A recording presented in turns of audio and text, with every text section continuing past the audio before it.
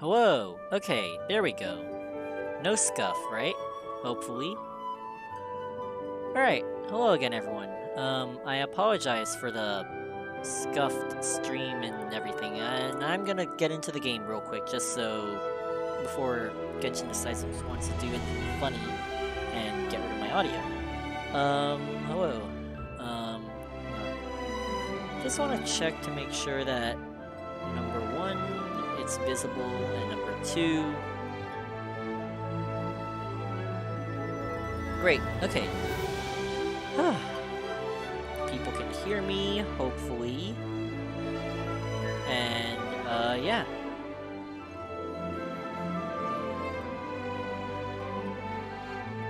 Alright, you're back. Wonderful. Can you hear me? Testing, testing. 1, 2, 3.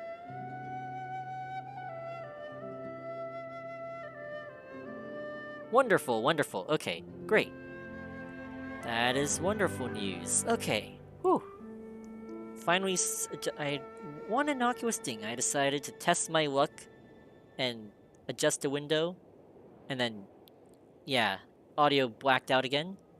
And I thought it would be a quick, easy fix. And I guess the computer's idea of a quick, easy fix was to reset my whole computer and take the stream down with it. So, yeah. Apparently, resetting this computer actually also resets the stream, so... And it cut the stream off.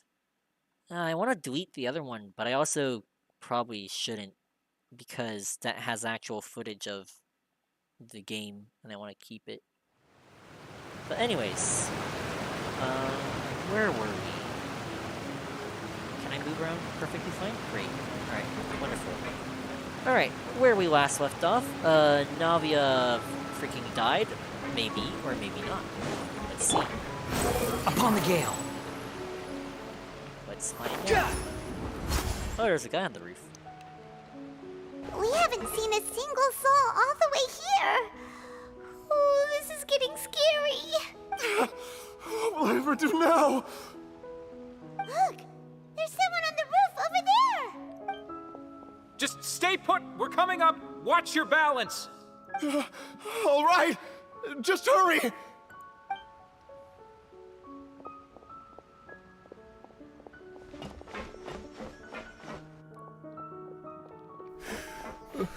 I'm not young anymore. How will I survive on my own? My Desiree! Oh, he looks pretty sad. My leg! My leg! How could this have happened? It hurts! Just hang in there. Help is on the way. You can hold my hand if it makes you feel better.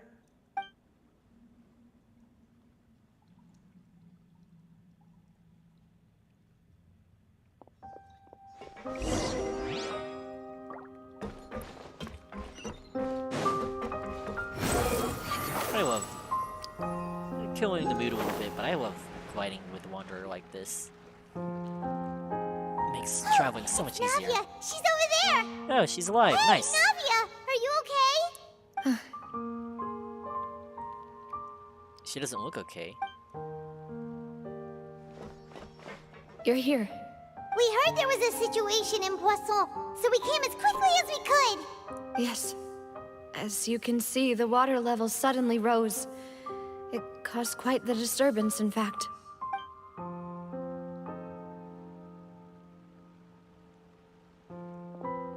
Demoiselle!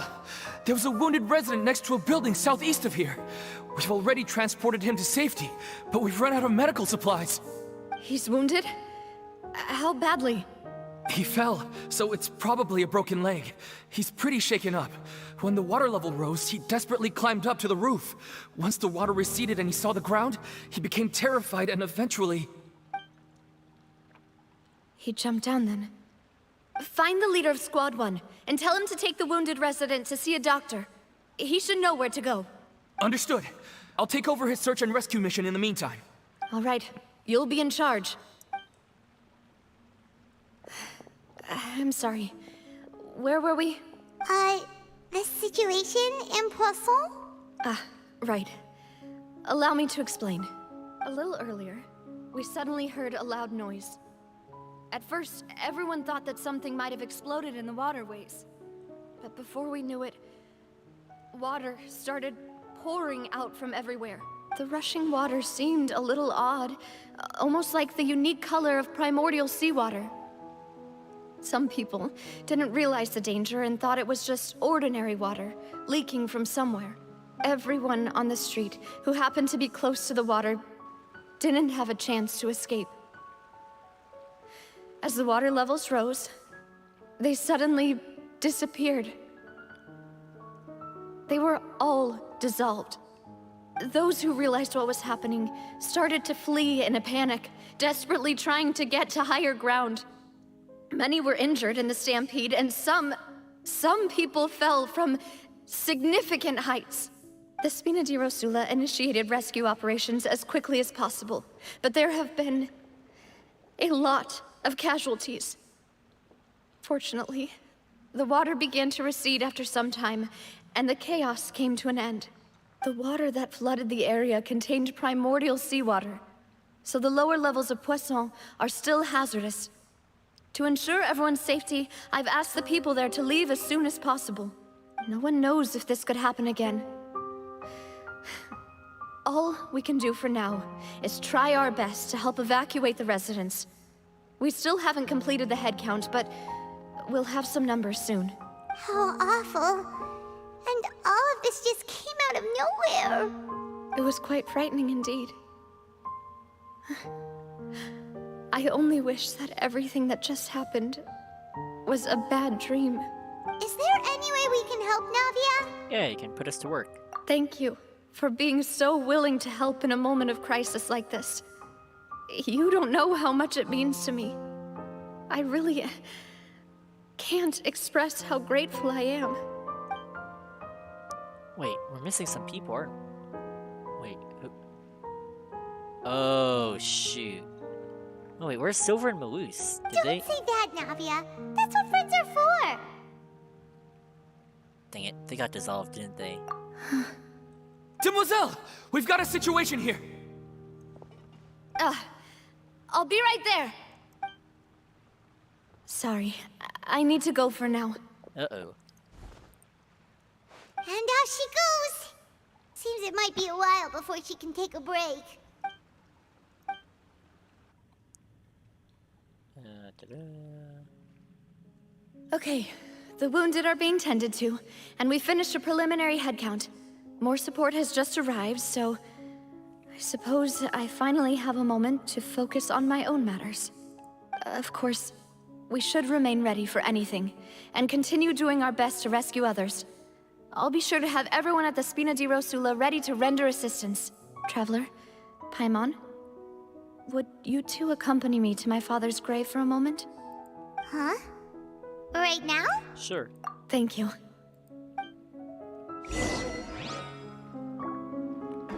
Alright. Cemetery. There should be a waypoint.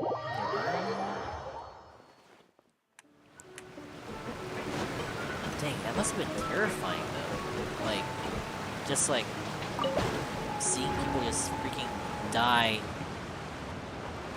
Yeah, they're so dead. And I mean that in a respectful manner. Quick, follow, behold! I doubt that. I mean, I think the game's trying to make a point that Silver and Malus are not there.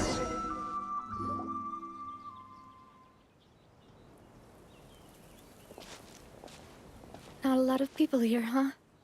Well, given the time of day and the whole situation in Poisson, Paimon doesn't think there'd be a ton of people here visiting graves. That was a rhetorical question, Paimon.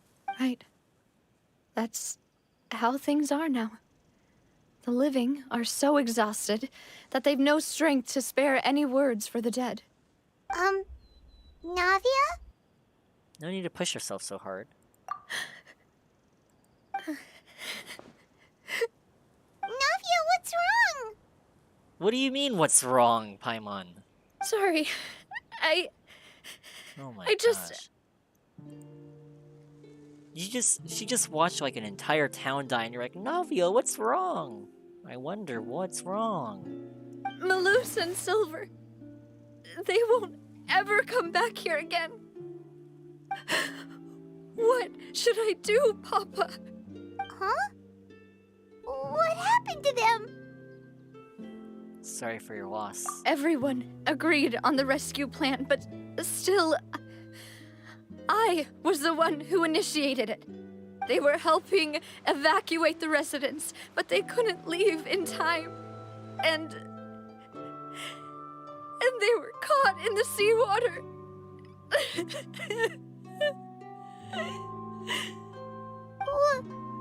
What should we do? Shut up.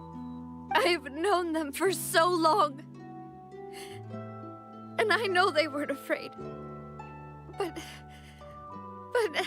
I could at least hold a funeral for my father. And I know where he rests. But as for Malus and Silver, they're just gone. I just can't. I mean, if it's any consolation, you could, like, make a grave for them. Like a grave. Yeah, exactly. Bro, Paimon, you have the tact of an elephant walking through a tent. I apologize for the bad analogy, but she really does. It's like, I don't know, someone's grieving. What should we do? I don't know, let them grieve. Stop spouting stupid stuff. Oh my gosh.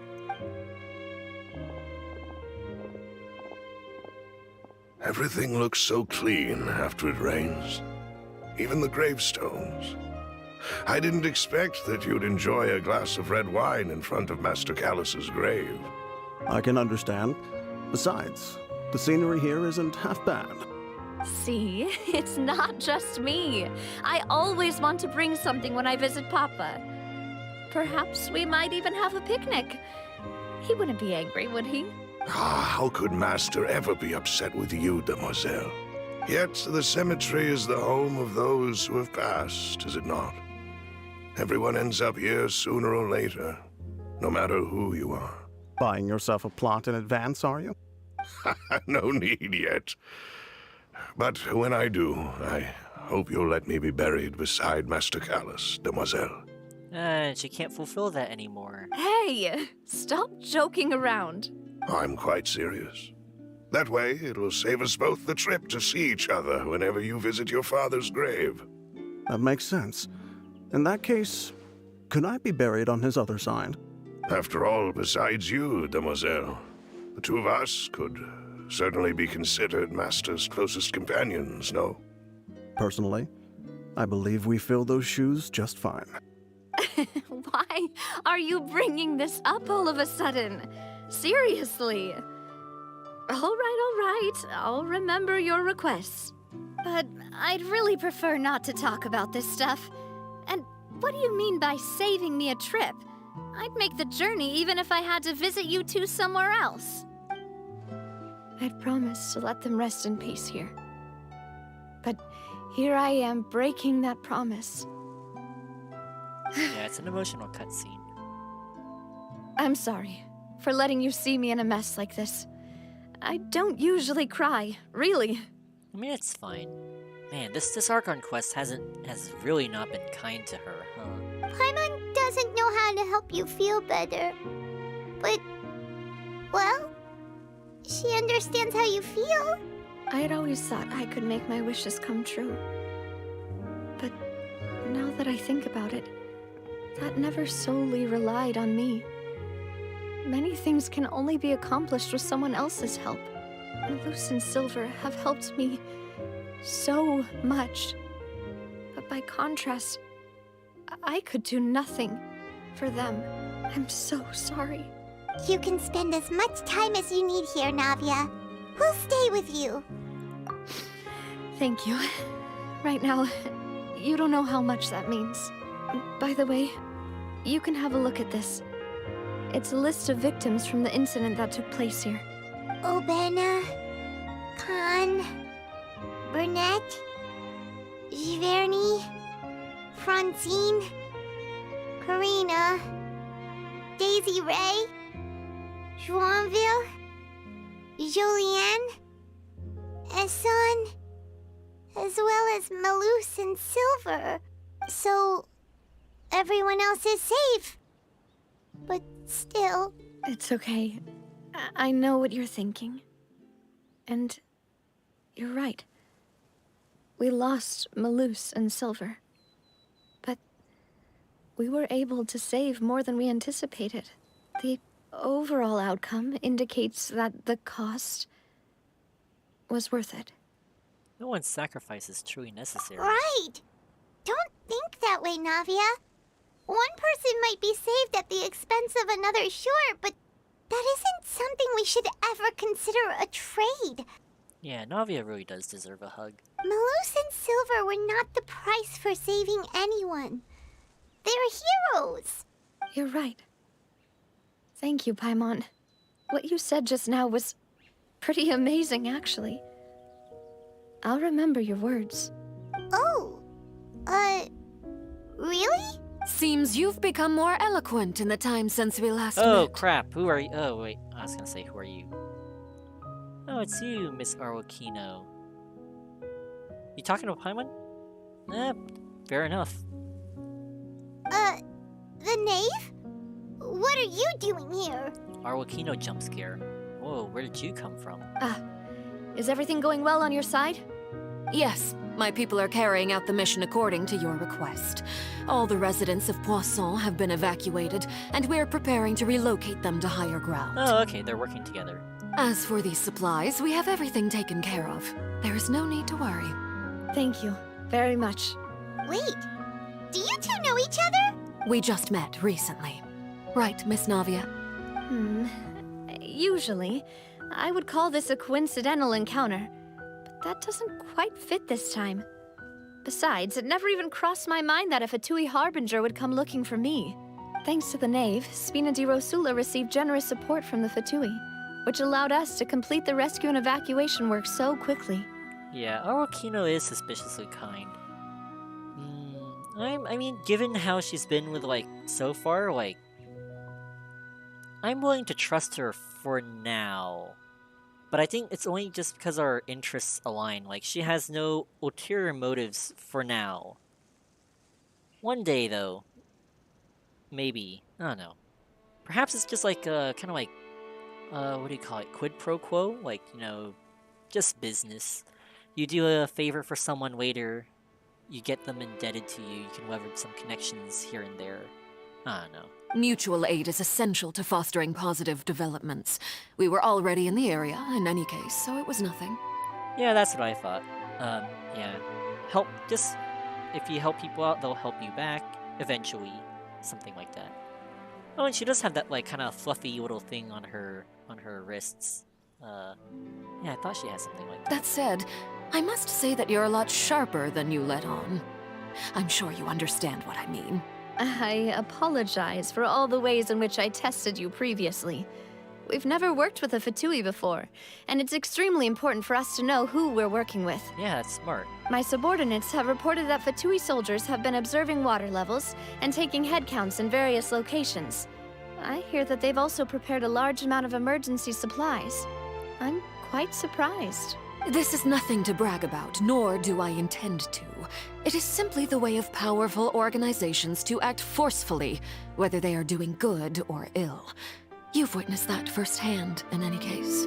As I've told this traveler before, I know of the prophecy, and I intend to prevent the impending disaster. Lending your organization a hand was a natural first step in accomplishing that. As such, do not be troubled by this token of our sincerity. Perhaps one day, you'll also be able to help me in the same way. Without your help, there would have been many more casualties.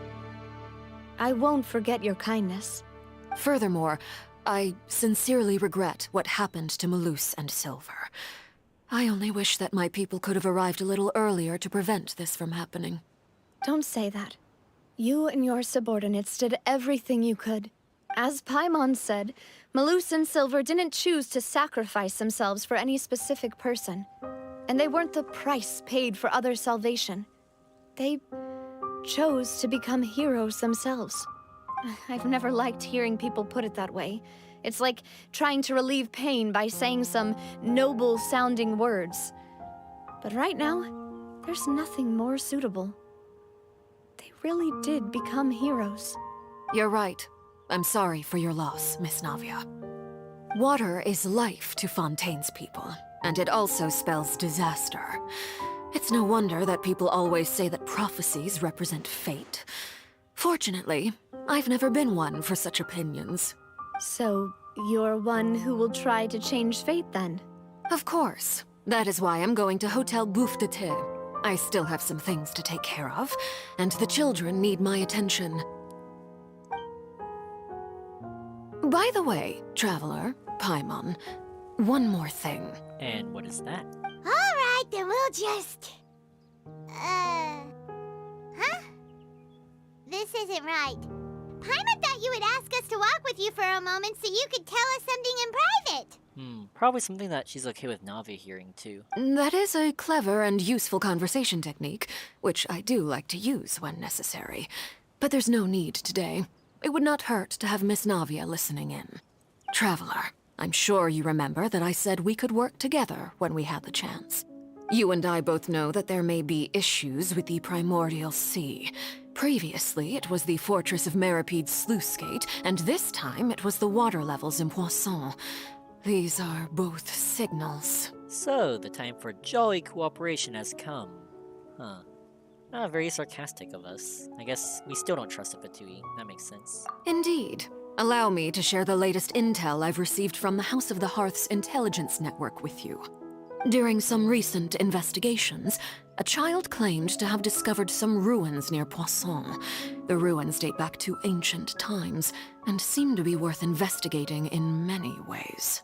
Judging by the dating of the ruins, they may be related to the prophecy and the coming crisis.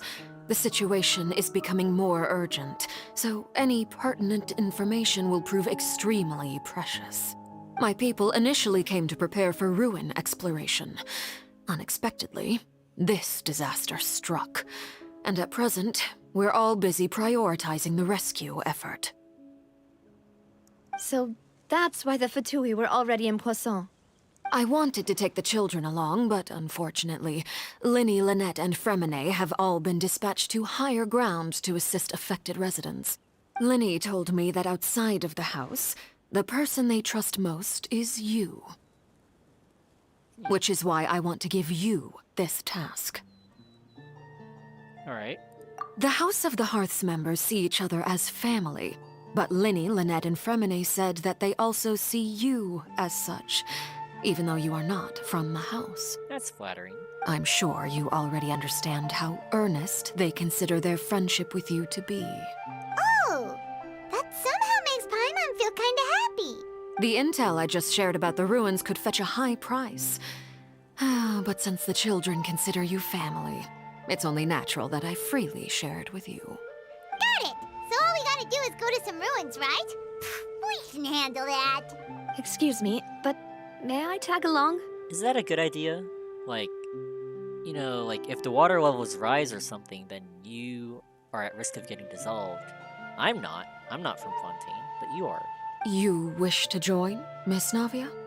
But are you sure you're up to exploring some ruins? You need to rest. Well, I'm sad, yes, but I can't just go back and plop myself into a chair by the roadside and do nothing.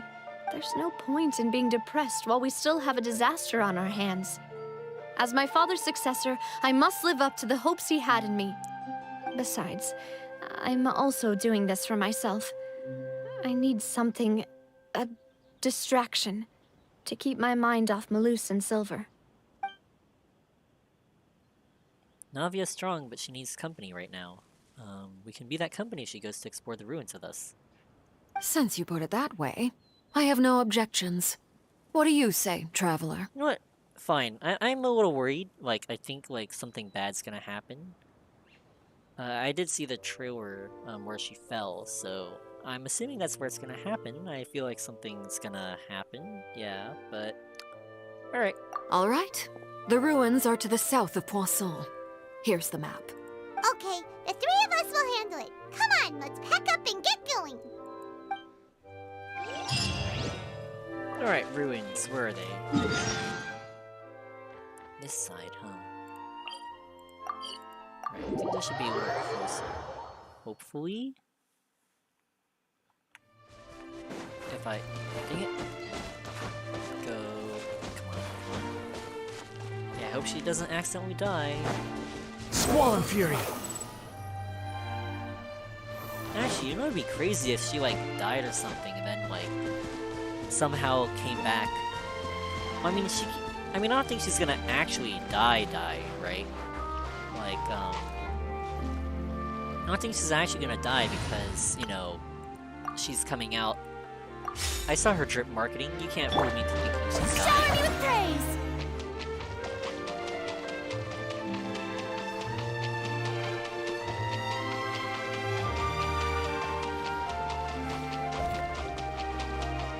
What a fun character. So, are these the ruins the knave was talking about? Whoa, talk about old! They seem to be pretty ancient, all right. Let's go in and have a look. Just be careful.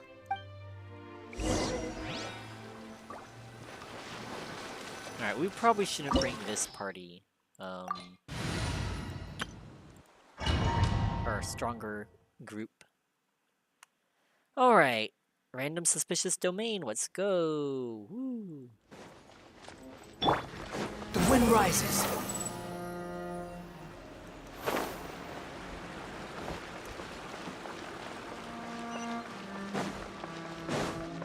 Ooh, it's Caterpillar. Hey. This is order.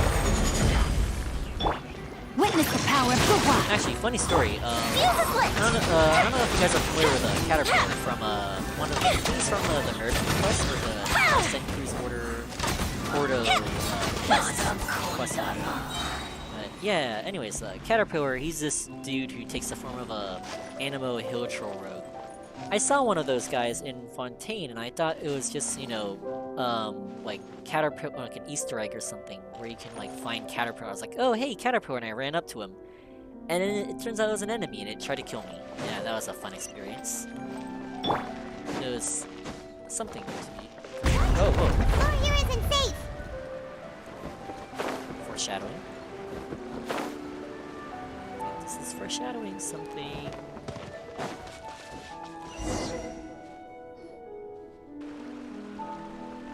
This place has also been contaminated by primordial seawater. Yeah. And a lot of it, too. A Fontainian would most likely dissolve the moment they fell in. Foreshadowing. You should go back to safety. Right! You can't go down if there's primordial seawater. It's too dangerous, and it won't be any help for you to just stay here. Don't get Paimon wrong. We're not saying you're useless. It's just that... No, you're right. I can't do anything in this situation. I'll leave this to you. Yeah, from the looks of things here, maybe there's no way back. Oh wait, what the? Oh, I see. We did glide That down. complicates things. Maybe the only way left is forward. Or maybe the only way left is to climb or something, or try to get help. In that case, do you want to wait for us here?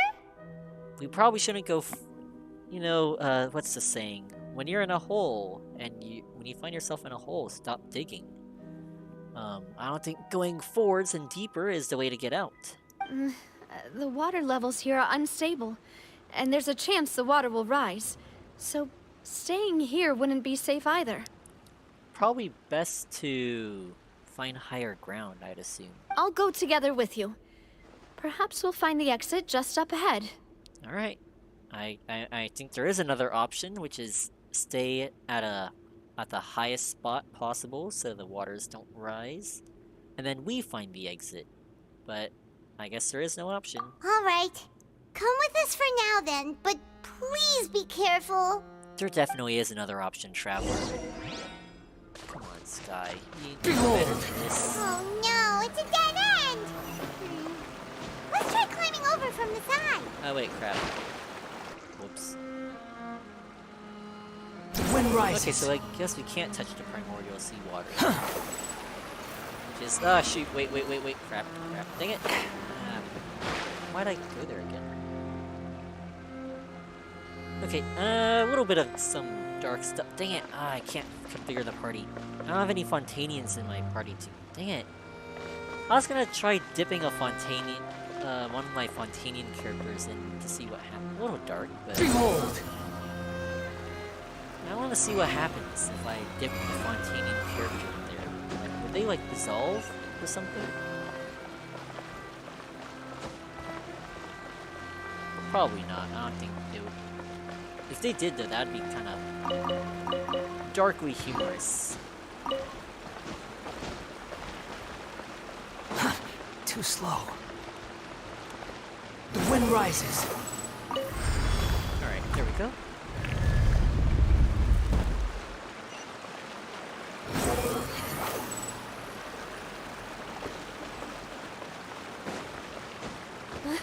Wait! Something wrong with this bridge! Run for it! Oh.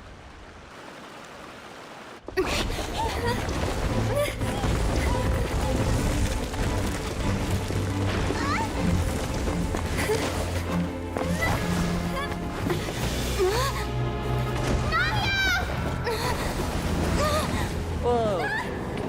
Dude, here's a Kingdom reference. No way, they referenced Zelda. That's crazy. I'm sorry. Couldn't help but make that joke. Anyways. Man. Can't believe that's the first thing I thought of. Tears of the Kingdom. To be fair, that is a major plot point in the game, right? Like, reaching for Zelda's hand and missing. That's like... Oh, no, it's also in a cave full of ruins, too. That's crazy. Anyways. Demoiselle? Eh? Huh? Oh, crap, she's dead. Demoiselle, what are you doing here by yourself? Would you be standing here till dark if I hadn't come to get you? Uh-oh. Maybe she just wants some time to herself, Malus. Hmm? Oh. Was I sleeping? Oh, dang, it's a dying dream. Yes, it would appear so. I must be tired. That's quite possible.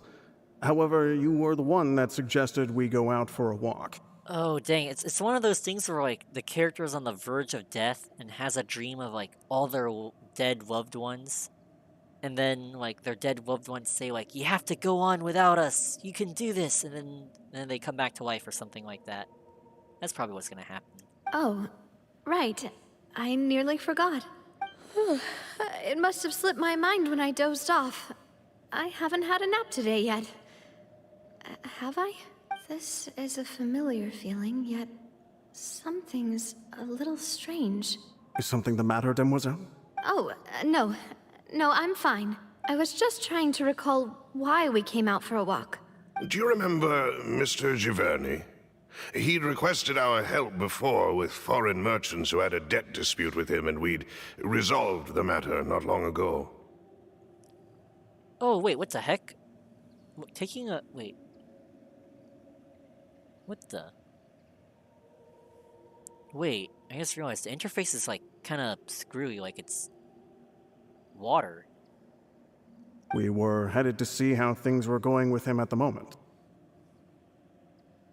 But yeah, if you look really closely, it looks like moving like everyone's like kind of put through a filter, like through moving water.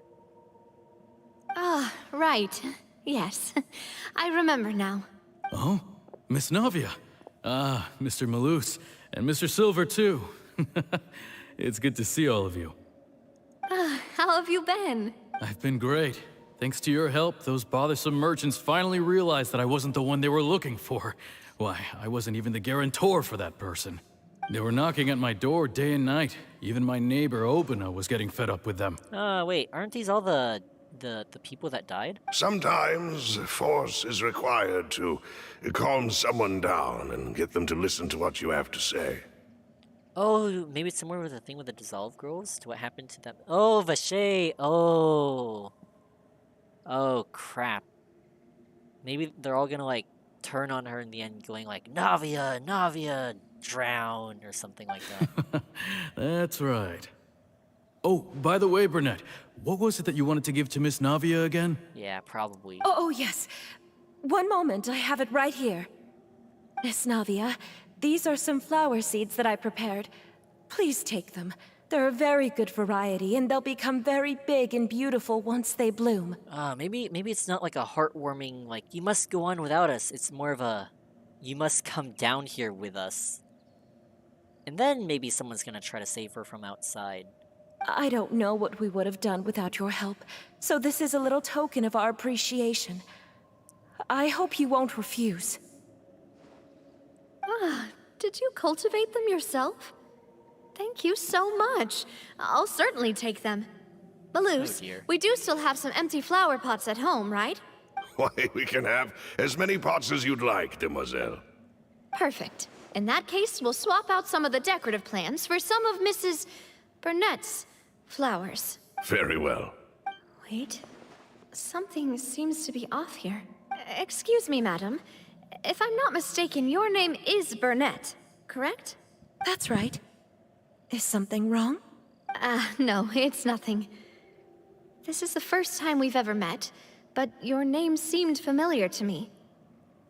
I must have heard it when I was discussing things with your husband previously. I've heard this name before. Sometime recently, I'm sure of it. And why are there so few people around here? Where did everyone go? We must mind the time, demoiselle. We still have important things to attend to today. Huh? We do? Like what? Well, now, did you forget? Miss Navia, here you are. I've been looking for you. Please, come to the Opera House. Your trial is about to begin. Uh-oh. My trial?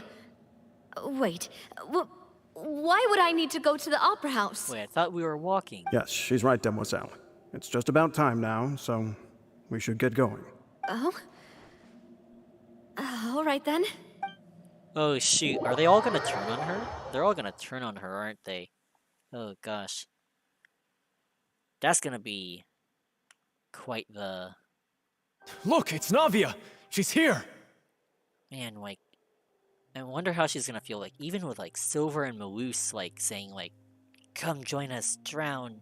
And her two attendants are with her. Goodness, everyone's finally here.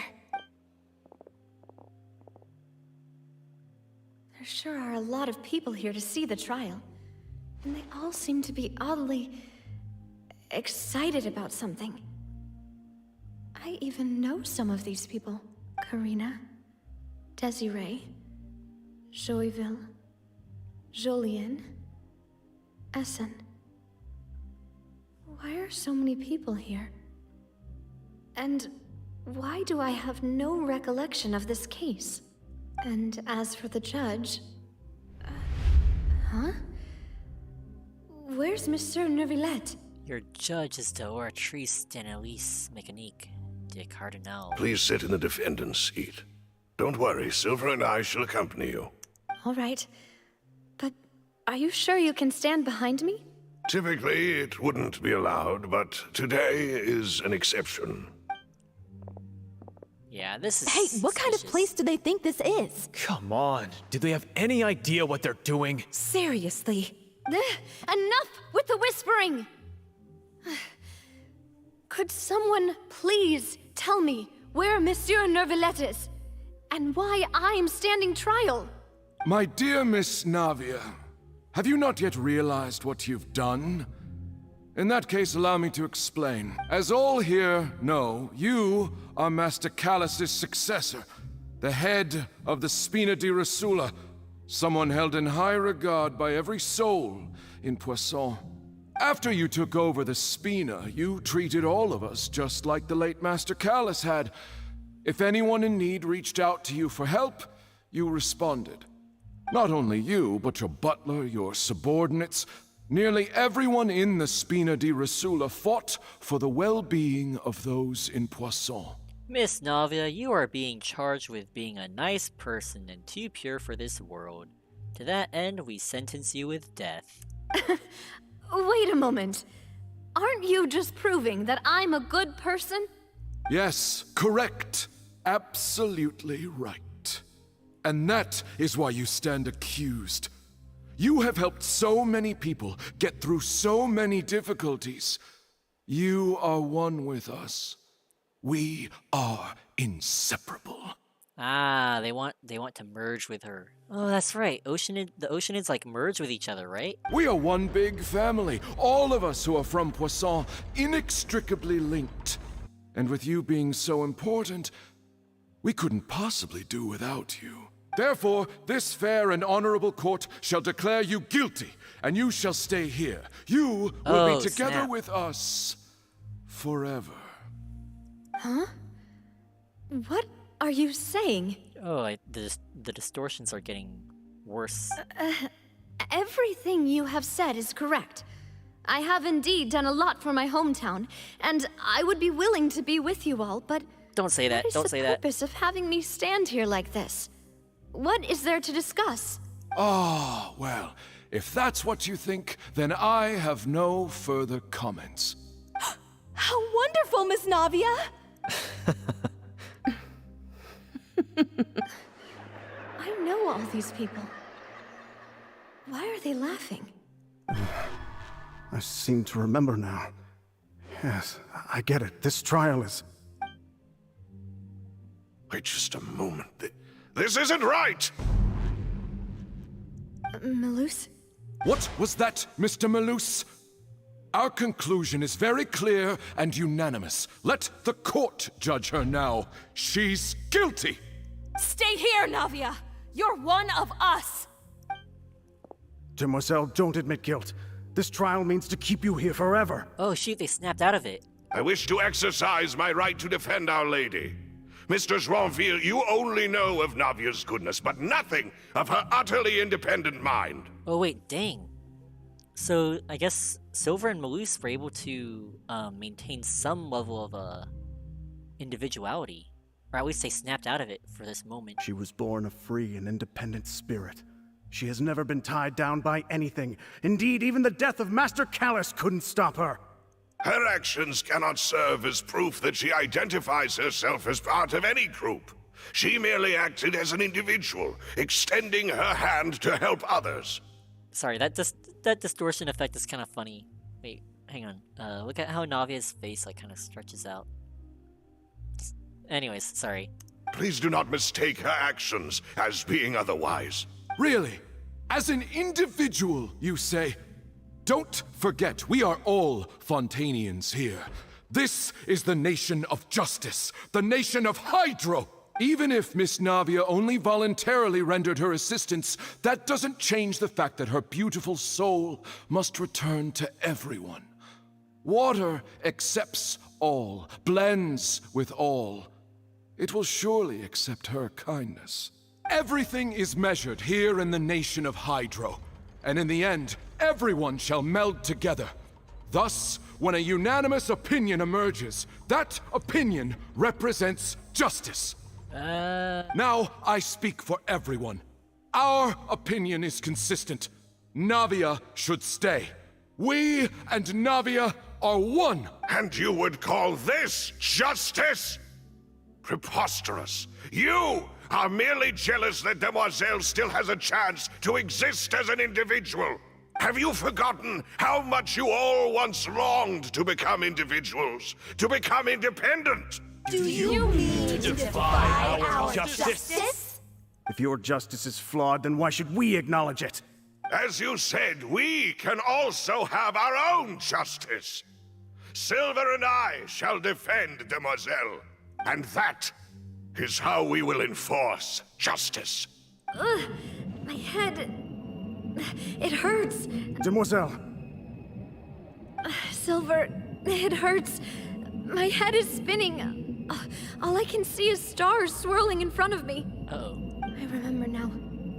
Everything that seemed odd from the very beginning. Karina, Desiree, Joyville, Jolien, Essen, and Mr. Giverny and Mrs. Burnett, who we met earlier. Even Malus and Silver. They're all dead. I don't want to admit it, but they're all dead. Don't be afraid, and don't admit guilt. We will protect you to the very end. Absurd! Who are you to say that she cannot be judged? We are the majority, and in the nation of trials, the majority is absolute justice. We are the will of all. Don't let them escape! We shall keep Navia here with us! Mr. Malus and Mr. Silver, must you be so stubborn? How could the two of you possibly hope to stand against the collective? Do not resist. This judgment is fair and just. Navia belongs to us. After all that happened, she should not be left alone in Poisson. Oh shoot, they're all Oceanids. What are you saying? No more excuses! She says we're jealous. Jealous? How could she possibly be an independent individual? What's with these people? Who's jealous of her? She belongs to us! Miss Navia, she... Silence! Oh snap, new blood's here. That's... Monsieur Neuvillette! Such commotion is prohibited in the court. The accusations you just presented are nonsense and cannot constitute a proper trial. The court will adjourn for the rest of the day. In this, I shall hear no objections from any unauthorized party. Our thanks, Monsieur Neuvillette. Please leave with me, Miss Navia, while there is still time. Oh shoot, he entered to help her out. But... Go on now, demoiselle. This is your only chance to leave this place. What, can't bear to leave us behind or something? Malus. My apologies. I couldn't resist making one little joke once I realized that this shall be our last goodbye. Malus... Silver... Quickly, you must come now! Goodbye, demoiselle.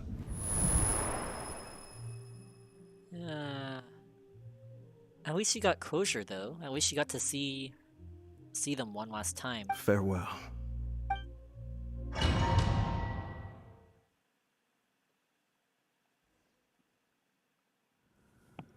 No, wait! Just a second! Navia? You're awake? Good. I must have been dreaming. Malus and Silver were still alive, and they were defending me at some insane trial. It looks like you're all right. Did all the sad feelings cause you to have a nightmare? Paimon could give you a hug. The ruins you were exploring suffered a cave-in. When I arrived, I found you falling toward the water. You were just about to be dissolved within, but I... What is it? I think I saw two Oceanids protecting you. It was only for a moment, perhaps even a fraction of a second, but they gave me the chance to retrieve you.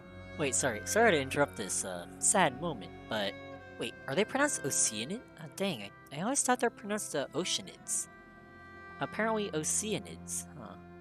Oceanid. Were it not for their intervention, I would not have been able to rescue you before your consciousness dissipated. Wait, did you say Oceanids? You mean like what happened with Vache? So the people that dissolve become Oceanids.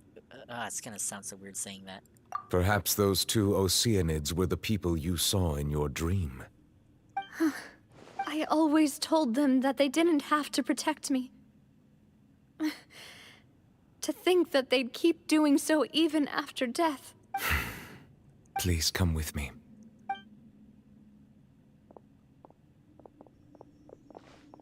Neuvillette, are you okay? Oh, I am quite all right. Perhaps there's something we could chat about? Why do you look so stiff all of a sudden? Oh, Paimon knows. You're the type who feels awkward when there's nothing to talk about, right? I merely thought that we should give Navia some time to herself. Huh? Why didn't you just say so then? Don't you think it's even more awkward to call us over like this and then have nothing to talk about? I suppose so. Oh my gosh. By the way, Sijun sends a regard. Okay, I guess this is a good time to say this. Ah, Sijun. I hope all is well with her these days. Her work in the Fortress of Meropide has not been too much for her, has it? Not really. All in a day's work, just spying on us, tranking a Fatui agent in the neck. You know, the usual. No way! Don't worry. She's doing fine down there. She's an amazing head nurse. Also an amazing shot. I see. Well, that is good. I have always worried that Sigewinne would need a lot of time to understand the world of humanity, just as I have. Oh, and the Duke also says hi. Even though Sigewinne made him do that. He hopes that you haven't been overwhelmed by all that's happened lately. Thank you. I have indeed been busy lately, and I also hope that everything is going well in the Fortress of Meripede. He still doesn't know what to talk about. Let's chat about something else then. Yeah, when Sigewinne shot Winnie in the neck. Yep. You're the expert here, Paimon. What should we talk about? So, Neverlet, you're probably quite the swimmer, huh? How's the weather? Yes, of course. This isn't going anywhere. Let's try something else. How did you find these ruins? Did the knave tell you? Yes, in fact. I had arranged to meet you in Poisson, but when I arrived, I discovered that the Fatui were helping the residents evacuate. They had even transported a large quantity of supplies to the area. Amid my astonishment, I ran into the knave, and we had a chat. She informed me that she had asked you to investigate the ancient ruins here. Yeah, we originally planned to meet up with you, but we thought you might still be busy with all those official documents. We didn't think exploring the ruins would take very long, and who would have thought you'd wrap things up so quickly? That's actually kind of scary. Like, Arlecchino could have, like... I mean, we all know that Nouvette's the Hydro Sovereign and all that. So, like, you know, he would be fine, but, like, imagine, like, he was just an ordinary, like, dude, and, like, Arlecchino just told him, like, hey, Traveler went into this, you know, like, sent him to a trap or something, and then, like, freaking assassinated him. Like, you could, like, she could have taken out, like, you know, she could have, like, had him taken out. I suppose it doesn't benefit her right now, though. Like, she's more interested in the well-being of Fontaine and all that.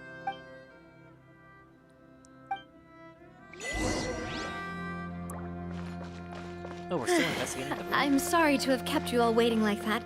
I'm feeling much better now. You're good. I guess we should get going again. Will you come with us, Monsieur Neuvillette? Hello, Mr... Yes, if you wouldn't mind my company. All right! Another one joins the party! Let's get going then!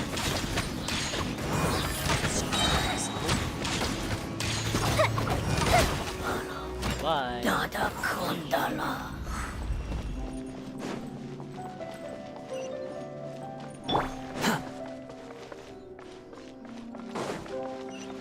Oh no, another unstable path. Watch your step.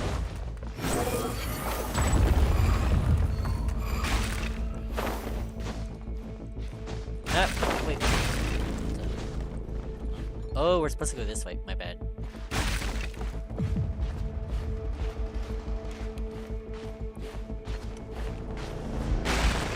Oh crap! What the? Huh? Wait, shoot! Dang it! Yeah. Oh, that's. Dang it! Okay. Squall and Fury. I see how it is.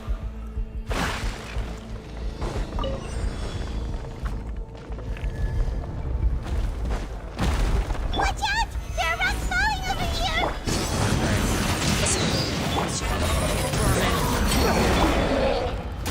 Rain outlines your fate. Order guide you. Let's see Fire hazard! guys, and we should be wrapping up soon.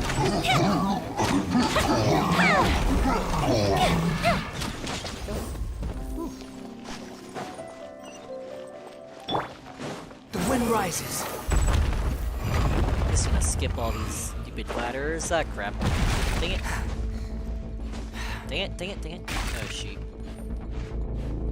Come on. There we go. Seems we're almost at the top. Keep it up! Alright, this is actually pretty creative. I like it.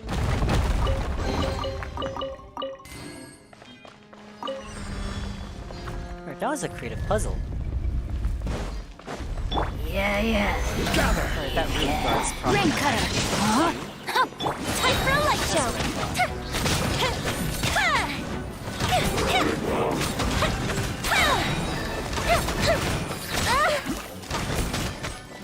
Bishop do?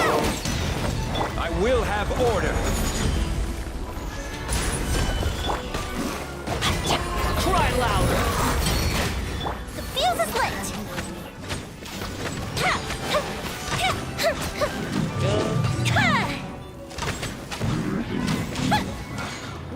Dada Kundala. Alright. Actually, I forgot where why are we in these ruins? Oh, wait. I actually don't remember why. I think Arokino said something about, like, how it's, like, the water levels are rising or something, but... I don't know. I forgot the exact details.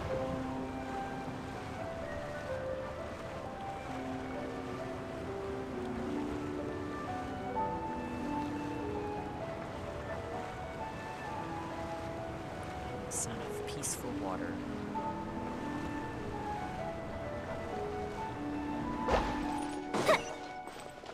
Behold!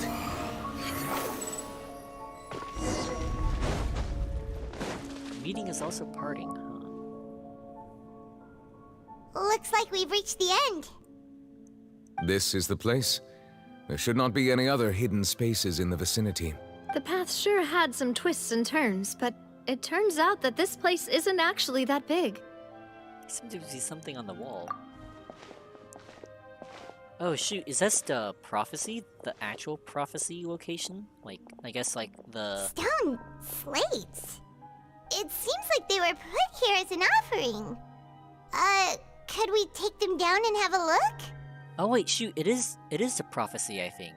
Like, you can see, Farina crying over here, and then you can see the bunch of people surrounding her. That looks kind of funny, not gonna lie.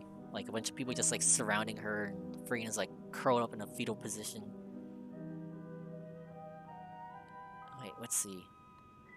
Oh, okay, I think I can interpret it. So, this is Celestia, I think. And Celestia's doing some stuff. Thunderbolts and lightning, you know, very frightening. Waves start coming in, and then the people surround her for some reason, and then they all dissolve, and then she's left crying. Look at that. Perhaps we should just leave them be for now.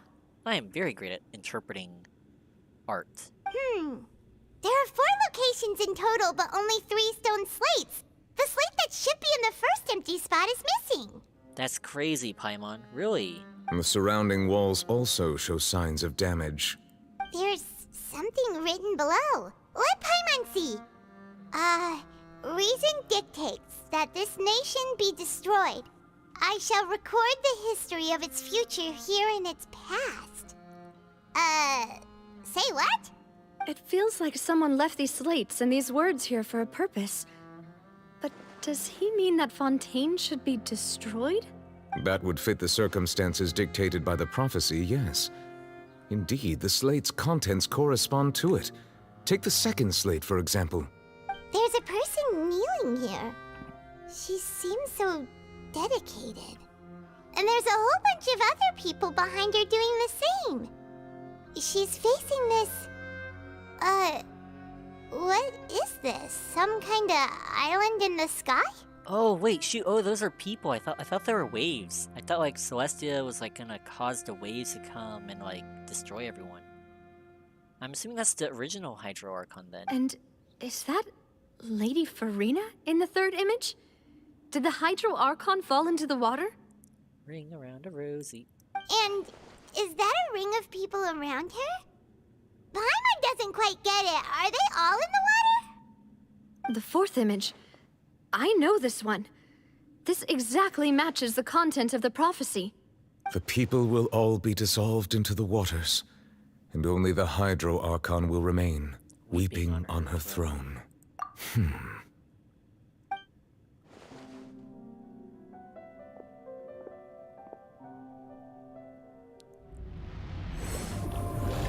What the?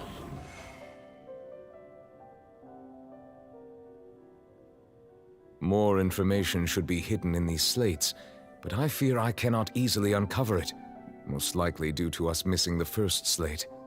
Don't blame yourself, Monsieur Neuvillette. Deciphering ancient stone slates isn't one of your duties. Ooh, Paimon's getting get chills just looking at these slates. This says that it's the history of the future, right? That means the prophecy's sure to come true. I really hope it doesn't mean that.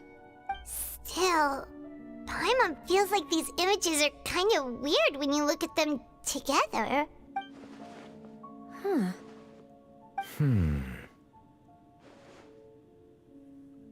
Let's see, I get what you mean. The issue is to order the third and the fourth images, right? That's Wait, what? right! If the images are in chronological order, shouldn't the fourth, the waters drowning Fontaine, come before the third? Where the Hydro Archon herself falls into the water? No, but the people are gone, right? And yet the order is reversed here. Okay, I guess the order is reversed here. Wait, the second image is also quite concerning. What sin are the people in the images confessing to? If we go by timing, Lady Farina only emerges in the third image. That means that the person in the second image might be the previous Hydro Archon. Egeria, then. I had never met her, but her appearance here does match the records. The previous Archon kneeling before the floating island in the skies, as if confessing a sin. Huh. Did she herself commit that sin? And if not, why would she be in such a posture? Maybe on behalf of her people? Also, I'm still wondering why these ancient stone slates are here at all.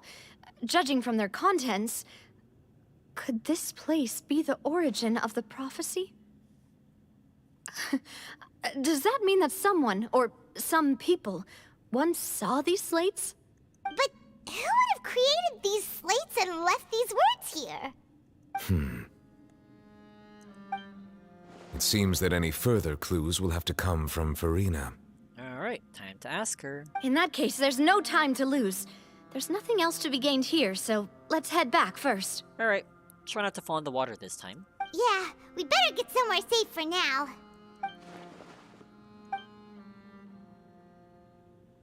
Who created slates doesn't matter now. The real question is, whether things will truly play out as the prophecy foretells or not. Alright, oh yeah, I hope you guys don't mind, but I'm gonna try to be a little more jovial about this, if you guys don't mind me taking this approach. I mean, I know this is supposed to be, you know, a serious story, but I know I was like just ragging on Paimon Let's split up here. earlier. I'm going to check on what's happening with the Spina. You know how it is. There's some things you just need to be there for yourself. Yeah, but I'm probably gonna take a little more comedic approach to this, poke some fun at some stuff. So I hope you guys don't mind that. Anyways, sorry, does the abyss have something to do with the prophecy? I wonder. I mean, we haven't seen any signs of like abyssal monsters or anything yet. You still have energy for that, Navia? Paimon's already beat. Just head back to the Fleuve Cendre and have a rest then. Thanks for keeping me company all this time. You're very welcome. I'll depart as well. Thanks for your hard work today. Rest well, everyone. Traveler, I will go talk to Farina tomorrow morning to ask about the stone slates. I'm sure that you're concerned about this matter as well. If you have time, drop by my office. I will share the results of our discussion with you. Alright, see ya. Are you really gonna talk to her about this directly? Will that be a problem? Paimon's getting a little scared now that it's come to this. I mean, the question is like, do you think she's gonna tell you? Like, cause she hasn't mentioned this at all for like to Nouvelette, right? This is the first time he's hearing about this. So if this is the first time, then why isn't she like? I mean, you'd think with something that serious, like she would probably tell him earlier. She has long been harboring secrets and will not give them up easily, which makes it all the more my duty to ensure that she understands the present situation. Okay, so I guess he's gonna try to convince her. Alright, we'll leave it in your hands then. You're probably the best person to talk to her anyway. I will be carefully considering my words tonight. Yep, try not to say anything too mean. Traveler, Paimon, our safe house at the Fleuve Cendre is always open to you as ever.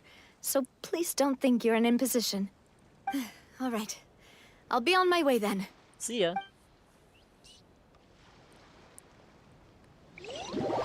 Oh. Ah, fade to black. My favorite transition.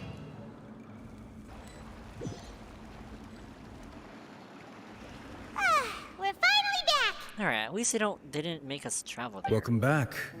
We've got a special menu prepared for you two tonight. Uh-oh. Yay! And there's good food too! Navi, no, the boss is the best. Ah, you did great as well, Paimon. Ooh, desserts! Nice, these are all Paimon's! Paimon's already starting to forget what happened today. Oh, Mona. Oh, that voice. Is that who I think it is? Hello. Huh? It's you two. What are you doing in Fontaine? What are you doing in Fontaine?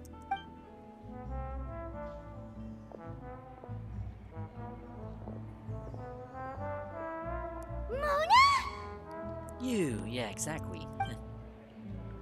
Lady Magistus, did the stars not tell you that we might meet here? Seriously, nobody just uses a scry glass whenever they've got time to just see who they'll meet on the road. Still, we didn't expect to see you here. Wait, you're not a Fontanian, are you, Mona? Came to ruin your chances to get Farina? Wrong Hydro. Wrong Hydro user. Well, I have some business to attend to here, so I booked a hotel in the city. I was just out for a stroll when I bumped into you. Quite unexpectedly, if I might add. What business? Why did you think I was from Fontaine, though? Is that because Magistus doesn't sound much like a Mondstadter surname? I mean, it could be, I don't know. Yeah, let's go with that. Well, I used to have my own surname, which was, well, some other thing. Either way, the old hag told me when she took me as her disciple that the first step to being a great astrologist's pupil was to change that name.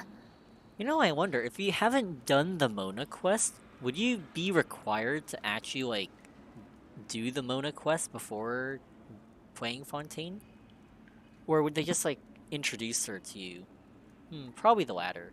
There was nothing for it, really. She really is amazing at astrology, so I changed my name to what it is now according to her wishes. To my surprise, however, Magistus is not the name of some ancient house or clan. It's probably because it sounds cool, isn't it? It isn't? She probably chose it because it sounds cool. Nope. Although it is used by us in place of surnames, it generally just means great. Yep. Wow! Imagine including a boast in your name. Wait, are you gonna have to put that into your genealogy as well? Where is this conversation going? I reckon so. In any case, I'd give my disciple a name like this as well, if I were to take one. Alright, I guess we're taking a little side detour to learn about the lore. And what's their master's name? Astromancer Barbaloth Trismegistus. Great, the 3 times is great, huh? Whoa, that's a long one. Does it also mean great or something? My name means Mona the Great Astrologist. As for the old hag, hers is, in plain speech, the thrice-as-great Scholar of the Stars.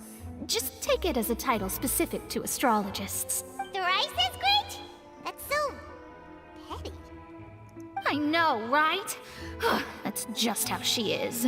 She used to call herself Magistus, actually, but once she took me in, she changed her name to Trismegistus. Tris? Wouldn't just... I guess Duo Magistus or Bi Magistus doesn't sound as cool. Talk about excessive. Magistus is thus the calling card of our school, so to speak, which makes it about the same as a surname. It's all right if you don't get it. You can look into it further should you need to study astrology more deeply. Huh. How about triple strength traveler or triple appetite Paimon? That sounds terrible! But anyway, you're not Fontanian, are you, Mona? You're from Mondstadt, right? Well, I was born in Mondstadt, yes. My parents migrated to Dornman Port, and I traveled with the old hag for a while, after which I settled down in Mondstadt City. Ah. Oh, that's a good thing then. At least we know you won't be dissolved by Fontaine's waters. Speaking of that, I'm sure you're aware that a bunch of things have happened here in Fontaine, right? I know you're not a local, but I'd avoid getting too close to any water that looks strange all the same. There's something ominous about it. Well, the water, I mean. Did you come to Fontaine because of the prophecy, Mona? That was the main reason, yes. Just a while back, the Steambird invited me to take part in a panel and speak about the circulation of the prophecy as an astrologist. The invitation was sent quite early on. I don't think anyone expected Fontaine to be in this much trouble. What do you make of that prophecy, Mona? Just tell us what you think as an astrologist. Your word would go a long way to make things more certain and less scary. What I can tell you is that I'm an astrologist. That's crazy. Dang. And that this prophecy concerns the fate of Fontaine, even that of Ultivat. Ascertaining this is akin to reading the fortune of the whole world. I was gonna say, if she just told us what I can tell you is that I'm an astrologist, that would have been very informative. Yes, indeed. I'm afraid that this is not something that just anyone can do. If I could do it, you would no longer call me an astrologist, but a visionary. But on the flip side, the prophecy is so huge and powerful that it must surely come from a powerful visionary. Its contents involve the fate of the world. Disregarding it would be a mistake. A visionary? Sounds really powerful and all, but does such a person really exist? Of course. The old hag could do it, and I'd bet there are others amongst those Hexenzirkel colleagues of hers who could do something similar.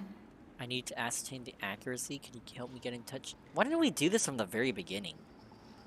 Well, I guess we didn't bump into Mona from the very beginning.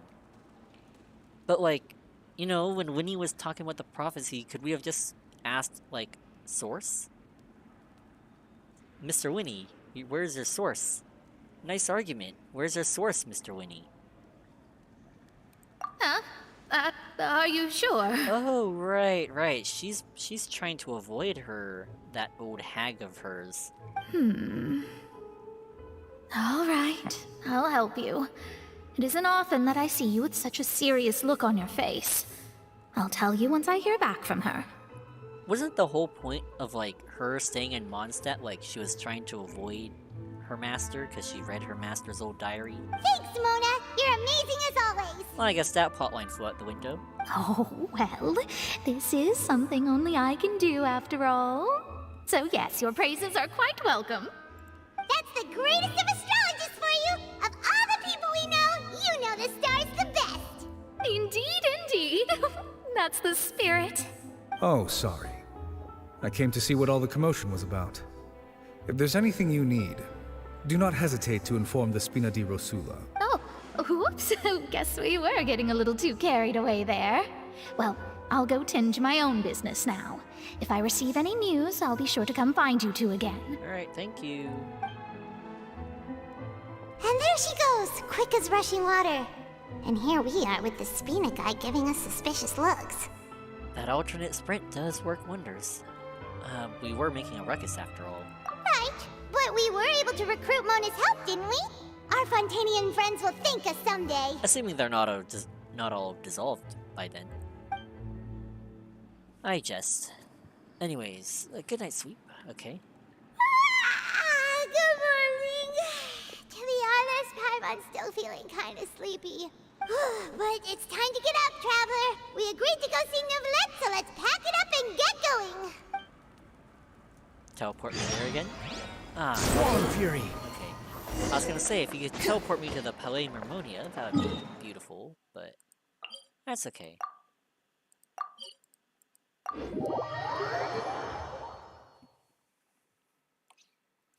Didn't expect to see Mona here of all places.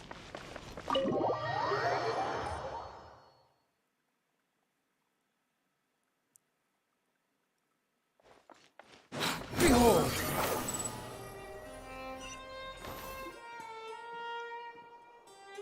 You busy? You're here! Finally! Oh. She sounds kind of desperate.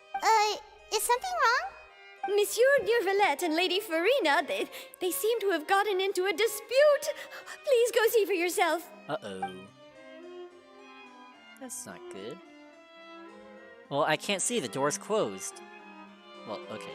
Like I said, I've already explained everything. And yet the problem has not been properly solved. There is little space for excuses between us. It is not my intention to offend you, but please, tell me where you stand. You are the Hydro Archon Focalor, are you not? Uh-oh, drama. Look at this. This is a list of the victims from the recent Poisson incident. Oh, dang, he's hitting her with the victims. Oh, snap. You mean... they're all... We did not arrive in time to avert this disaster, and I will not have it happen again. I will say this once more. You must tell me everything you know. Yesterday, I found 3 stone slates in some ancient ruins near Poisson. Do you know anything about those? Seriously? You're questioning me like this is a court case now. I don't know anything about that. But you found them in some ancient ruins, you say? That's correct, which is why I came to ask you some questions. There should have been 4 slates, but one of them was missing. The other 3 feature different images that seem to correlate to the prophecy. The prophecy? The second of these slates depicts the previous Hydro Archon Egeria kneeling before a floating island in the sky, as if confessing something. Do you know nothing of this either? I don't. I've never seen such slates.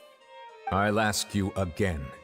Do you really have no information regarding the previous Archon? My deciphering of the slates indicates that the Hydro Archon Egeria once had to confess to, or apologize for, a certain sin. If anyone would know about it, it should be you. Actually, how do Archons, like, kind of find successors? Like, how do they like, announce it publicly? Like, you know, I mean, I don't think any of them publicly announced it, right? Like, in the event that I am, like, no Archon has ever said they were publicly stepping down. Except for, like, Venti, I guess, but that doesn't count. I mean, it's not like Venti stepped down from Archonhood either. He's just like, you know, he's still technically the Archon. He's just more lax. No one is actually, yeah. No one has publicly said, like, you know, I'm not an Archon anymore, here's my successor.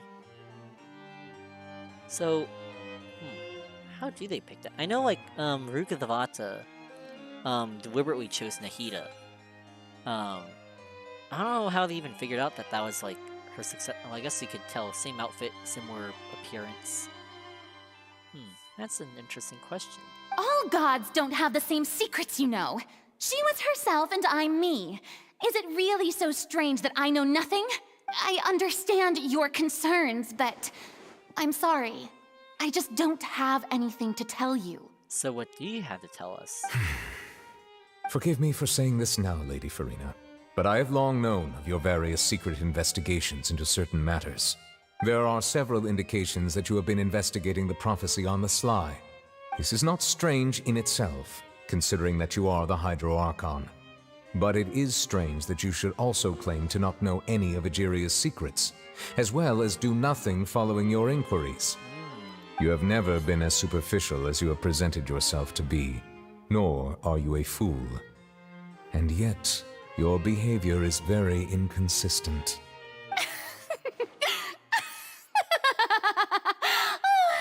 So you've been watching me all this time, have you? I didn't think you were that type. You... Well, since you know about my secret investigations, then you should know I'm actually working to take care of it. You did not answer his question at all. There's no point questioning or suspecting me. You're the Eudix, but you're still my subordinate. You should be following my lead. Just trust in me. You're Archon, and do as I say. Never mind whether you can truly convince yourself to or not. It'll all turn out fine. That's all I have to say. We do not discuss this matter again. Oh, the opera's about to start. Toodles!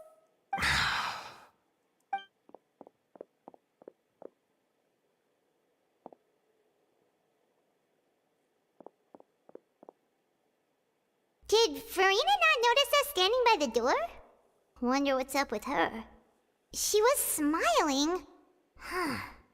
She didn't seem in the mood to care if we were listening in or not. Seems to be hiding something. I assume you've been outside for a while now? Yep, we probably heard everything. Oh! You noticed! Seems Farina didn't even realize we were here. She was in a great panic, though I cannot discern the reason. Our discussion reached impasses time and again.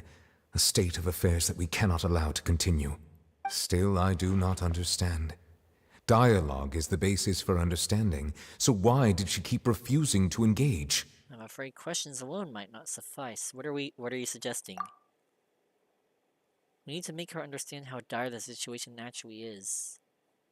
I mean, I think, like, you can't get any further than like, slamming a list of victims in her face, can you? Everyone in her inner circle has noticed that she is hiding some secret. The issue is her attitude. I fear that she will not reveal anything unless absolutely forced to. We may have to create a situation in which she will have no choice but to speak. Oh shoot, what are you planning? Oh? Like what? Normally, people will only reveal the truth when standing trial. Perhaps we must have the Hydro Archon experience just such a scenario. Wait, you're putting her on trial? But Farina's seen so many trials, and she's really good at dodging questions. How do we make sure that she won't just slip away at the first chance she gets?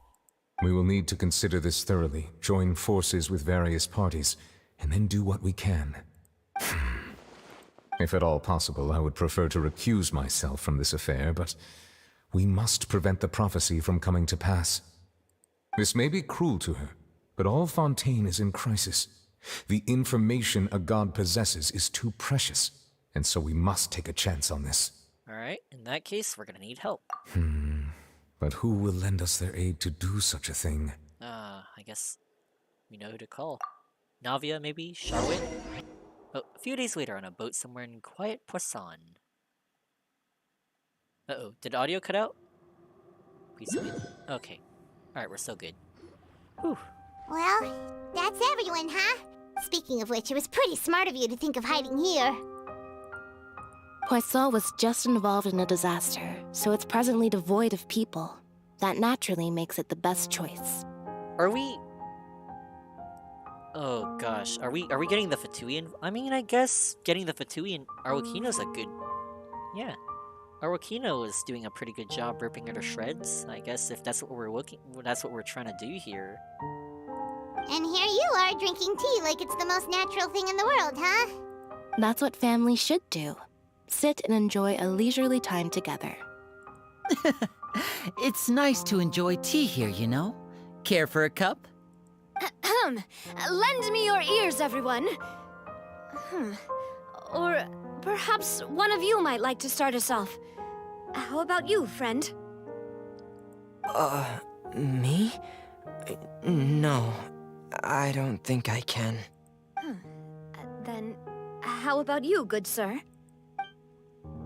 I fear that I will cause the mood on this boat to become as somber as it is in court. Well then, I guess we're lucky we've got a local like me to organize things. Wonderful, the spotlight at last. I guess I'll be facilitating things from here. That was a little long-winded, don't you think? Oh, Corin's here too. Oh, you might be right. Anyway, to cut to the chase, our friend here, the Traveler, has brought us together to discuss something. As for what that is, well, let's start by saying that we'll be pooling our efforts together to create a series of traps. Oh, how intriguing. Well, it's just an expression, really. One that I just learned from Chlorand, and used on the spot. So, let's invite her to explain in detail. A round of applause, please. This honestly feels like a business presentation. Oh wait, they're actually clapping. Huh? Didn't you say that you would be facilitating this? Oh, come now. Your work doesn't involve much public speaking, right? This is a good chance to practice. You might even pick up some fancy oratory tricks to impress your boss with in the future. I see. And what does my boss say? He is glad that you consider him your boss.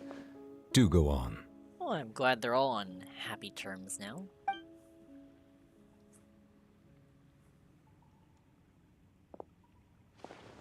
In that case, do any of you have experience hunting? Not that I recall. Fremine and I once used a wooden stick and a basket to catch wild rabbits when we were younger.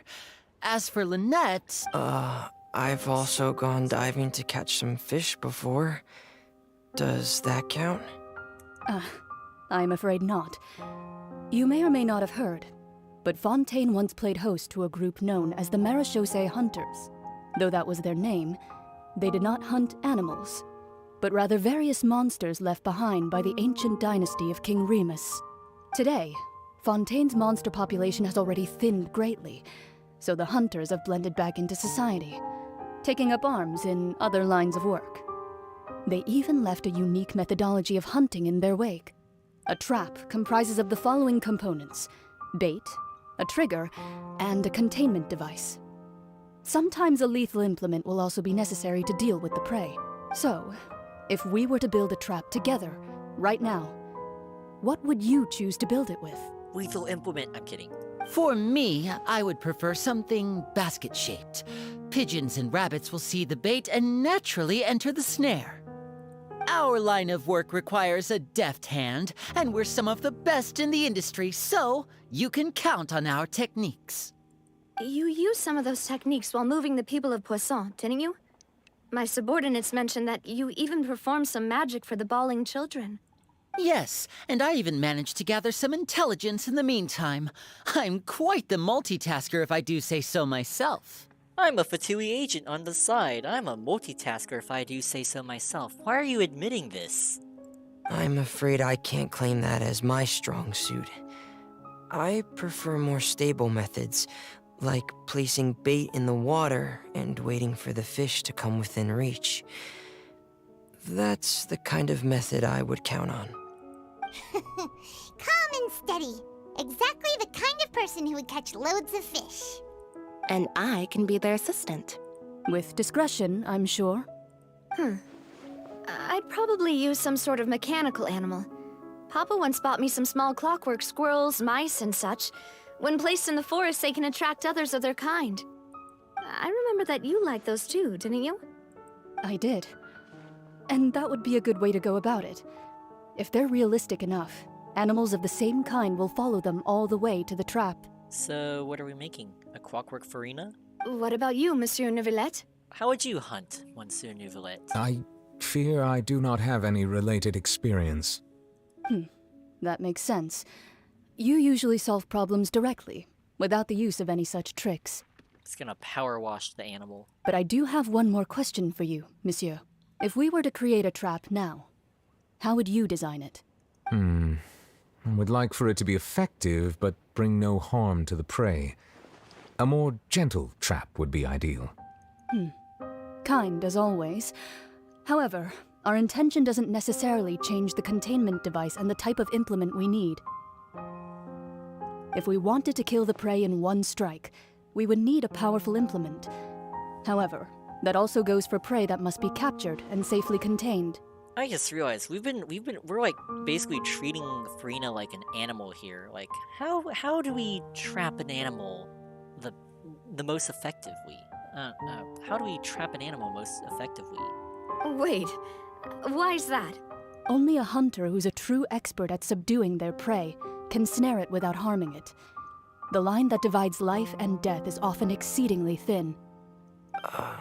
So are we going hunting together? We hadn't thought of seeing ourselves as hunters. It kinda works, but maybe it's still not the best metaphor. Gonna bag ourselves an Archon today. If our means of capturing and dealing with our prey is to put them on trial, then the hunting metaphor is actually quite accurate. But we shall require much more courage than any hunter to judge a god, a being whose seat is an exalted throne. Oh, so that's what's going on. Sounds very interesting. Corn's hunting metaphor was just that. A metaphor. You will not call this a hunt, because that is not what you should do at present. Nor has the relationship between you and Farina reached such a dire stage. Oh, I guess we're not hunting Farina. What you need is simply the secrets she is keeping. Attempting to take her secrets is an act of sacrilege as disrespect, but must be done to prevent Fontaine from sinking into the waters as foretold in the prophecy. There is neither hunter nor prey, but there must be a trap. That is what you will need.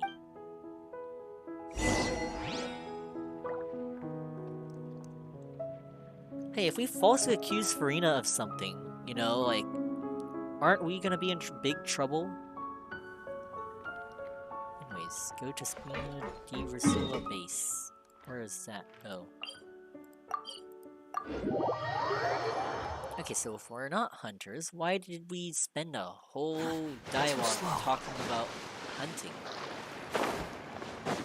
Squall Fury!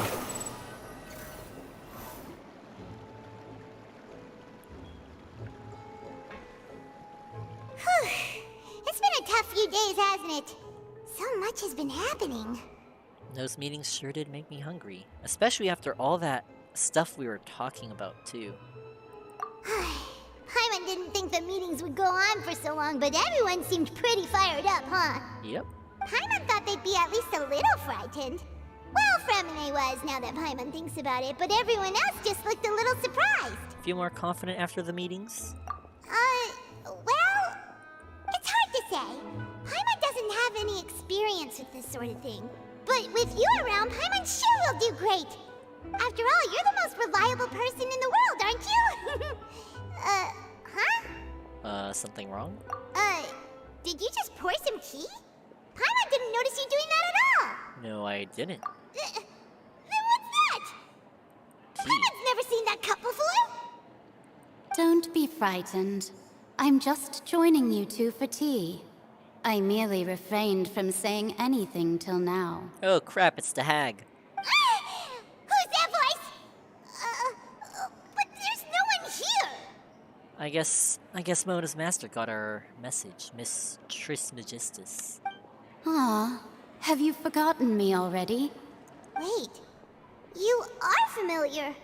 You're the voice we heard from the sky in Sumeru. The voice from the sky, I fear that description is wrong. Though, not completely wrong. You're feeling lost now, just as you were feeling previously. I sensed that confusion and thus came to you. Guiding people is an irresistible hobby of mine, after all.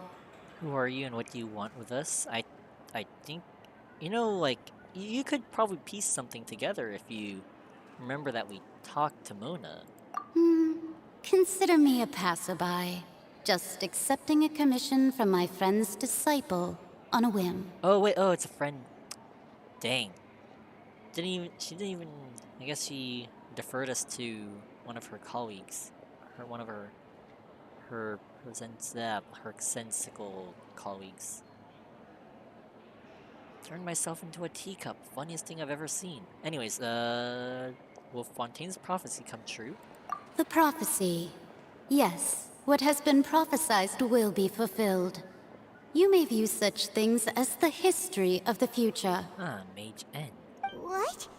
Then is there any way we can stop it? I believe you have witnessed a failed attempt with your own eyes. Can everything in Tevat so easily be changed?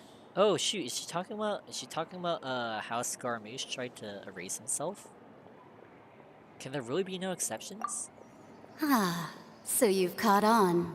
Just as prophecies are usually only the future as seen from the perspectives of the gods, could things be happening in hidden corners where the gods' gaze does not fall? Are the things that you shall see different from the fate that the gods perceive? What is she talking about? It all sounds really impressive and important and stuff, but it also sounds kind of scary. The tea in the teacup is just about as gone as well. Is that like how many minutes we have to talk with her? I believe that you understand, right? Some things are insignificant, but others you must reach out to change. Ultimately, fate shall serve as your only guide, no matter what will happen in Tevat's future. All you need to do is to play your part. Play our part? This was good tea, by the way. Thank you for your hospitality. Well, that'll be all for today. The voice. It's gone. Mage N. Is this a clue you're weaving for us? Hey, free teacup. Anyways. Oh, someone's outside. Paimon. Alright, coming! Getting more diligent, Paimon. Great job. Hey, it's you who's getting lazy, okay? Well, I see I've walked in on some lively banter. Thanks for the reference, Mona. Mona! How have you been these past few days? Fine, just fine. I went to take part in that Steambird panel. It turned out to be more interesting than I expected. How'd it go? Not all Fontainians are pessimistic about this. One journalist mentioned that sitting around and waiting for the end to come would be wrong, and that they should make their own rescue preparations. I agreed, so we had a brief chat with her. Did she have pink hair by any chance? Why, yes, it was Charlotte. I assume you've heard of her, no? That daredevil journalist? Yep. I'm in full support of her view. Prophecies are very important, but how can people allow their lives to be commandeered by just a few words? That's right! Paimon's glad to hear something sensible for once.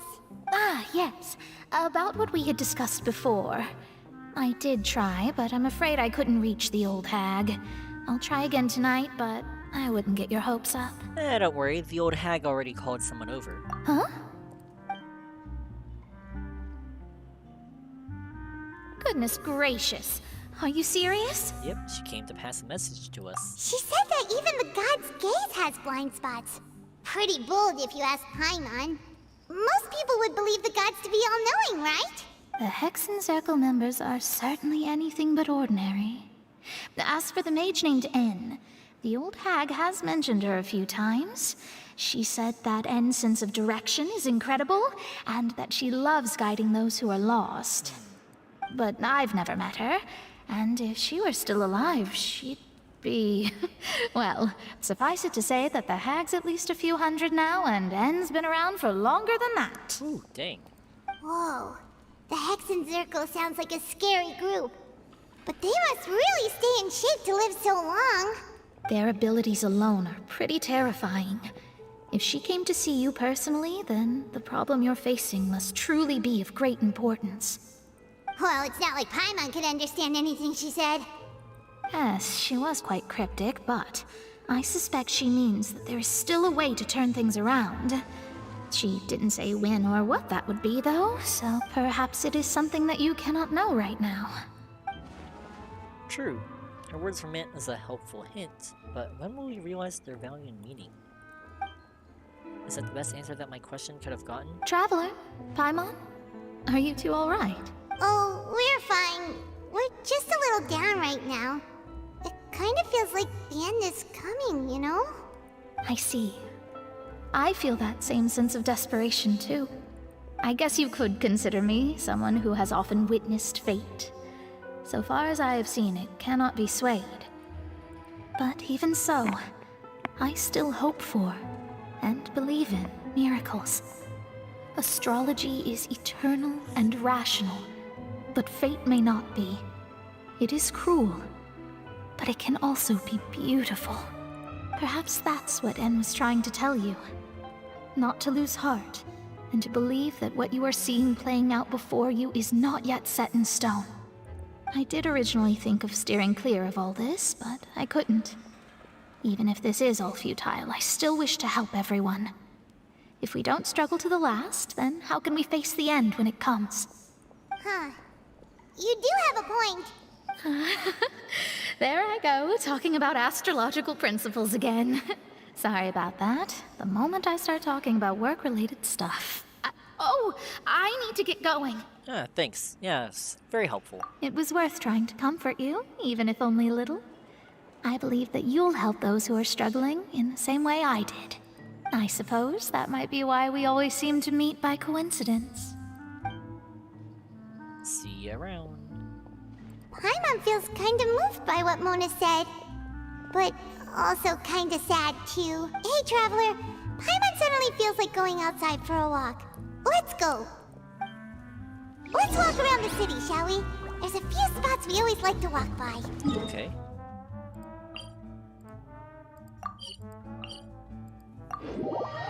Alright, let's take a look around. See what's going on with the world.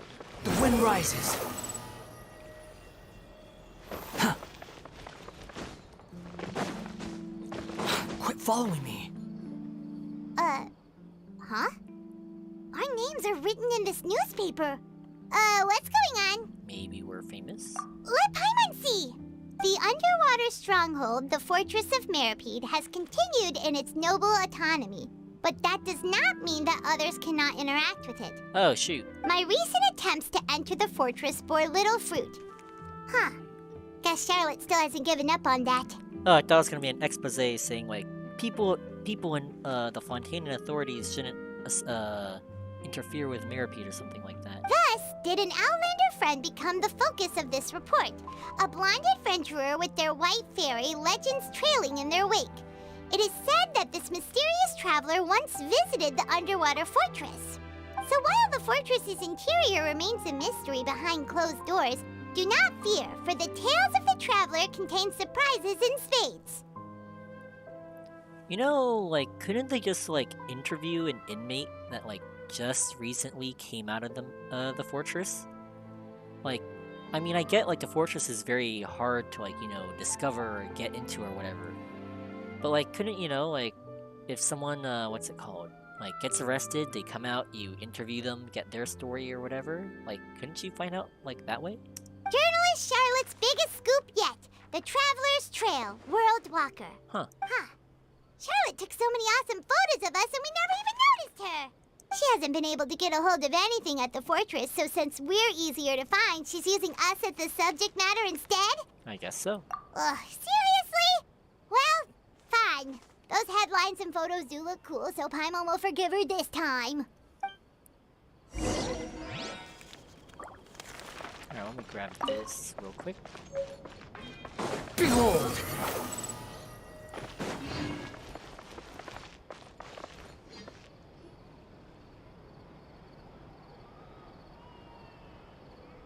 We're here!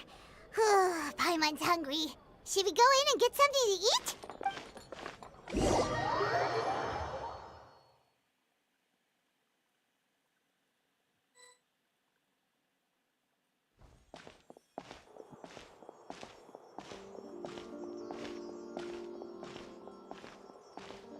Hey, quick! Look! That's the limited edition, only 16 slices a day cake! Whoa, it hasn't sold out for the day? It was so delicious the last time we tried it! Despite the tense situation we were in, let's give it another go. Paimon's sure it'll be great! Can't let anyone get ahead of us. One slice of cake, please. Oh, she's gonna get it. I was gonna say, that would be really funny if we, like, reach out for it, and then, like, Farina also, we, like, run into Farina or something. Someone showed up after all! Oh, wait, you're the one from the Palais Mermonia. It's, Sadine. Oh, are you here to buy cake too? It seems Monsieur Nervalette was right. You really can eat. Wait, did he really say something like that? That's right. Even he has his own preferences when it comes to food. As for me, I love the cake and coffee here. Ah, it's for you. Do you come here often? Usually every day. Every day? It's part of my daily schedule, apart from work. I shall have my cake and coffee.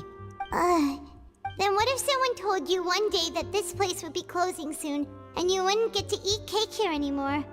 What would you think? What do you mean by this? Why are we getting so philosophical all of a sudden? Also, wouldn't you just go, like, find a cake somewhere else? But why would it close?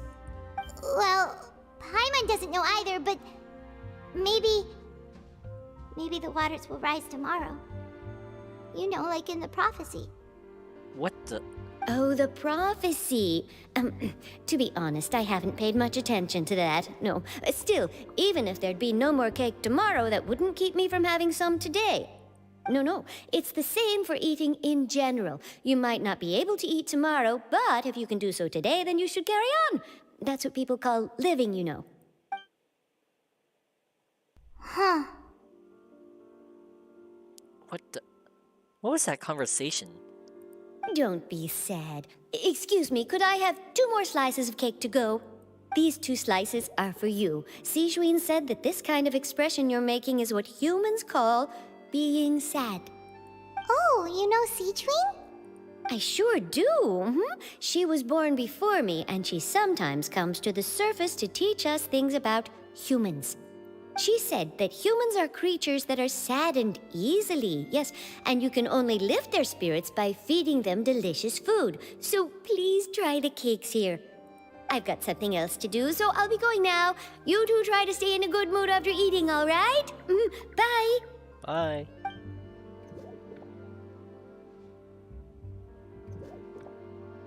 And there she goes! Oh, can you add me in Genshin? Yeah, sure. In a bit. Alright, let's dig in.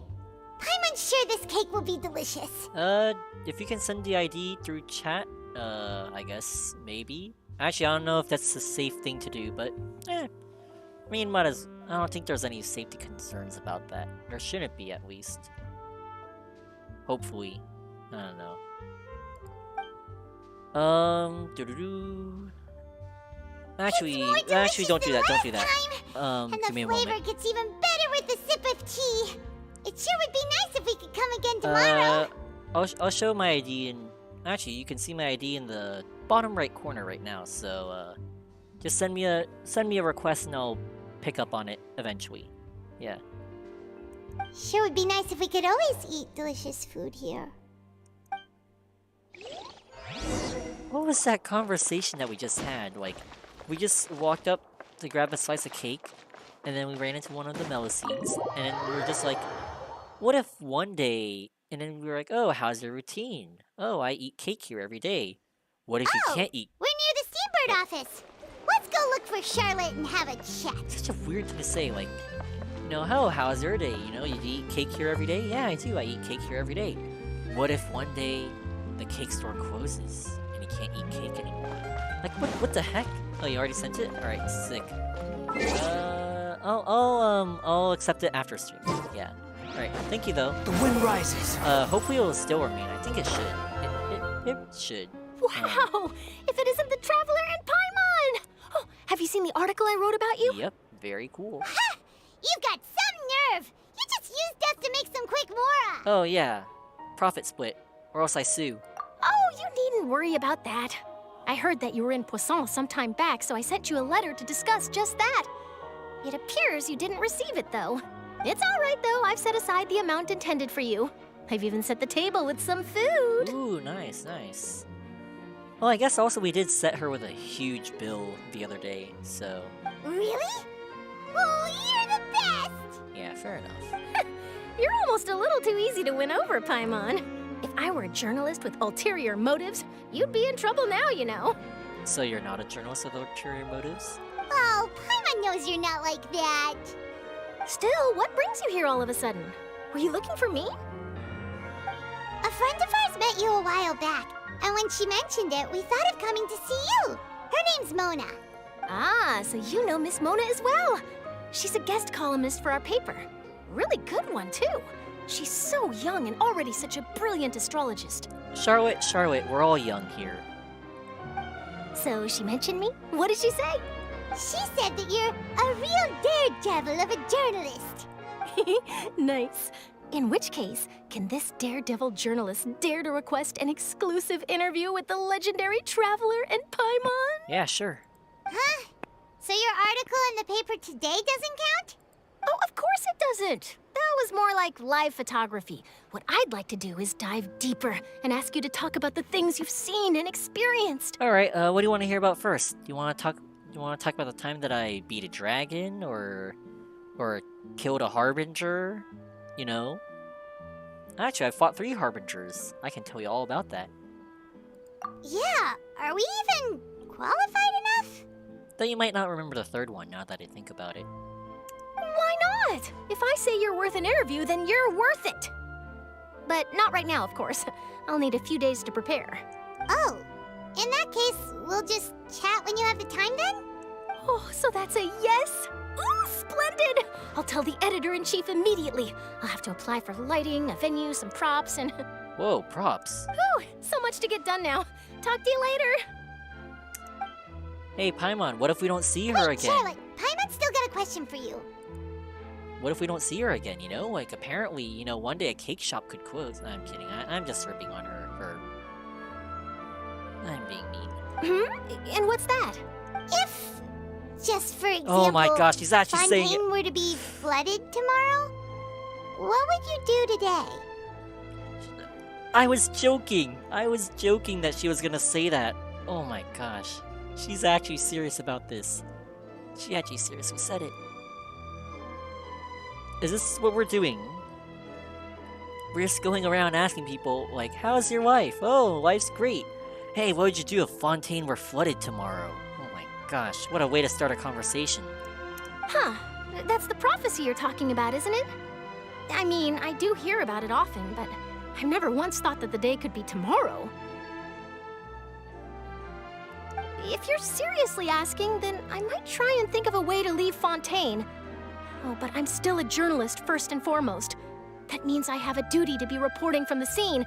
And secondly, I wouldn't forsake my homeland that easily. Yeah, I think Fontaine might be flooded tomorrow. That's crazy. You know, I was joking. I can't believe I hit the nail on the head. I was joking because like she just ran up to the Melusine.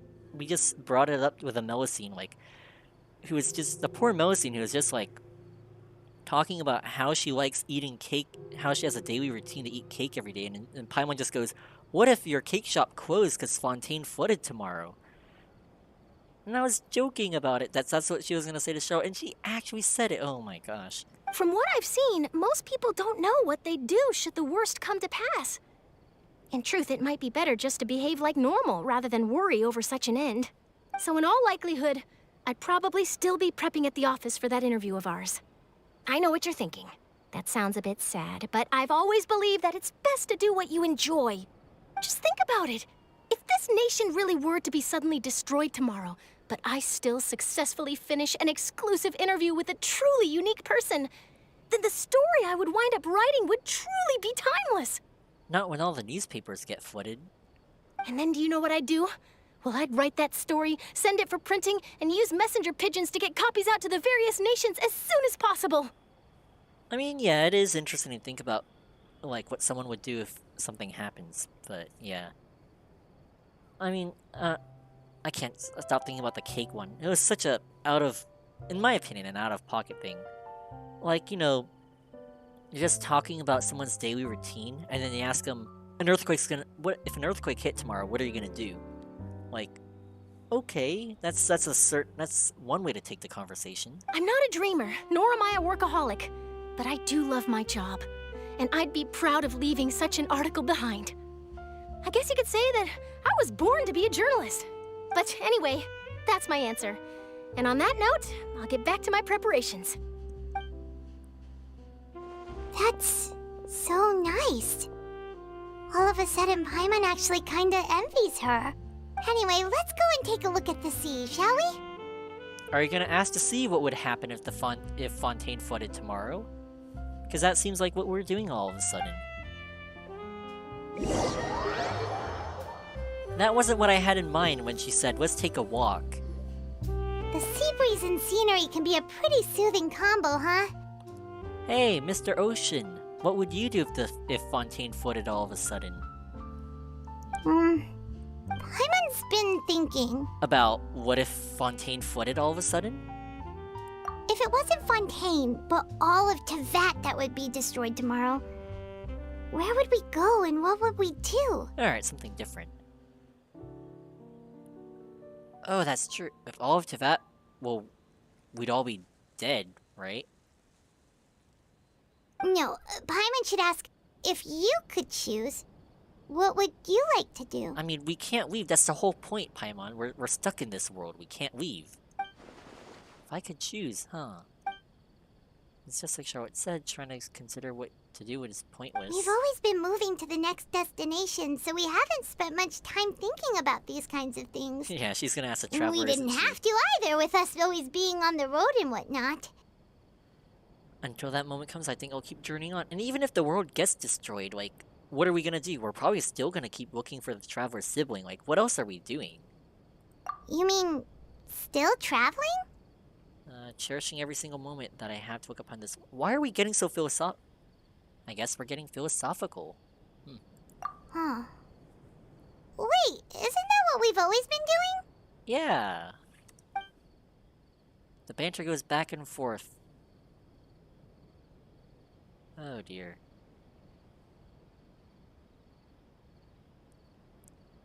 Oh, I have to click on it. Okay, Charlotte comes to find you. Interview time.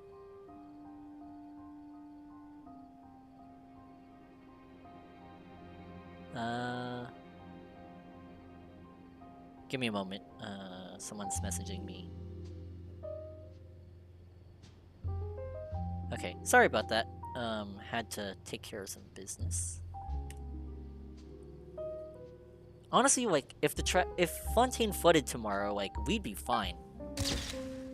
Everyone would be dead. But, like, we'd be fine.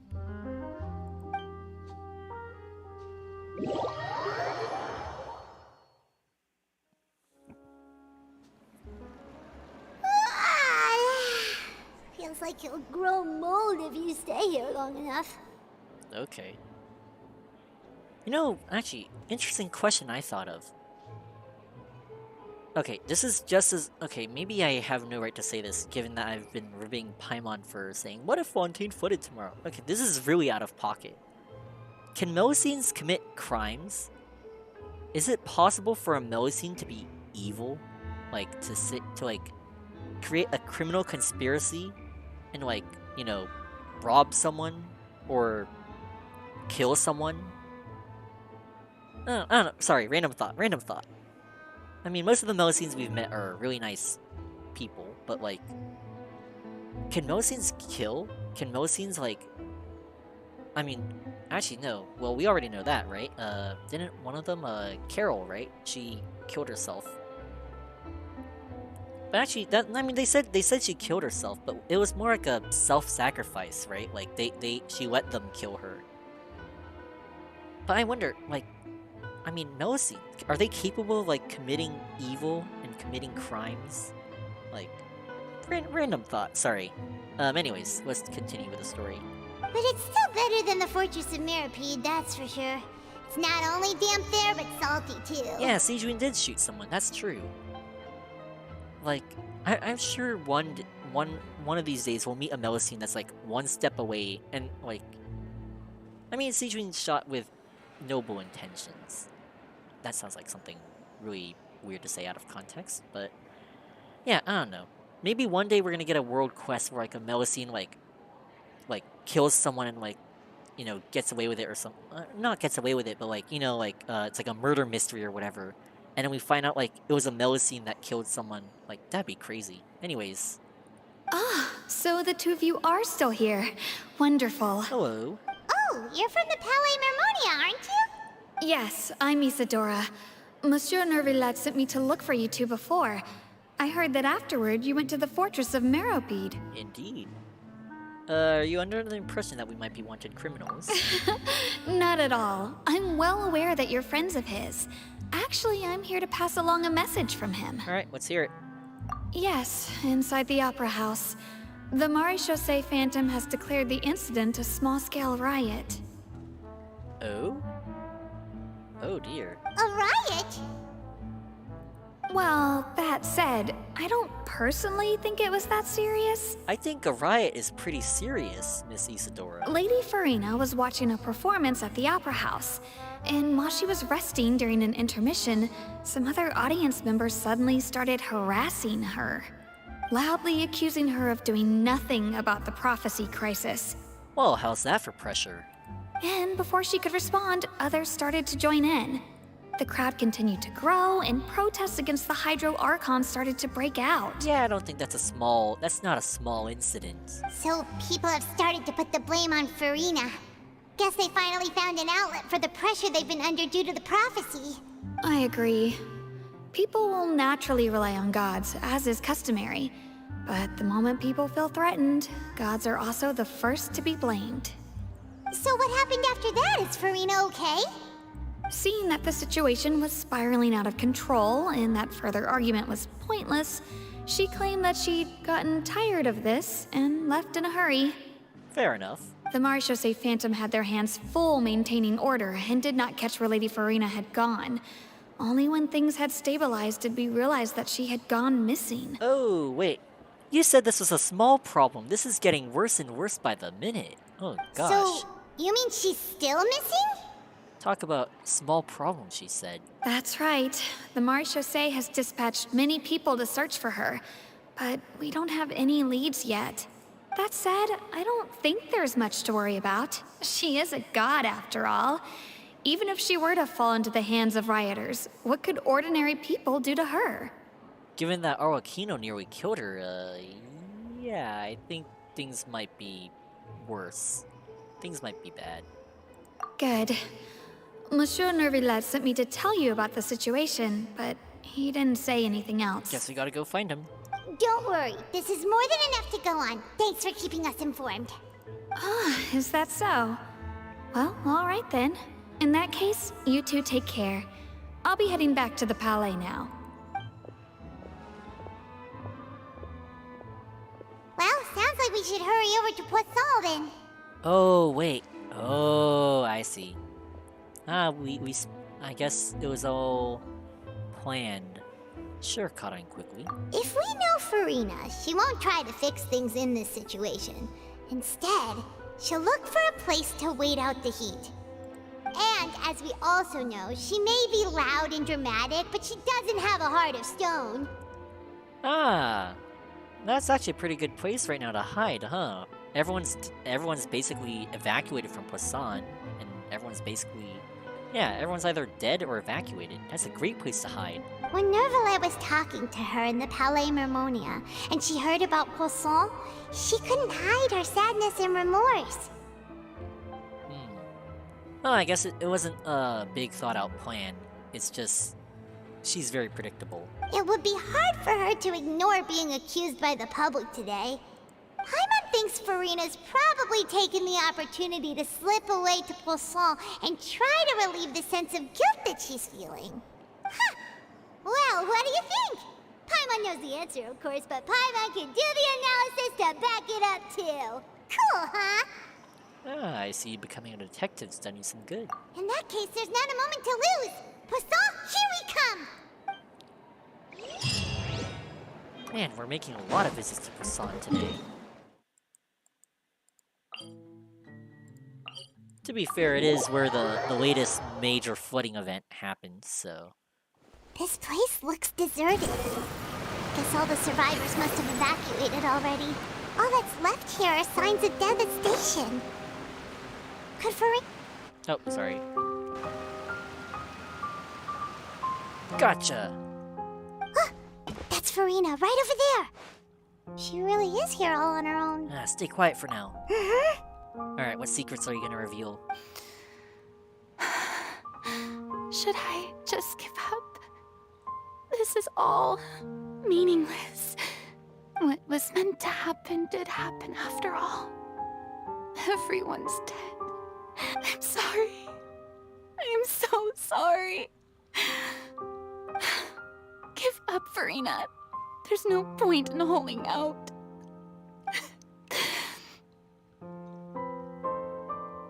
I'm sorry. But what can I even do other than to repeat meaningless apologies over and over? Farina. Who's that? Oh, shoot. Jump scare. Sorry. Don't worry, Farina. It's just us. So it is you, blonde traveler from another land. Why, I almost thought you were someone from that mob of my ignorant subjects. Come to kneel and beg for my forgiveness. Farina, you were crying just now, weren't you? The tear stains on your face are obvious. What do you mean, tear stains? Oh, I remember. The show at the Opera House earlier this morning was so moving. I'm still trying to process it. Who did that uncivilized rabble think they were, disturbing my enjoyment of the arts? They even dare to tout their Archon. I must teach them a lesson. I can just imagine their twisted and frustrated faces once they realize that I'm nowhere to be found. Oh, and I'm sure Nouvellette and those people from the Maréchaussée Phantom are freaking out right next to them, too. Yeah, stop trying to act tough. Of course not. Hey, there she is! The Hydro Archon's over there! Oh, crap. Quick, after her! Farina, those people seem to be after you. They are? They're just some rabid fans who want to cut the line because they haven't been able to meet me in person, aren't they? Yeah, sure. That's against the rules. I can't let them get their way. Farina just ran off! Quick, we have to catch up with her! Talk about teaching them a lesson.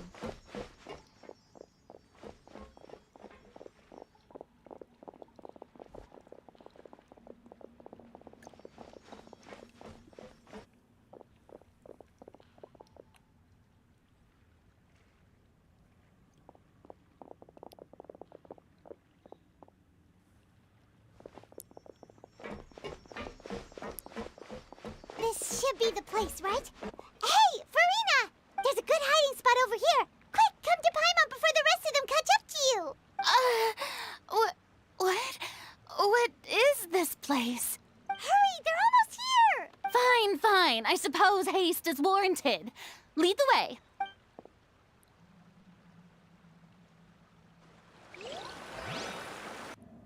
Oh, this is awkward. Sorry. Adjusting headphones.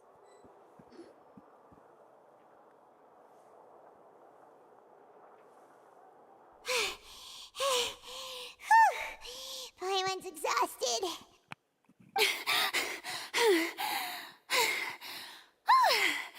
I'm so tired.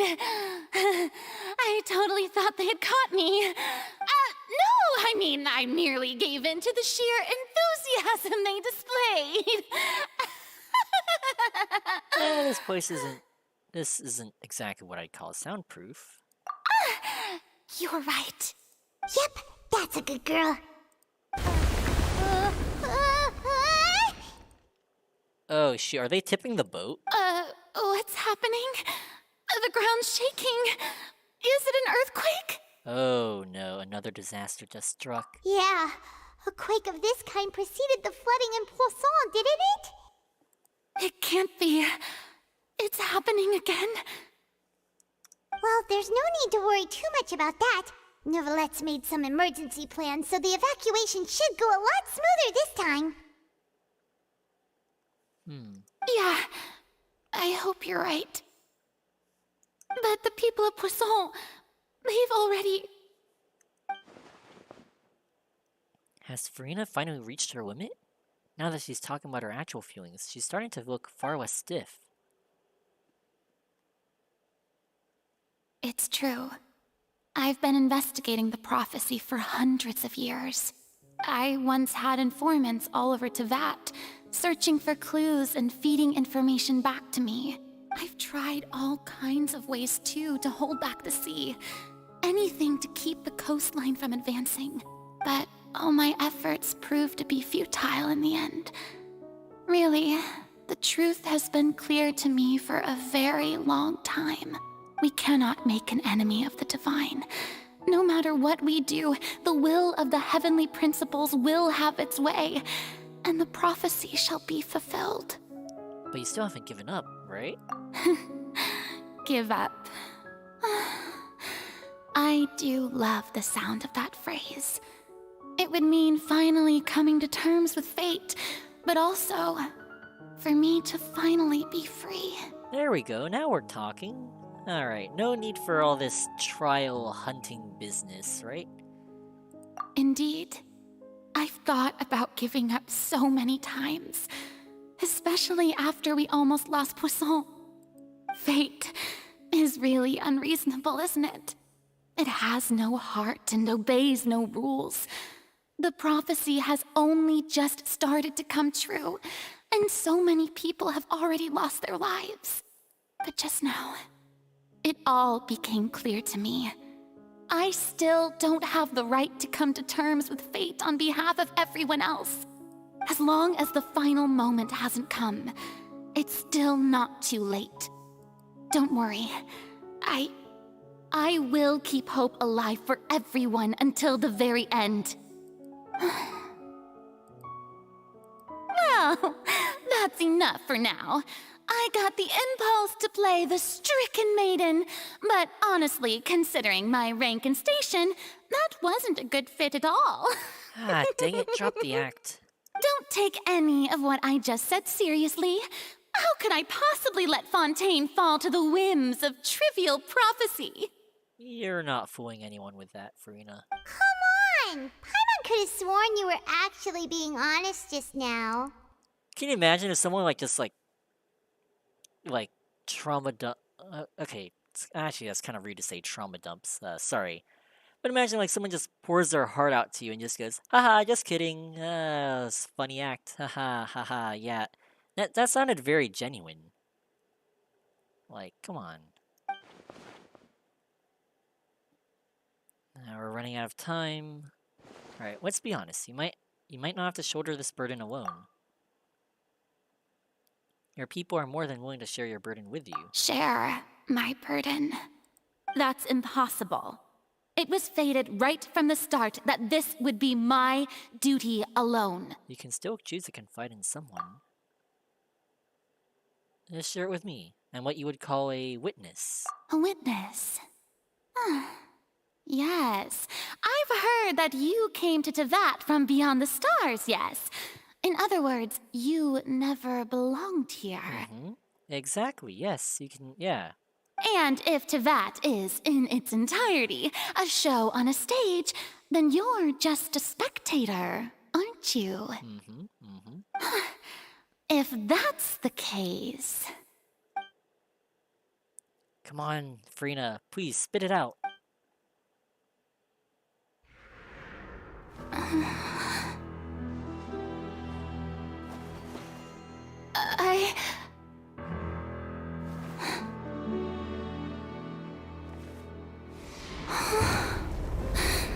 Oh, shoot.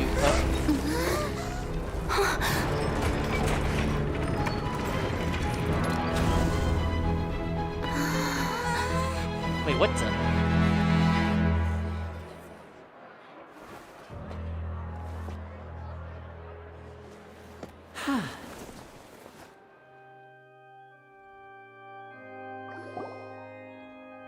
Ladies and gentlemen, this concludes my opening performance. Okay, I was gonna say when that ship fell, this is a metaphor for something. And I was joking when they said they were moving the ship. Oh my gosh, they actually moved the ship. They actually picked it up, and... Now, without further ado, we may proceed to the trial of our god. Oh, wait, shoot, have I not grabbed that icon over there? Have I not grabbed that viewpoint? Shoot, whoops. So this is what it is. Yes, you deserve praise for the effort you took to raise the dramatic stakes. How did that? Do not forget, however, that I am Fosalor, the god of justice, the embodiment of justice itself. Does it not strike you as even the least bit absurd to bring the very concept of justice to trial? Oh gosh. I did not see that coming. May I interpret these words as your refusal to stand trial? In that case, you will have the opportunity to defend your honor through a duel. Oh, shoot. You would draw your blade against a god?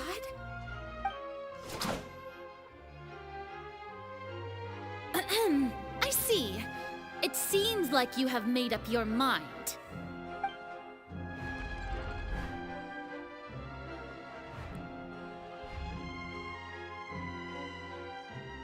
Paimon can't believe it. She just surrendered.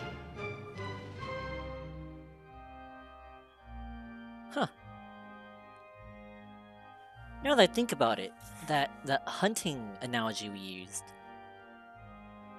I forgot what Koran's preferred method is, but we basically just, yeah. Winnie, we just used Winnie's preferred method. You gotta get your prey in with bait, put it under a basket, wait for them to fall in the basket, or in this case, a boat.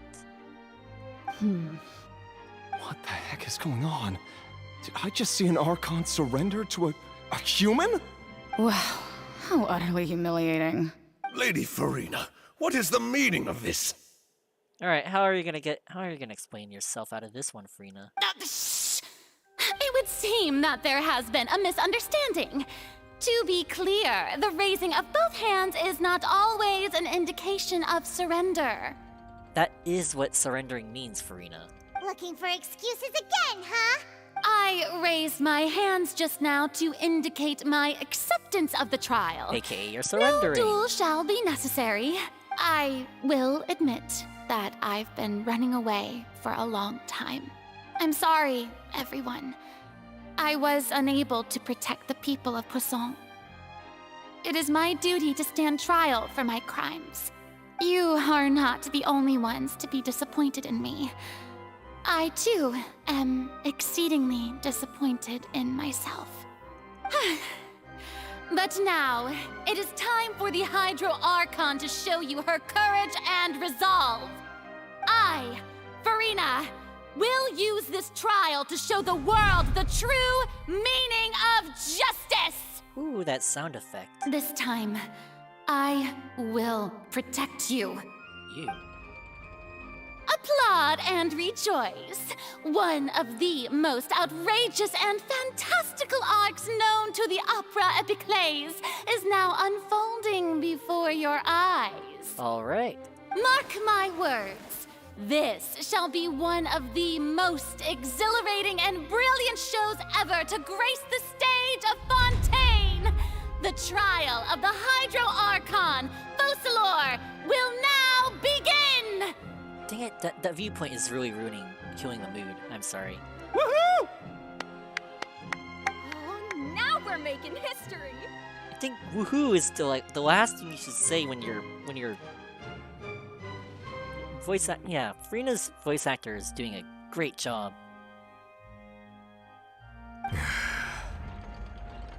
I can't believe that guy just went woohoo and like started clapping. Oh my gosh. That's not the reaction you should have. But I guess that's just how things are in Fontaine, I suppose. Why does it feel like Farina just took over the whole thing? Like, come on! Didn't she just get forced to stand trial for her crimes? Also, even though she's still acting super dramatic, she is taking this seriously this time, right? Yep. Alright then. Who will be my opponent in this trial? Me. The court asks the prosecutor to please take the stand. Thank you, Your Honor. Is that so? Very well. Then please speak, witness of Tivat, my accuser and fated opponent. You wanted to duel, right? Rematch sound good? Oh, we were so close to getting her to tell us the truth. And it still turned out like this in the end. It's okay though, as long as we can defeat Farina in court, we'll still have a chance to figure everything out. Aren't we forgetting that the Oratrice can, like, sentence her to jail or something? Like, if the what are we gonna do when, like, the Oratrice says something? Like, that's kind of dangerous, isn't it? Like, even if Nouvelette says not guilty, if the Oratrice says guilty, she's going straight to jail. That's kind of how this whole thing works.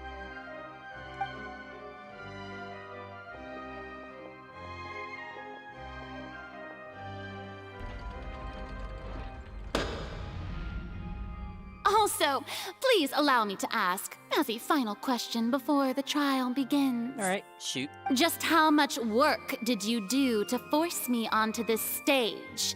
Quite a bit. Well, we did do a lot of prep after the meeting that day. I can go over the tasks assigned to the Spina di Rosula, since they were rather straightforward and easy. Navia, the president of the Spina di Rosula. Most of the people who participated in the disturbance this morning were my subordinates. Oh, I see. They changed into plain clothes and came to the Opera House as regular audience members. waiting for the perfect opportunity to incite insurrection against you. Next Archon Quest, Furina surviving the fortress. Imagine though, like it would be chaos in Mirapede. Imagine if she like actually got thrown in. I don't think she is, but that'd be crazy. Anyway, these cinematics are great. The people's resentment against their Archon has been building as more and more of the prophecy is fulfilled. A spark was all we needed to turn smoldering anger into a flame.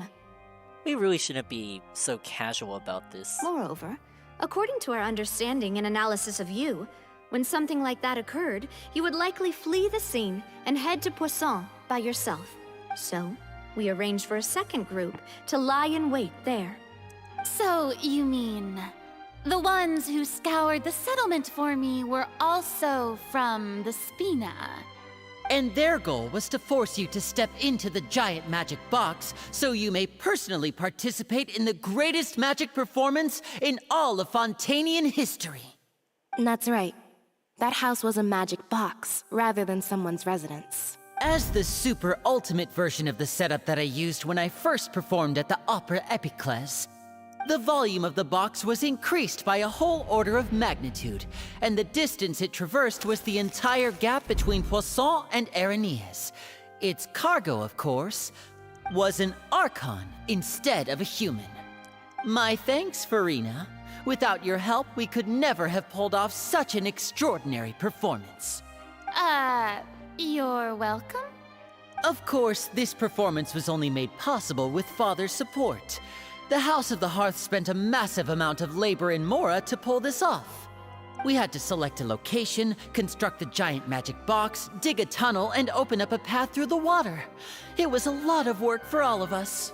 So, in other words, the earthquake that we felt within the giant magic box was just a normal tremor from the transportation of the whole house? That's right. It wasn't a sign of another disaster to come. Sorry about that. I mean, we probably freaked her out there, gave her a heart attack. Then, I can guess Nervilette and Cloran's parts. You gathered a crowd, prepared a stage, and made sure that the champion duelist would be immediately ready for a fight. Also that as soon as I appeared on the stage, the trial may commence without a hitch. Am I right? Yes, that is correct. Well, Clorand, I must commend you for your courage. Only the most outstanding champion duelist in all of Fontaine would accept a duel with an Archon without flinching. Thank you.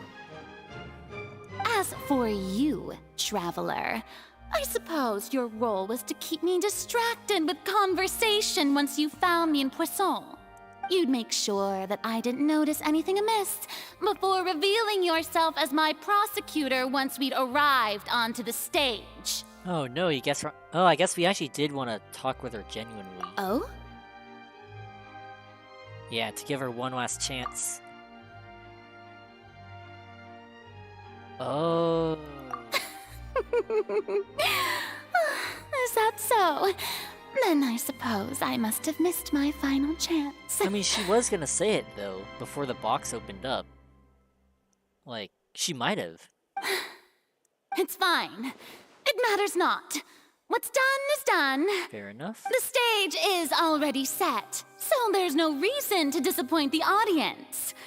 Let's see this trial through to the very end. The only thing now we can do is to judge the Hydro Archon. Still, I can't help but feel a little bothered by the conversation earlier. What did Furina want to say to me right before we arrived on the stage? So why did we open the box early? She could have said something there. Dang it.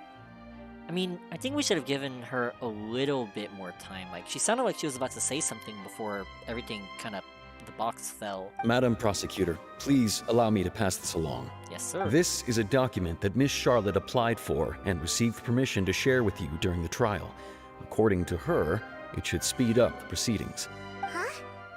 Charlotte wanted to give us something? Oh, so she's here too! Hey, Charlotte! Oh, let Paimon see. Isn't this the exclusive interview that she did with us before? So she's already finished it, huh? Mm-hmm. Wait, then that means this document is a perfect timeline of everything that's happened ever since we stepped foot in Fontaine! So in other words, we can refer to this anthology of evidence every time we want to use something from our journey as evidence for an argument! Ah, super practical gift. Ah, darn, I guess we only told her about the stuff we did in Fontaine. I wanted to tell her about the stuff we did in Inazuma. That was pretty cool. Or the stuff we did in Sumeru, fighting that giant robot, you know, stuff like that. Let's quickly confirm the information in it. Just think of it as a refresher, alright? Is this gonna contain... You defeated the Hydro Archon in the very first duel you took part in at the Opera House. That's one for the history books, alright? Oh gosh, it's literally the entire Fontaine Archon quest. Oh man. I didn't think that you'd wind up getting to the bottom of the case I'd been following all this time. I guess you could also see this as a happy coincidence. Hang on, sorry. No. Wait, does it? You defeated the Hydro... Okay, I see. Let me just read through this real quick. Murder case unfolded in the midst of Winnie... Oh, you know what I just realized? You know, Winnie must have... I was like, man, I mean, Winnie always sounds smug when he says stuff, but... He must have been so happy to, like... He must have been, like, what do you call it? Like, oh, yeah, cathartic, yeah. It must have been so cathartic for him to, like, have tricked Farina and say, "You're going on trial," you know, something like that, given that she was the one who accused him first. This is the first time Monsieur Neuvillette had a difference of opinion with the Oratrice. Even the Hydro Archon can't figure it out. A Fatui Harbinger. She's an extraordinary person. Her instinct must mean something. Okay. The fortress of Meripede was almost destroyed in a single day. That I didn't witness that scene personally will always be a source of professional regret, I think. According to Monsieur Neuvillette, both Child and that whale should have been in the primordial sea at that time. I nearly lost my awesome friend Navia. To be honest, that still gives me shivers. The words of someone as extraordinary as a witch can probably only be truly understood when something surreal happens to you. Oh, this is our first, actual portrait of the nave, huh? Interesting. Okie dokie, what's The prosecution and the defense are both in position. The trial shall now begin. Alright, let's go. Oh, come on, Neuvillette. There's no need to repeat all the unimportant legalese. Just fast forward to the part where the prosecution lays out my offenses. As the defendant and the lead actress of this performance, I still haven't even been informed of my supposed guilt in all of this. Of course, it is only natural for humans to struggle to understand the actions of a god. However, you will need more than that to convict me of a crime. That's true, but my charge here is unrelated to your conduct as an Archon. Oh crap, she's talking. Instead, I would like to charge you as a fraud who's never been the Archon in the first place. Ooh, we're going there, are we? Wait, what was that? Lady Farina's a fraud? Ooh. Hey, I came here thinking that we were going to try the Hydro Archon for forsaking our duty, but did I hear that right? Sorry. She's not our Archon at all? Charge accepted. Ooh, things, oh man. You wanted to see a twist, right, Farina? How's that for a twist? Lady Farina, do you plead guilty to the charge? Lady Farina. I plead not guilty. How can I be guilty? There is no way that I, Focalor, otherwise known as Farina de Fontaine, a member of the Seven and the Regina of all waters, kindreds, peoples, and laws of Fontaine, could be anything other than your true Archon. Imagine if she's an Oceanid? True, imagine if she is an Oceanid. That'd be interesting. Dang, she really pulled out her full legal name and everything. Yeah, even though Lady Farina can be rather eccentric, isn't it going too far to doubt her very identity? Fair enough. Yeah, I've never questioned her identity either. Sure, Lady Farina can be super irresponsible, but what grounds does that prosecutor have to make such a huge claim? I have cause to believe that common sense will prevail in this case. Many of the members of the audience have known me as the Hydro Archon ever since they were born. There would be no fooling their memory. See? Even the Oratrice has decided to show me its favor. Are you sure you want to commit to a charge that will never be upheld?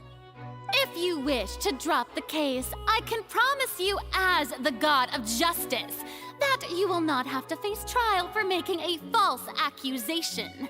We will treat everything that's happened as a dramatic spectacle and move on with our lives.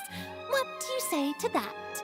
Hey, what happened to your trial for making a false accusation against Winnie? Huh. An argument with near impossible odds, huh? We have to not only refute Farina's claims, but also overturn the long-held beliefs of the people.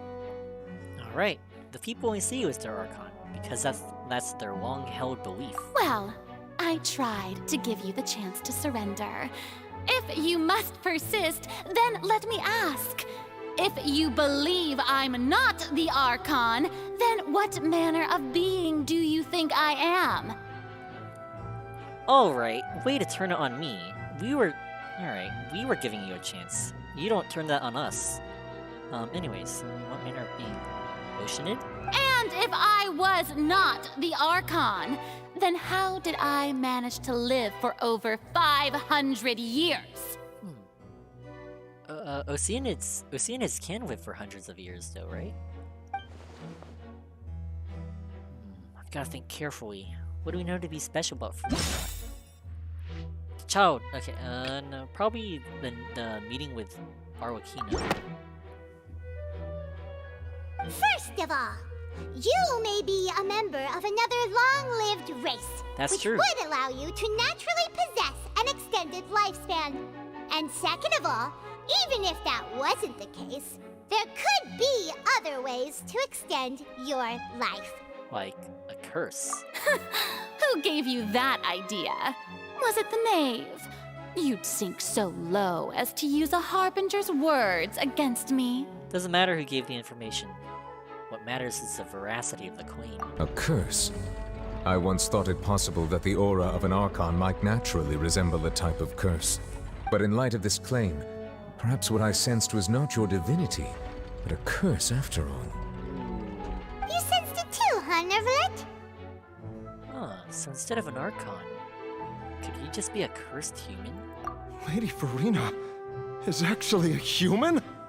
Well, it is true that it's extremely difficult to tell humans and gods apart just by looking at them. It's not impossible. Ooh, look at that. Well, don't start celebrating too early now. Even if I have been carrying a curse like you said, how does that prove that I am merely a human being? Besides, everyone knows that the main difference between a human and a god is the possession of authority. Gods can do what humans cannot. That's why they're worshipped as gods. So why don't you do something for us then? For centuries, manifestations of my authority have served the nation of Fontaine. Like? One need only to turn their eyes towards the Oratrice Mécanique d'Analyse Cardinal in this very opera house, or consider the endemitium that is used in every aspect of life. So, Miss Farina, tell me why the Oratrice Mécanique d'Analyse Cardinal. Tell me how it works. Oh yeah, that's true. Farina has no control.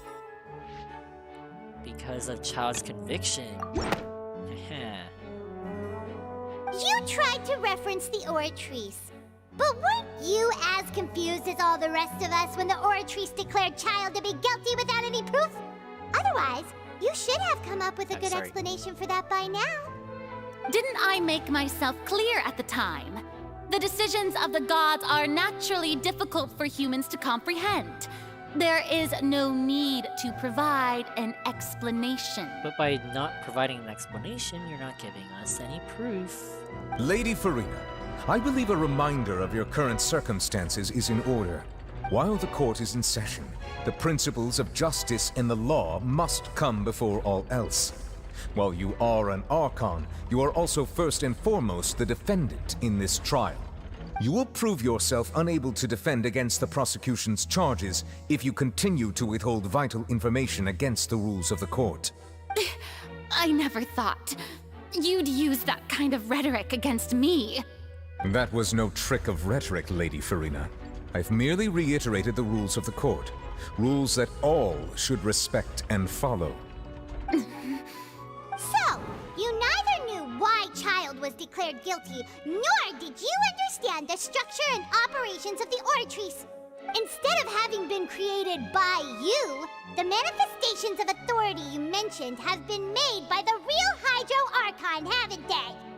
The real Hydro Archon? Well, now you're really losing me. It is true that I did not know why the Oratrice gave out a guilty verdict that day. But the Oratrice handed out that verdict unilaterally, and it has been operating independently ever since it was first created. You can't argue that just because a divine creation is flawed, that the god behind it must also be no god at all. She's still throwing out all kinds of excuses. Seems like she's confident that we won't be able to produce proof that she has no power over the Oratrice. Alright, fine. Let's put the Oratrice aside for now. Give us a brief demonstration of your power. My power as an Archon. There are many ordinary citizens in the audience. How can I just carelessly demonstrate the formidable power of an Archon? Come on. Sure we can't just, like, squirt water or something, like spray water to the audience or something? Create a rainstorm? If that poses a concern, I'm prepared to extend my protection to the audience. You don't need to go that far. Surely an Archon can at least match the capacities of a human with a vision.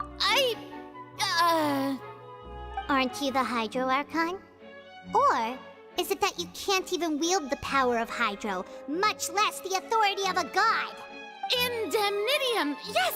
It's all because of Indemnitium! All Archons derive their power from the faith of the people, and I've converted the people's faith in justice into Indemnitium! Dang, that was actually good. Good argument, good argument. Thus did I give up all of my divine power to provide everyone with energy for their daily lives. Have you ever seen a more magnanimous god? Isn't that a huge stretch? Yeah, no matter how generous an Archon can be, how could they give up all their power? Can a god with no power even still be called a god? Guess it worked Seems out like for us. nobody's buying Farina's excuse. Hey, come now, everyone. Please don't stare at me as if I was a liar.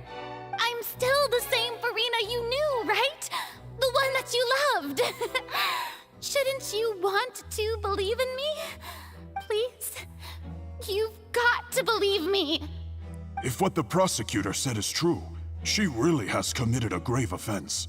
Did she deceive all of us? And all of our parents and grandparents too? And then all of our ancestors? Ever since they were born? Enough! That's enough. Tell me then, if I'm not the real Hydro Archon, then who is? This is an ace attorney, Farina. I don't have to prove that someone else was the Hydro Archon. All I need to do is prove that you're not.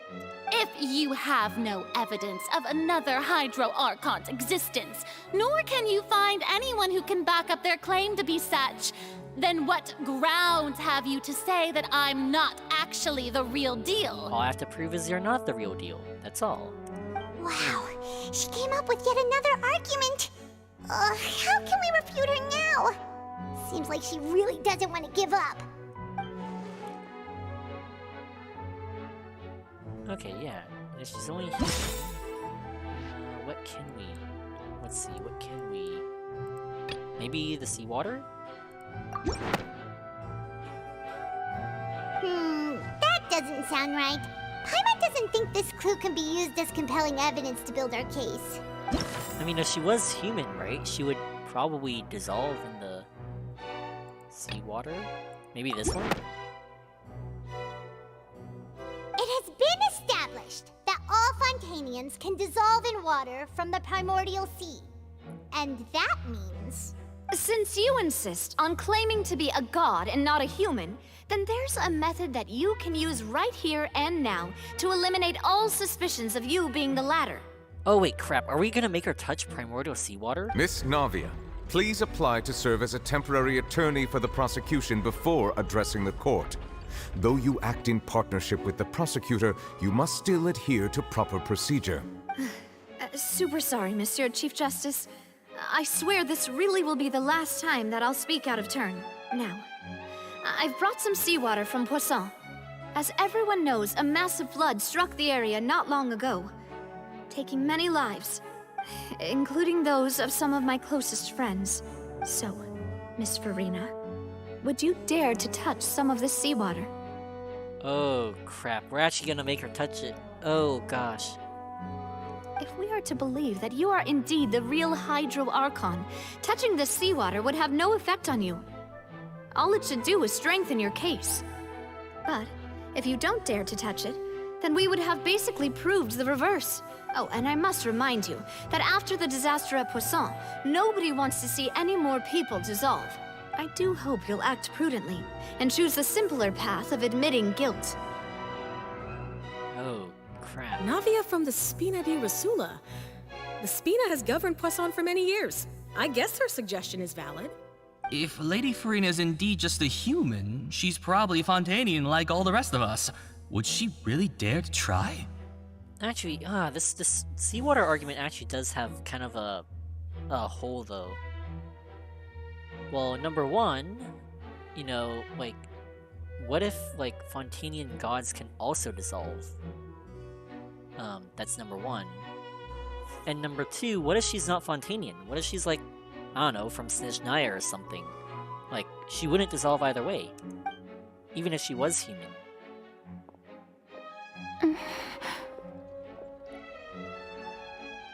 Well, judging by her reaction, I think she is Fontanian. Lady Farina, this test has been unilaterally proposed by the prosecution. As it falls outside the realm of standard court proceedings, you possess the right to decline participation. Well, of course he had to tell her that. But refusing to participate is basically the same as a confession of guilt. She's just staring at the water without saying a single word. It really does seem like she's quite terrified of it. That could only mean... What's going on? Is she really planning to... That's not what we thought she would... Due to the inherent risk of the test, Lady Farina, you may... Oh crap, she's touching it. What? Hey! She actually...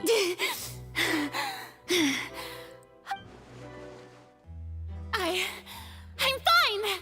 Look at me, everyone! My hand is still here! I haven't been dissolved! Maybe her curse protects her from... If she truly is a cursed human, maybe that curse protects her from the seawater. Will you believe me now? I really am your Archon! I'm nothing like a normal human who would fall apart as soon as they touch this water! Really? Was this not the most obvious thing in the world? Miss Siegewin? If you're present, Miss Siegewin, please come forward and attend to the defendant. Wait, Siegewin? Siegewin?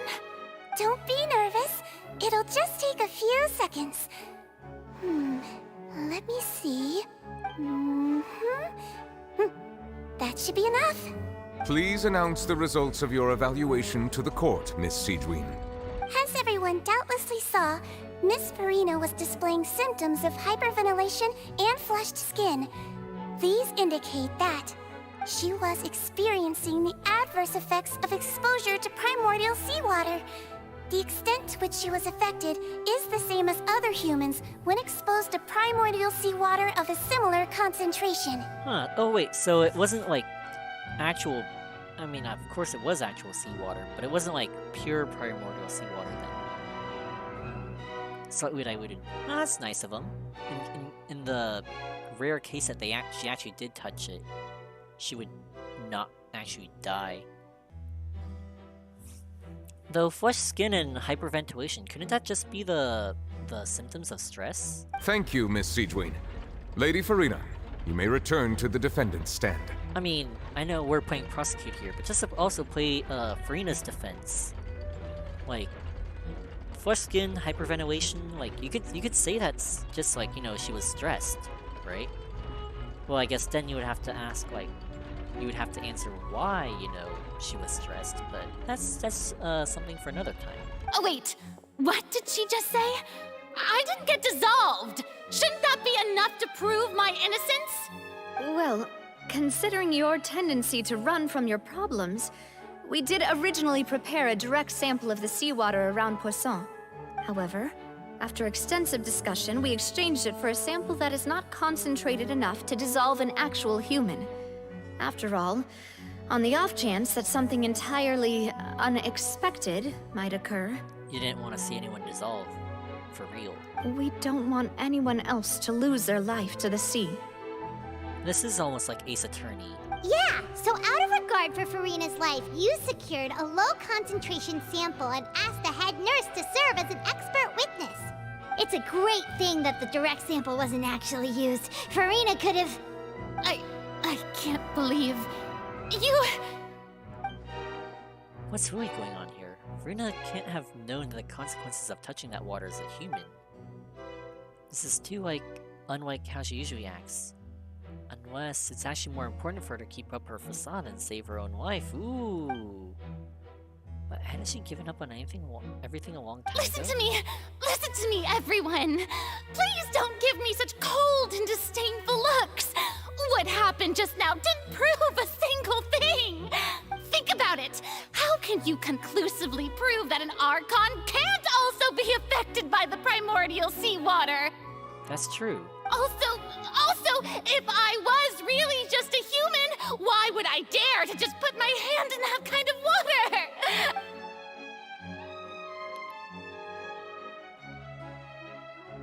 Please, everyone, anyone, just listen to me. I swear, I really am your Archon. Oh man. Really turning up the heat here. I don't think anything she says at this point will sway anyone. The odds are just too stacked against her now. With all the things that have been said, Paimon doesn't think there's any way left for Farina to win. I believe the time for arguments and presentation of evidence has come to an end. If there are no objections, we will move on to the final judgment. Wait, we didn't get anything out of this. Are we actually gonna judge her? Like, okay. So, yeah, audience is too cool. I mean, I feel bad for her. I really do. But, I mean, she's not really helping our case. And also, like, I mean, she hasn't, yeah. I mean, I get why the audience feels that way. Like, she hasn't proven anything. I mean, I do think her thing about, like, how Archons can't be affected by primordial seawater, like, yeah, you don't know that for sure, too. Also, are we really going straight to the judgment?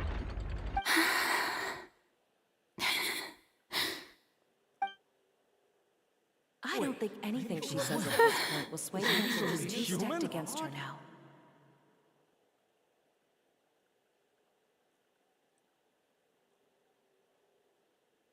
Oh gosh, the music has stopped. In my capacity as Chief Justice, I shall now render judgment on Farina's misrepresentation of herself as the Archon of Fontaine. As a human who knowingly deceived her fellow citizens, Farina is... in the end... guilty. Well, I hope you enjoy Mirapede, Farina. You know, it's not, honestly not that, it's not that bad, you know? Like, you know, you work hard, you'll get some credit coupons, you know, the head nurse is really nice. You know, that Duke, you know, he seems kind of cold, a little chilly, you know? But, you know, yeah. He seems cold, but he's actually quite the chill guy.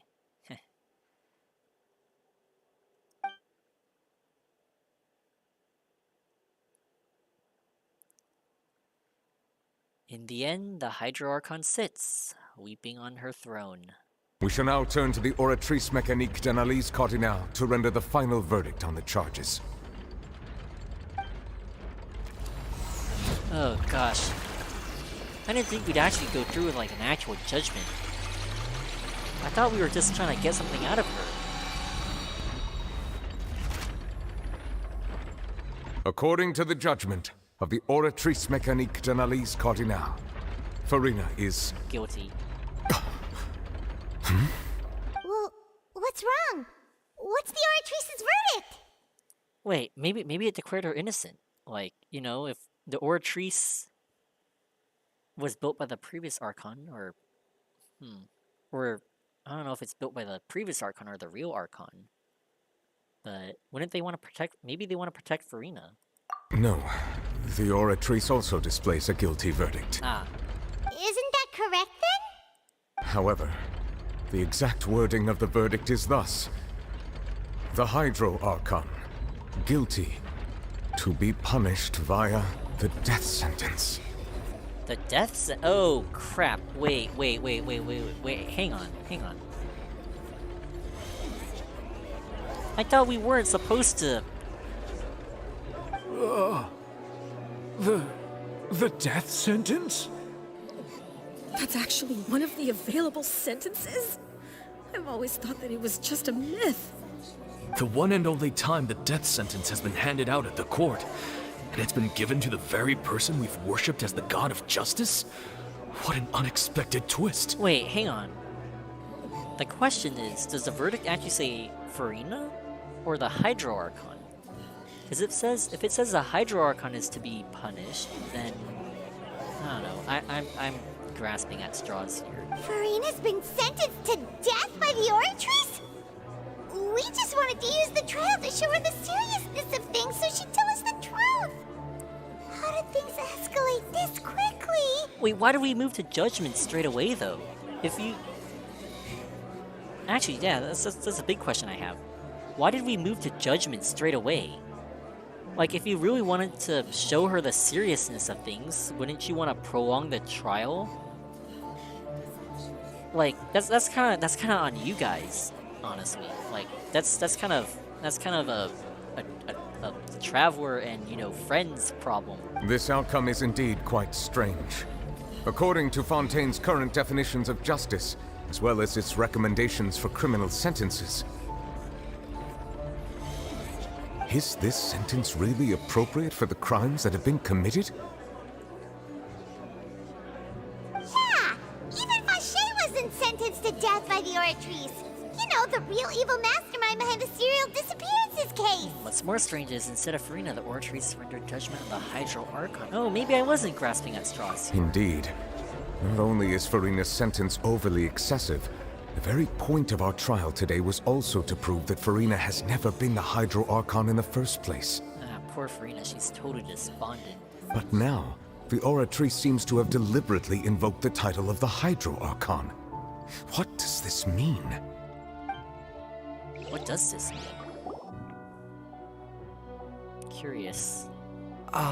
Excuse me, if I may interrupt. No interruptions in court, Fremine. I'm kidding.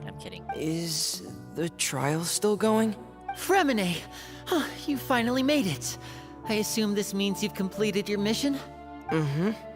Any mission Father assigns to me will always be top priority. With some help from the other Fatui, Fremine brings a Oh! Is that the first prophecy slate? Oh, dang. They recovered it. That's crazy. Dang. Give me a moment. I got a message from someone.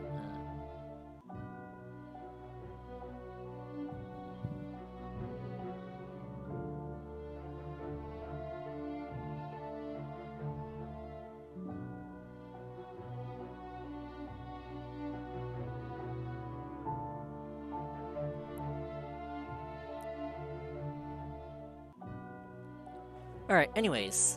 Sorry. So the knave privately arranged for Fremine to try and find the missing slate! I looked everywhere and finally found it at the bottom of the sea. It took me a long time to get around some dangerous stretches of water. But Has the trial already concluded? Then... doesn't that mean I've come too late? Oh no. Father will be disappointed in me. Fremine ruining the ambience? It's okay. The mystery hasn't been resolved yet. Thank you for your hard work, Mr. Fremine. Please allow me to review the record left on the slate. Traveler, I believe that you have already seen the other existing slates, and would like you to come here and confirm their contents. This must be so confusing for the poor audience. Like... Huh? So what do you see? What is it? Like, imagine being an audience member, like, you have no idea what everyone's, like, talking about right now. Previous Archon releasing her divine power, turning the Oceanids into human Wait, so Farina is an Oceanid. I believe I've now made sense of the Hydro Archon's crime. It has to do with Fontaine's lost history. Huh? Isn't the Hydro Archon just guilty of deceiving her people? Oh, wait, no, that's Farina, and we've already proven that she's not the Hydro Archon. Yeah, the poor audience must be so confused right now. So when you say Hydro Archon, do you mean the real Hydro Archon we've been kinda talking about? In truth, everything that you've encountered in Fontaine up until this point can be traced back to the contents of these stone slates. However, I'm uncertain as to how much sense they currently make to you. An association between the contents of the slates and the events in real life. Okay, let's try to recall the contents of the other 3 stone slates. Paimon will do her best to help you remember. Alright, thank you. Alright. Oh no, not... Oh, okay. I thought... Yeah, I'm the poor audience not following this. Okay, so I think the idea is... Actually, we'll look through the stone slates first. Wait, as the verification process continues, the fountain water level in the main interface will rise. That does not sound very good. That does not sound good. That's like having a guillotine icon, and every time you get closer to the truth, the guillotine gets closer and closer to your neck. Like, that does not sound good, given, like, the whole purpose of this thing is, like, avoiding a flood. Like, okay. Alright. Alright, guess we're trying to raise the water levels here. The first stone slate describes what you just said. It seems to show the previous Hydro Archon using her divine power, and then the Oceanids turn into humans. Does that mean that Fontanians are transformed Oceanids? Oh, Paimon wasn't expecting that. But if Oceanids can turn into humans, then perhaps this process can be reversed as well. Is that why when they dissolve, they turn into Oceanids? The second stone slate shows Celestia floating in the sky, and the Hydro Archon and her people worshipping it together. But the heavens still brought judgment down upon them. Maybe Celestia didn't... Maybe... Okay. This must be the point when the Hydro Archon... The third slate shows the Hydro Archon sinking into the sea surrounded by many people. That reminds Paimon, didn't we also watch that happen to someone else? Well, the fourth slate is the prophecy the Fontanians have been talking about. People dissolving into the sea, the Hydro Archon crying on her throne, and so on. Wait, so we're in the last stage already? Like, people already have dissolved, the Hydro Archon's on her seat crying? Wait, so maybe the original sin was that instead of being real humans, the first Hydro Archon turned a bunch of Oceanids into humans.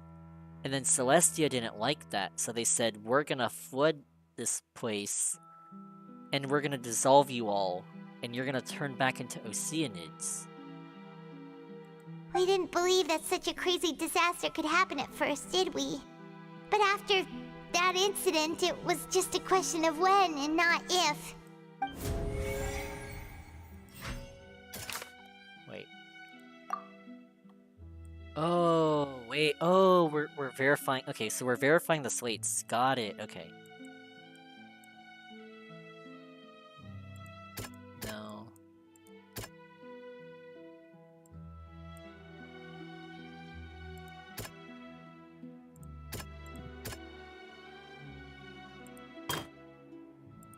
Let's see. Well, alright, let's start with... I don't know about the first slate, but let's start with the second slate.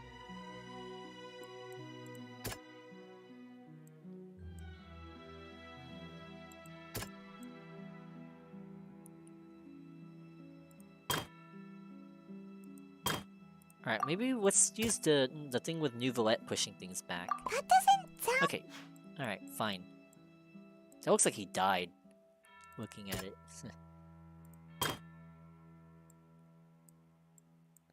Oh, maybe this one? No?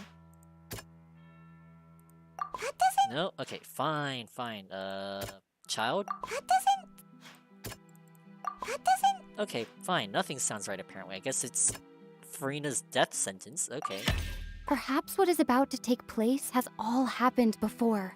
And the original sin cast down on the people of Fontaine by Celestia, as recorded on the stone slates. Wait, shoot. By doing this, are we making the prophecy happen? Wait, I just realized, like, didn't that, what's that wit? Oh, Risley's the only one missing in the audience. That's true. Wait. That's true. Maybe he's got that boat ready already. Huh.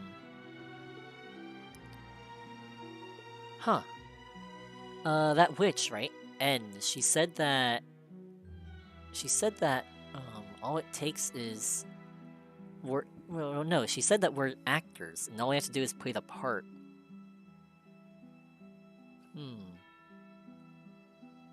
Maybe what we're actually doing here is overflowing the fountain, causing Fontaine to actually flood. Well, I still don't think Risley's gonna be able to save everyone with just one boat like that. Like, it's kind of a long way from Meripede to the Epiquez. Not to mention where everyone else is. Everyone else is like, you know, all over Fontaine. Like, you have people all the way in, like, you know, there's settlements all over Fontaine.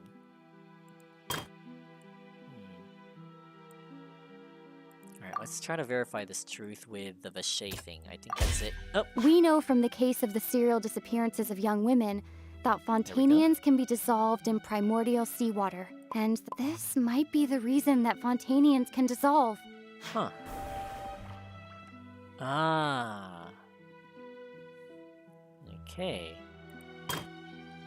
That's kind of Actually, that's kind of creepy now that I think about it. Like, you know, like, they look like everyday humans, but unlike everyday humans, like, they're not actually... All Fontainians aren't actually humans. Like, that's interesting.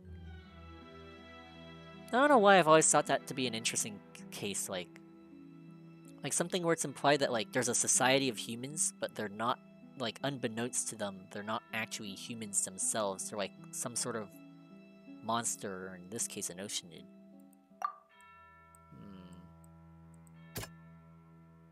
Let's try this one. That doesn't... Okay. Oh, maybe the whale? With... No, not Child's conviction. Maybe this? It's not as simple as falling into the sea. When Navia fell into the sea, her consciousness was subjected to judgment. The stone slates show the people gathered around the Hydro Archon in the sea. Could that be alluding to the same thing? Wait, what are they saying? That... Oh, cause when Navia fell in, she was judged. So Farina is also going to be judged. Which means the prophecy is already happening. Well, I mean, I think we've already established that a long time ago, but... We're in the last stages already. All that's left is that big, nice deluge to come in and wipe everyone out. That doesn't... Okay. The prophecy from the stone slates found its way into society, but not many people believed it at first. If we hadn't dealt with it in time, things could have gone very badly. They'll dissolve into the primordial sea, but won't cease to exist. Their essence will flow in the seawater, converge, and take the form of an oceanid. Huh. Wait, so did they just, like... Oh, I guess it's kind of like it's technically a death for the Fontainian. but they all get rebirthed into an Oceanid. Huh. The Hydro Archon was sentenced to death in court, shocking everyone present. Perhaps this means that her sin was actually Fontaine's original sin. Navia fell into the water inside those ruins, and she nearly dissolved.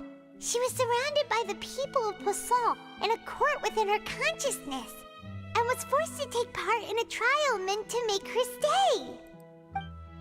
The eruption of the primordial sea at the fortress of Meripede was the surest sign that the prophecy was about to come to pass no matter what. The prophecy's contents can all be verified by recent events. If we combine what we know together, loads of truths should come to light. Imagine being dissolved and then being trapped in the water forever. True.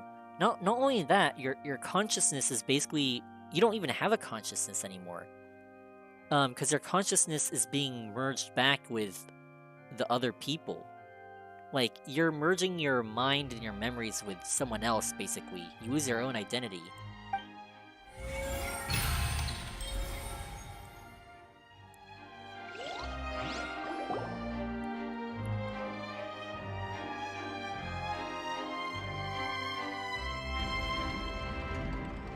Huh? Oh, Paimon gets it now! So that's how you can make sense of it! I wonder if all those Oceanids just like go on living now, just like as like a merged like amalgamation of all these other people. But then it feels like we're going to have to share some truly shocking revelations. Hey, alright, hey folks, crazy thing, but you're all Oceanids. Let's hear them. The first slate reveals that Fontanians aren't humans. Incredible. Linny, did you hear that? We're not human, that's crazy. We're not real humans. All Fontanians were originally created by the late previous Hydro Archon, with Oceanids as their basis. The evidence for that can be found in how only Fontanians could dissolve in primordial seawater, and how all the girls Vacher dissolved were also turned into Oceanids. Oh, and according to Navia, when she was about to get dissolved, she also saw everyone gathered around for a trial, all of them in the shape of Oceanids. Indeed. Second slate reveals that the crime of the Hydro Archon was her creation of Fontanians from Oceanids. Yeah, and it follows from the content of the first slate that she probably angered Celestia by creating humans without prior permission. That could also explain why the Oratrice judged the Hydro Archon to be guilty. It's to account for that ancient sin. Huh. The Hydro Archon's true sin was creating us? And yet, after many hundreds of years, the Hydro Archon's creations have turned around to try to judge the Archon within the Opera Epiclese. The twists of history are often the most unexpected of all. As for the third slate, I'm still convinced that it should come after the fourth slate. Yeah! Isn't the image here just like when Navia fell into the sea? So wouldn't it be trying to show the image of the Hydro Archon also falling into the sea once the prophecy has been fulfilled in the fourth slate? The fourth slate depicts the fulfillment of the prophecy as it's already widely known. In the end, the people will all be dissolved into the waters, and only the Hydro Archon will remain weeping on her throne. Only then will the sins of the people of Fontaine be washed away. Did Paimon get all that right? Yep. You've made some keen deductions. I must say, given how much you still don't know, it is impressive that you've already managed to connect so many pieces of the truth. Wait, you say that like you know the full truth. However, while you were able to decode all the information on the slates, they've also been etched with an additional layer of hidden information using a different power source. Ah, so that's what you were doing. When we were at the ruins, I tried to decipher the hidden information recorded in the slates. But since we only had 3 slates at the time, I was unable to come to a full conclusion. Now that the slate collection is complete, I shall make another attempt to decipher the narrative recorded within. If everything goes well, we should finally be informed of the unadulterated truth.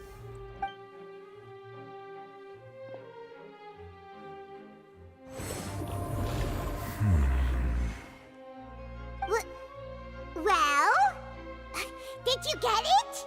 I believe I should share this truth not only with you, but with all the people of Fontaine as well. I will try to briefly summarize it for you. Oh man. Imagine, well, I guess that's what happens when you get a front row seat to the opera Epiquez. Like, you know, all these crazy things come to light. Especially for this trial though, this is definitely an exceptional trial. Your hypotheses regarding the origin of Fontainians and the sin of the Hydro Archon were both correct. In the Fontaine of old, the previous Hydro Archon sensed the yearning of her Oceanid familiars for life on land. The Oceanids were enamored with the beauty and romanticism of human beings, and wishing to have those experiences for themselves, expressed to the Hydro Archon their desire to become of a similar kind. However, even though water as an element is intricately linked with the power of life, the Hydro Archon, as one of the seven, did not possess the authority to create a new form of human life. Not one to give in, she eventually found a way to create permanent humanoid bodies for her familiars by appropriating the power of this planet's primordial sea. She poured primordial seawater into the Oceanid's blood vessels, creating humanoid mimics in the process. Wait, Oceanids have blood vessels? Dang. But if Fontainians were to ever come into direct contact with water from the primordial sea, the power within their bodies would escape these artificial restraints and return to the sea. As a result, their forms would collapse, and they would be reverted to their original forms as Oceanids. Oh, so that part of the prophecy that says they return to becoming Oceanids is actually true. Of course, the Hydro Archon never received permission from the heavenly principles to create a new human race. And thus, the Hydro Archon and all of her creations came to shoulder the original sin of appropriating the power of the primordial sea. That is the true history of how the people of Fontaine first came into being. Wait, so what does that mean for Fontaine? That everyone's guilty? So we were all Oceanids before we turned into human beings? That's way too much information for me. I think I'm just going to pretend that I never heard a single thing. Wait, but if that's the truth, we can't let the Hydro Archon be sentenced to death. After all, her only sin was creating us. Wait, but she's not the Hydro Archon, right? This really might be too much information for your regular Fontainian, but it does answer a lot of our questions. Man, these poor people, they came in to enjoy a nice little show about the Hydro Archon, you know, getting judged for being incompetent. And they end up with a bombshell that they're not real humans. Dang. Alas, your hypothesis regarding the third and fourth stone slates was inaccurate. The slates' respective positions are, in fact, correct. Wait, what's the third slate supposed to be then? A key point of the visual on the third slate is how all the individuals depicted in the water are humans rather than Oceanids. They have not been dissolved, which implies that the water depicted in this slate is not water from the primordial sea. The nation of Fontaine is the nation of Hydro, as well as the nation of trials and justice. Instead of being the literal element, the water in the scene symbolizes judgment and justice. Oh, so the people judged her like we just did. You may also recall Navia's experience. When she fell into the sea, her consciousness was surrounded by that of many others who intended to hold a trial to determine her fate. Therefore, the meaning of the third slate is they would judge her too. That the people of Fontaine shall try the Hydro Archon at the court of justice. So we just played into the prophecy. Yes, it refers to our present situation. Ah, poor Farina. She's still been crying the entire time. I think Probably. I'm following now. So, what you're saying is, even though we decided to put on this trial to avoid fulfilling the prophecy, it's already happening. Oh, I'm sure that's not gonna make Farina any happier. In truth, everything we've done has happened exactly as the prophecy foretold. So now, it seems, we're the ones making sure it comes true. What should we do? I don't know. GG. Game over. Huh. Someone no matter give... what, the prophecy will be fulfilled. Is this what it feels like to be a prisoner of fate? Someone give Farina a hug? True. They're all gonna apparently die now, so... If that's the case, does that mean the scene in the fourth slate will also be fulfilled soon? Have you guys not looked up? It's already happening. Traveler, I would like to point out another small fallacy in your deductions. I kind of feel bad for her. Like, this entire time she's, like, been sitting there crying, and, like, we're all talking. About the fourth slate. You probably thought that the eruption of primordial seawater beneath the fortress of Meripede served as the surest sign that the prophecy was about to come to pass, yes? Uh-huh. However, I believe that rather than being a sure sign, that eruption could in fact only be a small warning of something far worse to come. Worse? As for the root cause of the catastrophe, I believe you've already encountered it once before. Wait, could it be... Wait, could it be what? Oh! Minigame time! Alright. This eruption was just a small warning of the things to come. We must find the root cause of the disaster. True cause? Wait, hang on. The secret... blah blah blah. The Nouvelette sealed it. The prophecy of disaster will spread from here. How do we know that? Because of the whale? It was both dream and reality. Huh? If we're talking about a true culprit, that could only be that thing inside the primordial sea, right? The truth, the original sin, the trial, and the root cause of the disaster. Wait, so the root cause is the whale? Wait, is that... Oh, is that why a child was declared guilty for the woman dissolving?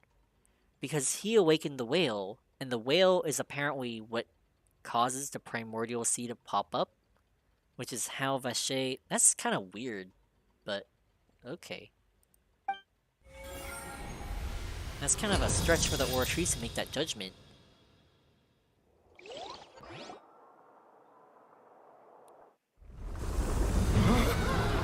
Oh! Oh, I recognize that theme.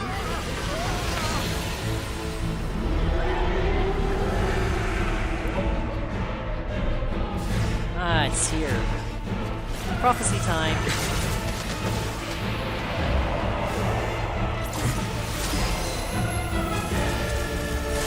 Wait, so as long as we kill the whale, we're all good, right?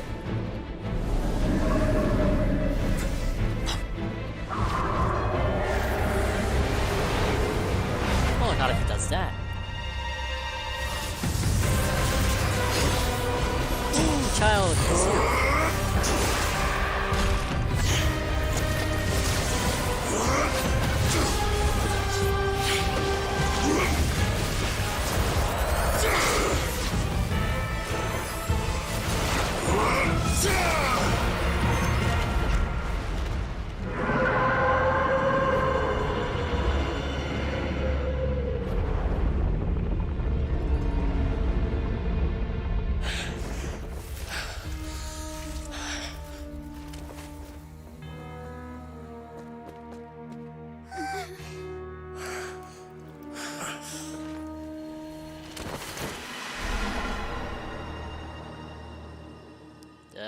We should probably go help him. That was way too close! How did that thing just burst into the Opera House? Wait, was that the huge whale you saw in your dream? Child really went thumbs down? Yeah. Bro just downvoted Nouvelette. Wager that's also the one that Child saw when he was younger. So we've met it at last. I understand very well why it has chosen to make an appearance here. That whale does not belong to Tevat. It is a monster that has traversed the stars, weeping all the while. It has been greedily consuming the energy from the planet's primordial sea, using it to grow. That is the main cause for the rising sea levels. And once it has finished consuming all of the energy contained within the sea, its next step will be... Fontaine? You said that when the Hydro Archon first created Fontanians out of Oceanids, she filled their blood vessels with primordial seawater. Wait. So because the humans have primordial seawater, then the whale is trying to eat the humans because they have seawater in them. Precisely. That whale finds the blood of Fontanians nigh impossible to resist. Therefore, when it left the primordial sea, it decided to make its next stop a packed opera house full of food. Food in the form of Fontanians. Hey, bright side. I mean, the whale left, so prophecy averted, right? We just barely managed to push it back, right? In that case, won't it come back to target the people again once it's managed to recover its strength? Also, who's we? We didn't do anything. It was just Nouvelette and Child that did everything. That is correct. Indeed, it is more accurate to say that we should thank that Harbinger for buying us some time. Without him, the whale would have likely come onto land far sooner. Wait, so has Child been fighting that whale the entire time? From the way he looked, he must have been fighting the creature for quite a long time. Dang. That battle maniac.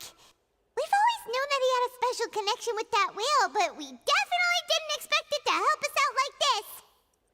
Anyway, now that we know that this whale is the actual cause of the disaster recorded in the prophecy, all we need to do to stop the prophecy would be to find a way to beat it up, right? Yeah. It is too late. Too late. It had already absorbed too much of the primordial sea's energy before we could notice it. At this point, it has become practically integrated with the sea itself. Wait, what does that mean? Even if the entirety of Tevat were to be destroyed, it could still survive and swim off towards some other world. That's not something I will accept. We've already done everything we can, and we even found the true culprit. We've come so far. You can't just tell me that the last hurdle is some impossible foe. That's just not fair. Indeed, that's not how a grand performance should end. I'll fight it to the end, no matter what. So the prophecy will be fulfilled no matter what, huh? Well, yeah, since Child disappeared from the fortress, and then our sentence was like, what, 30 days, 45 days? Yeah, Child's been fighting that thing for an entire month. And in Foul Legacy, well, I guess maybe he activated Foul Legacy at the very last minute. Dang, just with a delusion, too. No vision, just his own battles, his power, his delusion, and maybe a little bit of Foul Legacy at the end. Well, we probably should get in there, because that Foul Legacy does, like, drain you, right? The prophecy. Yes, what has been prophesized will be fulfilled. You may view such things as the history of the future. After everything, it still turned out like this. We still couldn't fight against fate. But if this is all about fate... Just as prophecies are usually only the future as seen from the perspectives of the gods, could things be happening in hidden corners where the god's gaze does not fall? So in the Primordial Sea, then, where the whale was being fought. Ultimately, fate shall serve as your only guide, no matter what will happen in Tevat's future. All you need to do is to play your part. So all we did was play our part in... So we played our part by, you know, trial and everything. Wait. Kind of curious, though. How did Celestia punish... How would Celestia have known that that whale was gonna... If that whale is the cause of the prophecy and Celestia enacted the prophecy... I don't know. That part's not connecting. Like, I don't think it makes sense that Celestia would send the whale. But, anyways. Could it be that even if the prophecy was fulfilled, there'd still be a way to save everyone? Did I miss something?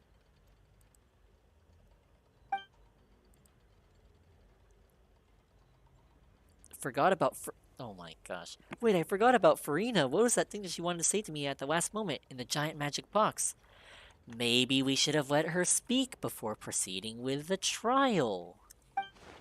What is her real secret? Again, maybe we should have let her speak before the trial.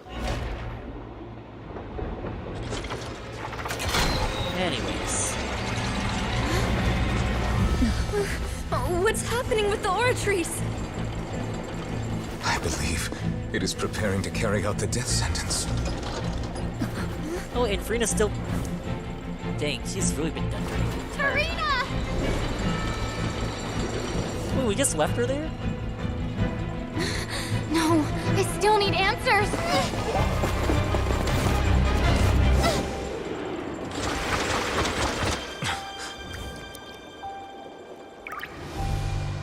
The timing of that Oratrice.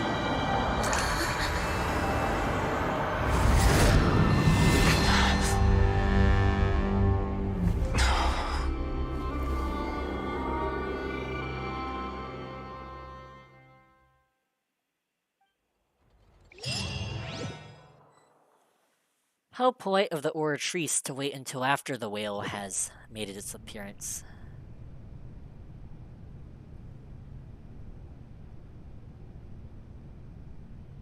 Huh, who are you?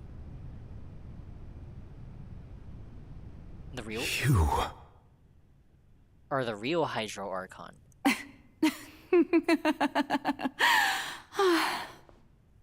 Farina? Sorry. That shocked expression on your face is just too amusing. I couldn't help myself. You are not Farina. Who are you? The sweet sound of bewilderment.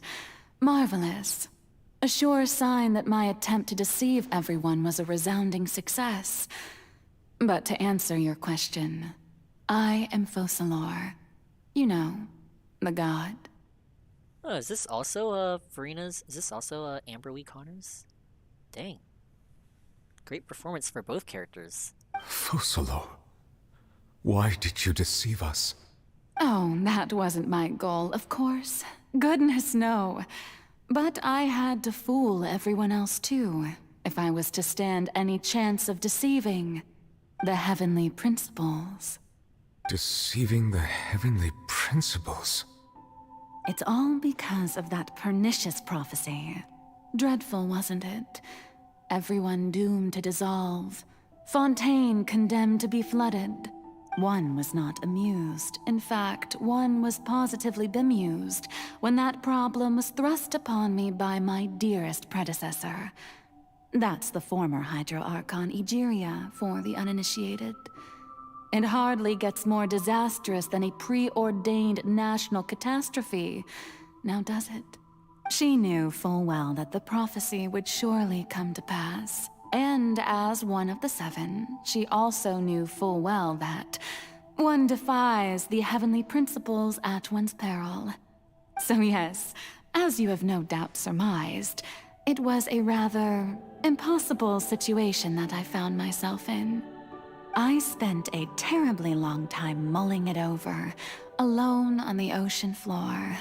And I was almost growing barnacles by the time I finally realized there was only one possible solution to this confounding conundrum. I had to outwit the heavenly principles, allow the prophecy to be fulfilled, ostensibly at least, while saving everyone at the same time. I'm a genius, I know. I can only assume that's why Egeria chose me as her successor. Although, looking back now, it was hardly the inheritance one dreams of. Between the task of saving the nation, the quotidian duties of the Hydro Archon, and not to mention the original sin of creating a new race of humans, I dare say she left me quite a colossal mess to clean up. Indeed. But one can only play the hand one is dealt. I did not choose this, any more than I chose to be one of her Oceanid familiars. Wait, so she's an Oceanid? So you were also once one of the Oceanids, transformed into a human by Egeria's hand? Yes, I was. I always dreamed of becoming human. And I still do, even now. In my eyes, to be human is to be part of the greatest opera ever known. Wait, that means that when we were speculating that Farina was an Oceanid, she actually was one, because like all humans are Oceanids, right? So actually, what does that mean, like aren't Oceanids supposed to live, like, for a really long time? So I guess when they get turned into humans, and then, like, if they get turned into humans and, like, someone, like, shoots a Fontanian, or, like, you know, or if a Fontanian dies of old age, like, what happens to them? Do they just decompose as humans? Turn into Oceanids after their death? Or do they just remain as humans, like, in their human form, and they just decompose? Sorry, little morbid thoughts I'm having here. And to that end, or sorry, not to that end, but also, like, how do Fontanians, like, how does that happen? Like, you know, like, if a Fontanian, so, like, obviously, like, 2 Fontanians aren't gonna be Oceanids, right? So if 2 Fontanians have a kid, right? I guess their blood would get transferred over to the offspring, so I guess that would make the offspring by default also susceptible to this dissolution. And now that I think about it, if a let's say Vache, right, who's a Snezhnayan, like, you know, in Veneer, let's say they got very lucky. They had actually they did have a kid, right? That's why they were coming up with baby names. But anyways, let's say Vache and Veneer had a kid, right? And, you know, Vache's like part Snezhnayan, he's full Snezhnayan, and Veneer's Fontanian. Would the resulting kid actually have more immunity to... Like, you'd think that, like, the resulting kid would have less primordial seawater in their veins, right? Hypothetically? Yeah, that's what I'm thinking. Like, what about a half Fontanian? I mean, obviously, like, you know, not everyone's gonna be, like, half Fontanian in, like, Tevat. But, like, would it be actually, now that I'm thinking about it, would it be possible for, like, you know, a Fontanian, right, to marry a non-Fontanian? They have a hybrid. Okay, that's a poor way to put it, but yeah. Someone who has, you know, both, mixed race is a better term than hybrid. But anyways. So let's say they have a child, like, that's mixed race, right? And then that kid goes on to marry someone else outside of Fontaine. One drop rule or something like that? Maybe. Like, 1 drop of seawater is all you need. It just, like, multiplies throughout your body. Your blood cells are infused with seawater or something like that. Maybe. Or maybe we're just thinking I think I'm thinking way too deep into this. And should probably continue on with the story. After becoming a god, I separated my divinity from my body and spirit, leaving behind only a self that was as naive and bewildered as my past self on her first day as a human being. The me you see before you now is that divinity. And the human counterpart I left behind, I named Farina. So, like, a shell, like, she just basically ejected herself from a shell. She could feel joy, sorrow, and everything in between. She could be as vain and conceited, or as meek and vulnerable as she wished. Actually, how does Farina know, like, does Farina know how she came into existence? Like, does she know, like, she would have to know her... I mean, obviously she knows her name, and, like, she introduces herself as such. Like, wouldn't it be weird for Farina to just, like, have come out of nowhere, basically? Her strengths were of a kind only a human could possess, as were her shortcomings. Maybe I should listen to the story quest first instead of asking questions. But in my eyes, Farina's humanity was what made her perfect. She was perfectly human in every way. The person I always wanted to be. Anyway, so then I cursed her. What? All part of the plan, of course. The plan to deceive the heavenly principles. That is a shockingly... I don't know, what do you call it? Blasé? That's a very blasé way to put it. Yeah, you know, she was perfect. Everything I want... That's like something a villain would say, like... She was like perfect, everything that I wanted to be, so then I cursed her, or something like that. Do you still remember the final scene of the prophecy?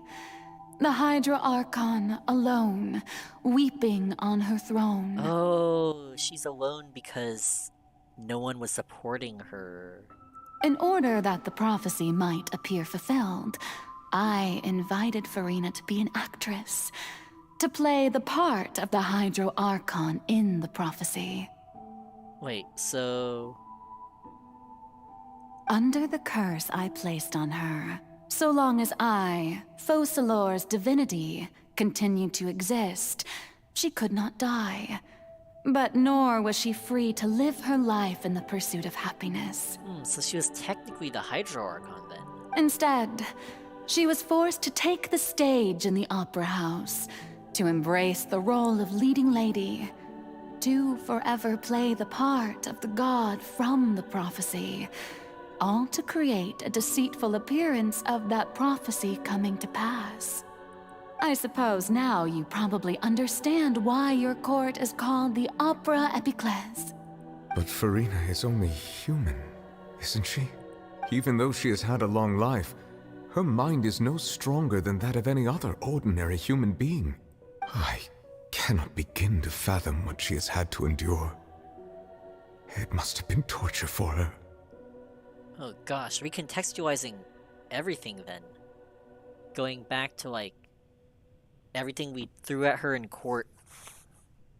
She was probably, like, supposed to be an actress, right? So, like, she was, yeah, used as a puppet. But the thing is, like, even a puppet is controlled by someone, right? Like, you know, even a puppet gets, like, instructions from someone. They just go with the flow. Like, she basically was on her own. I'm assuming, unless, like, Focalor was, like, you know, talking to her or something, like, she was basically on her own. Like, she was, like, given a task and she had to do that. No instructions or anything. That recontextualizes everything. Like, everything we threw at her, like, she was desperate not because, like, you know, not because she wanted to be, you know, save herself, but she wanted to protect the task that Focalor gave her. And then also her fear when Arlecchino was gonna kill her. Like, if she died, then, like, you know, then she would have also technically failed that task.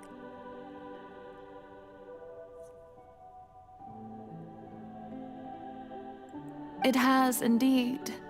And although she is, in a sense, me in human form, I most definitely owe her an apology for it. It's been 500 years. And all along, she's been playing her part in the most unimaginably long, unbearably lonely, and agonizingly painful opera of all time. And the whole time she was there, we didn't, like, pay attention to her at all.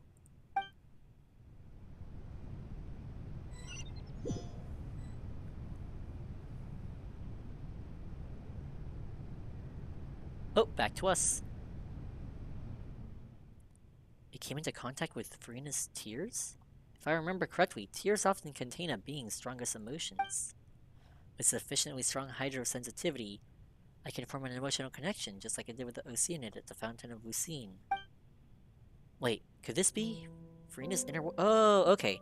So Nouvellette got sent somewhere, and we got sent somewhere, and I guess everyone else is just staring at us. Farina, what is she doing on stage? Wait a moment.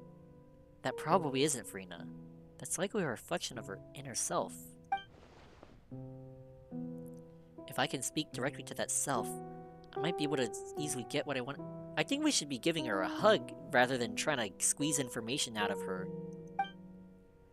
I came here for answers. Either way— oh my gosh, Traveler! Okay. Alright. Alright.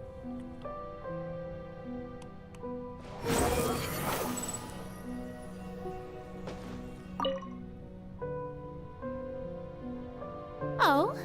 Who permitted you to come onto the stage? Now, I understand your admiration for my august self, but I must ask you to keep to the rules.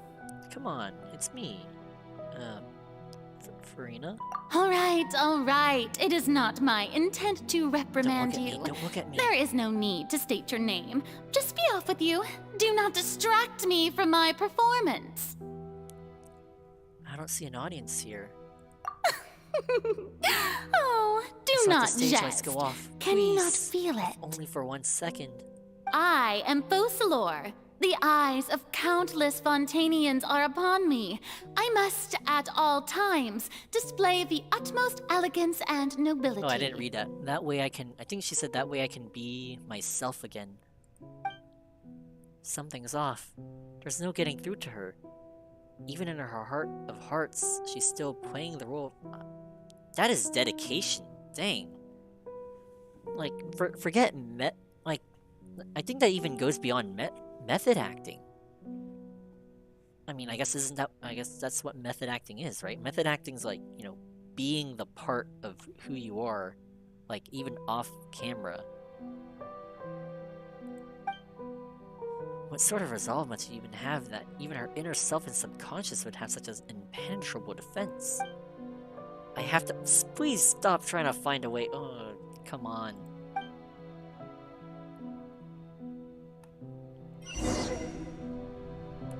Can you imagine, like, someone's, like, going through this, and, like, your reaction is just...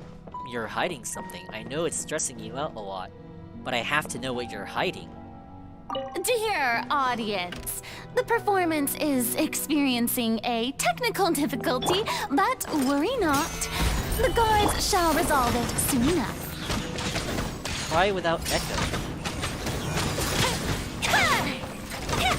Wait, what are we doing? Are we... I guess we're just beating up Farina's feelings. Alright, Farina, you know... Maybe it'll make you happy, you know? Like, you know, all your sad feelings, I'm gonna beat up your sadness. Hey, what gives? The audience is still watching me, you know. Guards! Wait, where are the guards? Guards! Silence without end. Time for a light show.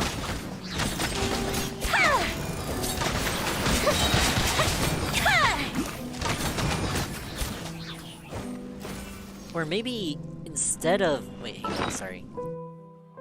Or maybe instead of defeating her sadness, we're actually defeating her defense mechanisms against... That's actually kind of worse now that I think about it. We're basically, like, defeating her defense mechanisms against, like, all this sadness and loneliness that she's feeling. Oh, no fight? I saw the spotlights turned off. In Farina's heart, they must have Oh, so we are helping her a little bit. It must have symbolized the eyes of the people.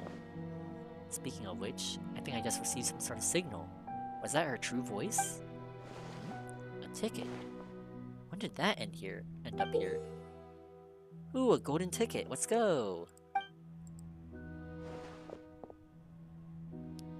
Invitation to sit? Alright. Either way, looks like the show is about to begin. In that case, show me how you truly feel, Farina. Scene 1. Before a mirror. Farina. Oh, day 1, maybe. Each scene maybe represents a day? Oh, we're playing as her. Come on, Farina. Walk faster. Walk faster.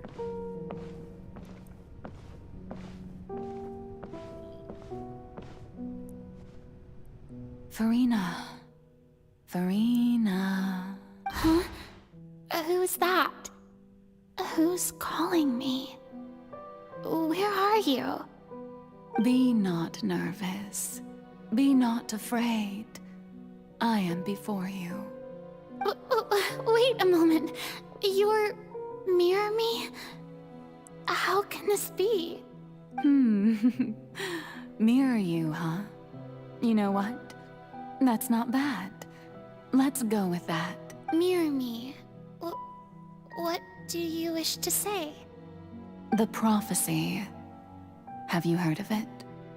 What prophecy? Wait. I know. I think...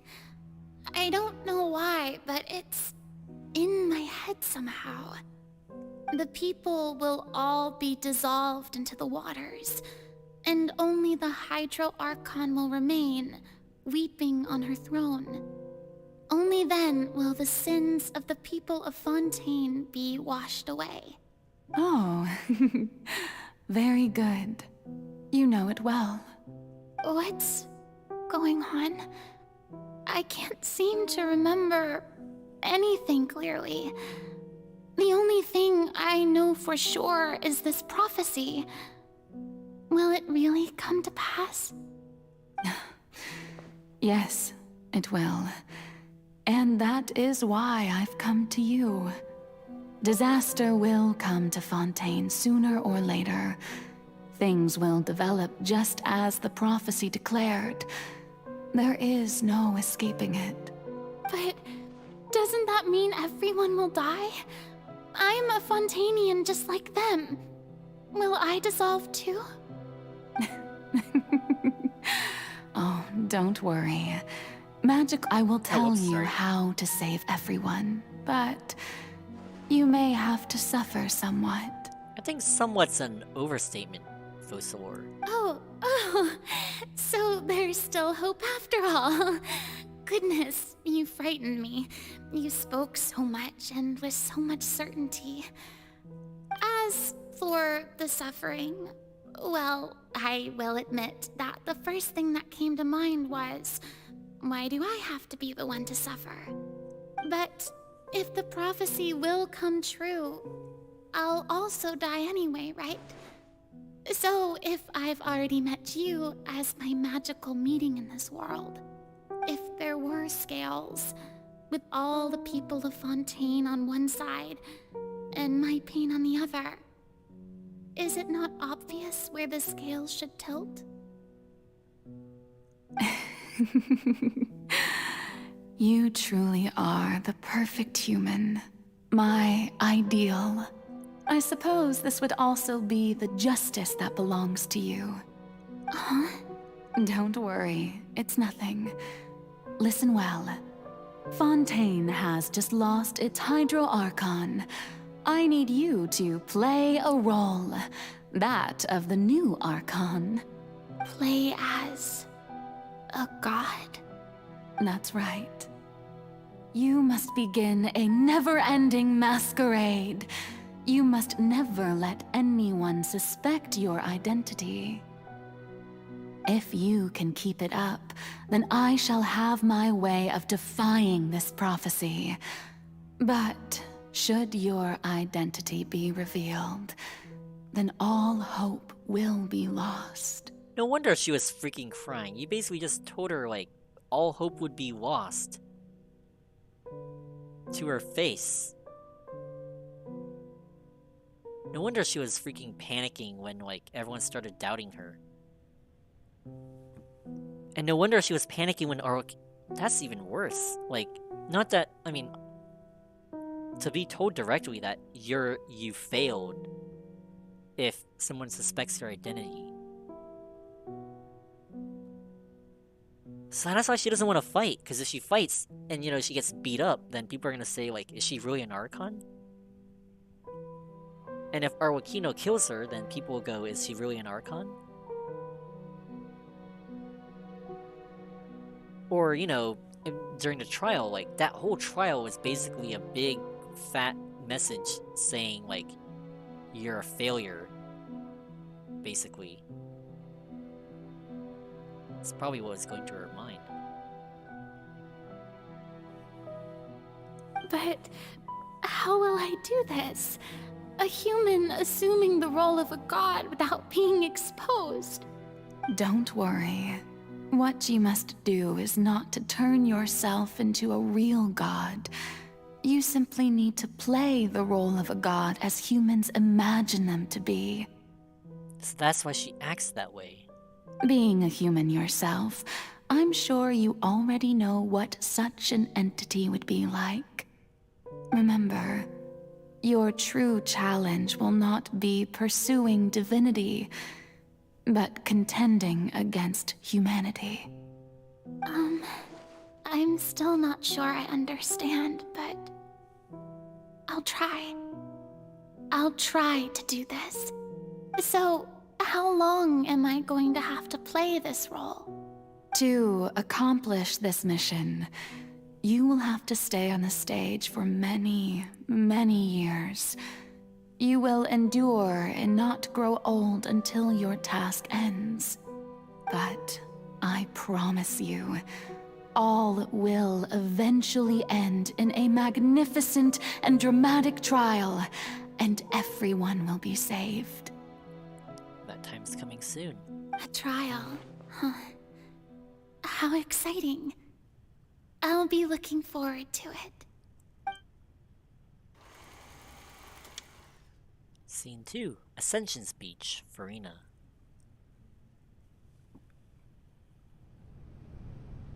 Sorry, before I continue on my question... Wait...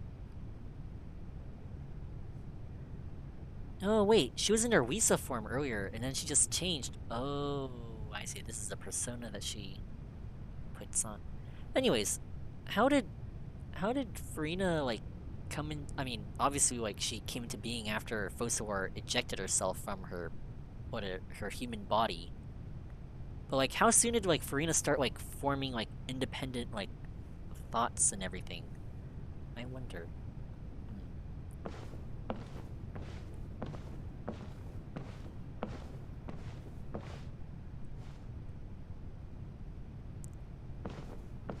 Time to ascend. Oh, I have to walk this way.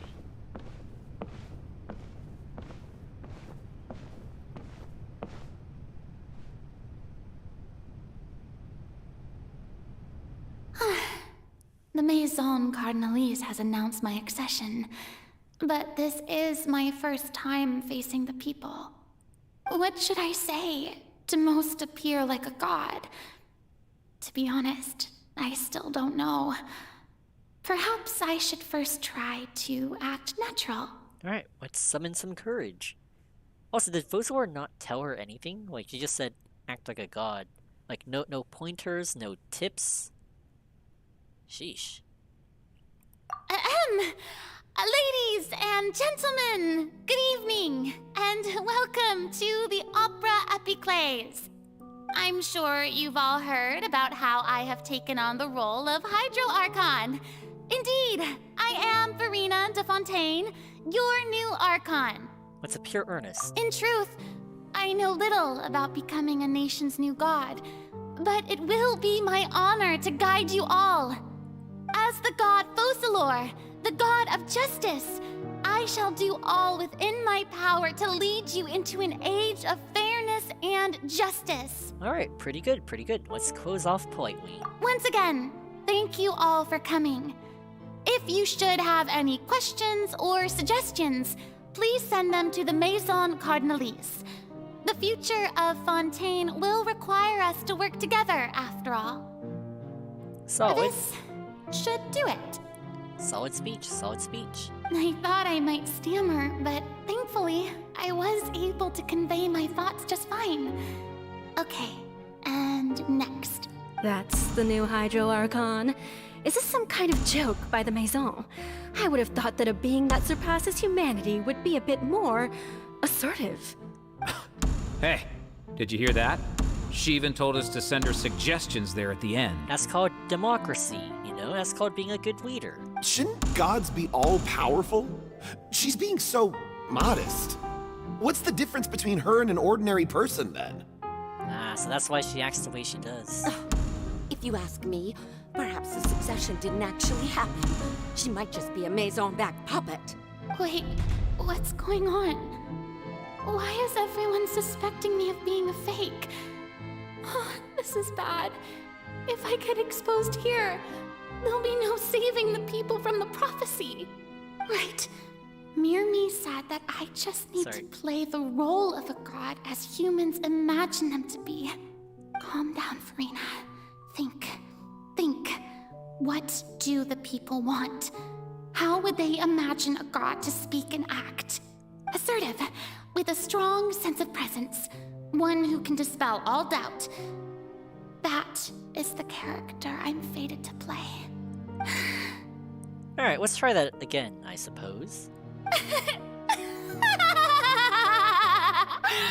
Oh, very good, my people. Only ones such as you are deserving of my rule.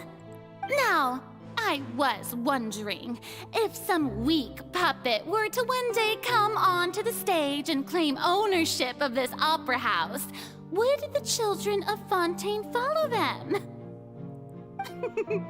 Well, it seems that you would all see right through them. Having passed my test, you are qualified to witness wondrous trials alongside my august self, here in this opera house. Wait, hang on. So, did this opera house always exist then? Like, because that's what, like during Ejiria's time? And also, if she made her ascension on day 2 after day 1, assuming this is like actually like an accurate representation of like how things went chronologically, then the day after Farina accepted this commission from Fusor, then she would have ascended like the day after, right? So how did this opera house become to be known as the opera house? Like, how did it get built? And also, like, the Oratrice, like, apparently Fosor built that. How did she build that in, like, less than a day? Unless, like, there was, like, a period of time in between, like, Ejiria's death and then, like, the ascension of Farina. So many unanswered questions. You may consider my previous act a door gift of sorts. I thought it was a debut that suited the atmosphere. Honestly, it's a miracle that she hasn't been exposed thus far, like for 500 years. Now then, let us be reintroduced. Ah, so that was just a performance. How could I have forgotten that we were inside an opera house? Her personality? It's quite shocking, to be honest, but I suppose it's a better look than before. These people are so gullible. Such a fascinating and bold deity. How wonderful! Our future may yet be bright after all. It seems I've turned them around. Best follow this flow and restart my accession speech. How did these people fall for it? That's my question. I mean, I guess it's good for Fontaine, good for Farina, but... dang.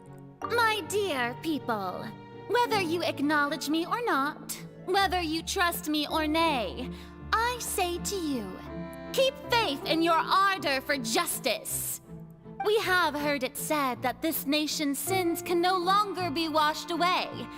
Well, I say that justice is most fragrant when it blooms amid sin. Alright, I wonder what happens if I appear earnest. No, this won't work. They'll suspect me again. I must play the role that they want me to play. Okay. Alright, fine. The Turn up the scales drama. of justice should not weigh heavy in the hands of its god. On one side, it must carry fairness and justice. And on the other, praise and applause. May law be the prayer on our lips. May judgment be our worship. Let us light the fires and drink to the future of Fontaine! Man, for someone who, you know, just got this commission, like, recently, she's a great actor. Alright, let's try closing point. No, okay, this won't okay, it's the work. same thing. Okay, okay. They'll Okay, suspect fine, me fine, again. fine. I must Alright, play the role that they want me to play. alright. Emphatically. There is no trouble in this world that justice cannot solve. All that is needed is for you, my people, to believe in it, heart and soul. So long as I, the Archon Fosalor, stand within the Opera Epiclese, so long as I stand before the Oratrice, I shall even judge the gods of this world! You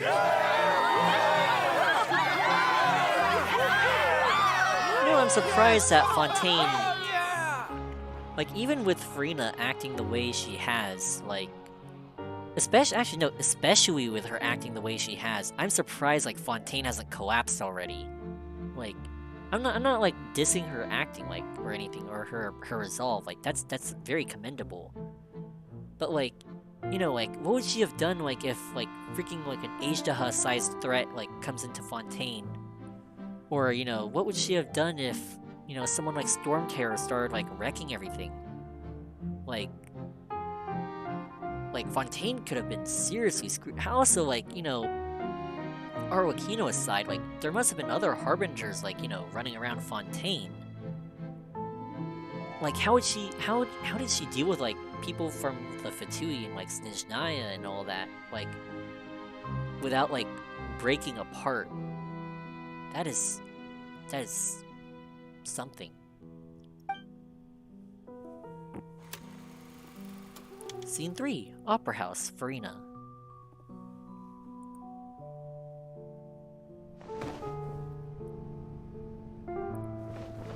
Ooh, we can run now. Yay, okay. Good stuff. Lady Farina, here are today's case reports, as well as a summary of the follow-up for your perusal. Come now. Was I not just at the Opera House in person? Leave these kinds of things to Neuvillette. Actually, this makes me wonder, how did Neuvillette get the job opening? Like, number one, I'm assuming either Farina or... Was it Farina or Fosawar who reached out to him? I'm assuming it was Fosawar, maybe. Or was it Farina? Who knows? And how... Man,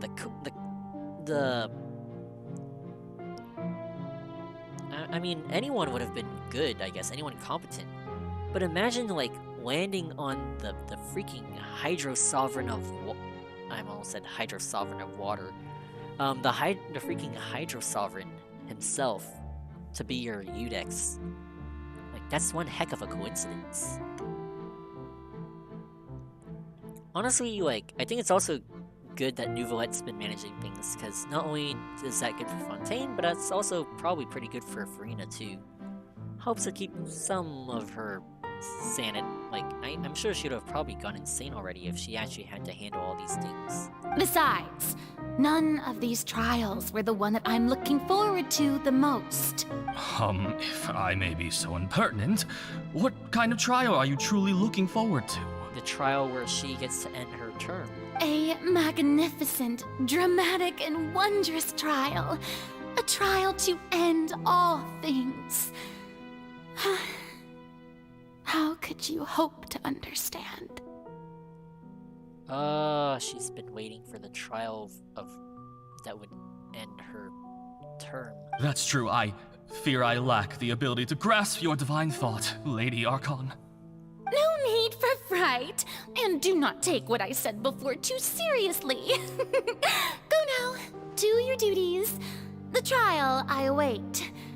It will come one day.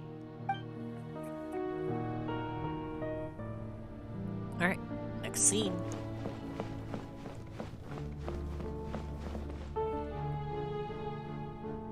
Lady Farina, I don't know what to say. Thank you for agreeing to see me. No need to thank me. Or rather, thank your own sense of perseverance instead. Long have you stood in line to meet me, have you not? Oh, I'm afraid that's just an inevitable consequence of my divine charm. All right, Deoteria, is it? How is your son's illness? You remembered me, and you knew of my family, too. He is doing much better now. In fact, he is far more of an ardent believer than I. He was the one who forced me to seek an audience with you, and to bring your words back to him. Oh, good. Very good. If this should happen again in the future, please do not hesitate to come and tell me. Going down to citizens' homes every so often, while not usual practice, should serve as a fine change of pace. Wait, did she make that guy feel better? How is she able to do that? Oh, you're such a gentle and wise god. Thank you once again, on behalf of my son. And the next act.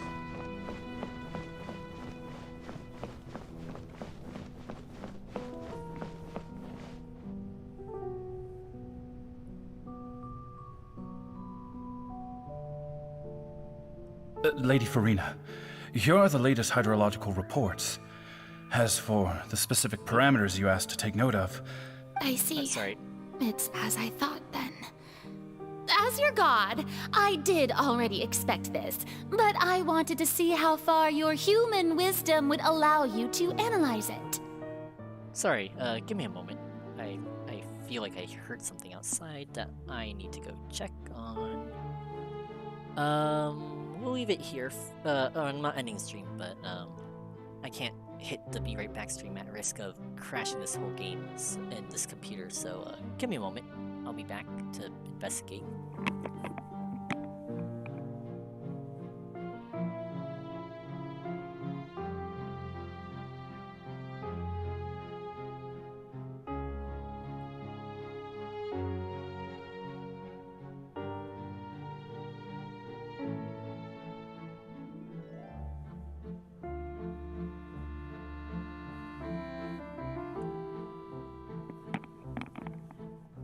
Alright, sorry about that.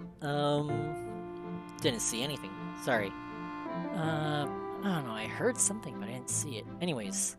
All manner of signs indicate that the prophecy will still come to pass. Forget it. That's not something you need to worry about right now. Well, as I understand it, the Fontaine Research Institute is also trying to find a way to counter the rising water levels. Really? Have they found anything?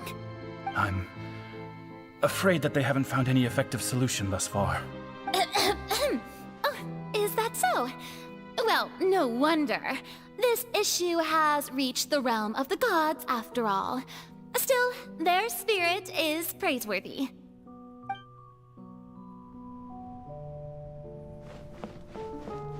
Oh, so that must have been when she was trying to find a solution. The day is finally over. I haven't had a moment to breathe this whole time. Wait, so when Arokino was asking her about it, why didn't she cite that research? Like, she has research. Why didn't she cite it? But it's good to see that everything's getting on track. There are no longer any voices of suspicion. Maybe this is fine. I just need to keep going, and everyone will be saved. Alright, Farina, don't think too hard about this. You need rest. Tomorrow's a new day. Oh, that's true. Arokino, yeah, to be fair, Arokino did try to kill her. No, actually, I was wondering, like, if she didn't recognize Arokino because she disguised herself, but given her fear, she probably did recognize that Arokino was the one who tried to kill her. Scene 4, Opera House. Oh, she definitely did know? Lady Farina, here are the new trial reports for the latest cases, as well as a summary of the follow-up. There'll be no need for that. I've seen them already. There's no need to go back over scenes I've witnessed in person before. Lady Farina, I've waited so long for this chance to see you in this manner. That's why she was so insistent having Nouveau join her. Yeah, I surmised that part. Before, like, knowing this whole thing was a sham, but... Yeah, if Arokino killed her, that's game over. That's probably why she was so panicked about it, too. Indeed, my dear, loyal citizen. This joyous moment is an honor for us both. It's kind of sad, actually, thinking about it, like, when she was, like, crying and stuff, like, it's kind of sad that she can't even, like, cry over, like, the fact that, like, you know, she almost lost her wife on a personal level, but, like, you know, if it's not making sense, but, like, not only is, like, does she have to worry about her losing her wife on a personal level, like, you know, because, like, you're dead, but also, like, you know, if you lose your wife, then, like, people are gonna realize that, hey, this person dies and bleeds like a real human. It's just a normal human. Yeah, that's why she lost her mind and live if you found her guilty in the court scene. Yeah, yeah. Like, yeah, basically it was a big neon sign saying you're a failure. Like, everything you did was for nothing. Also, to keep this up for 500 years, 500 times 365 is like... Give me a moment, I'm gonna calculate this. Hang on. 500 times 365. 182,500. 182,500 days. Yeah, or 100...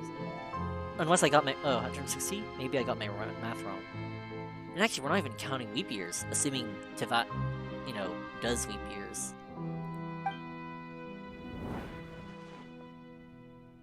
Lady Farina, we're detecting significant hydrological anomalies near Poisson. Understood. Keep monitoring. Keep me informed should anything come up at the Institute. Closer to around 180,000? Ah, okay. But still, dang.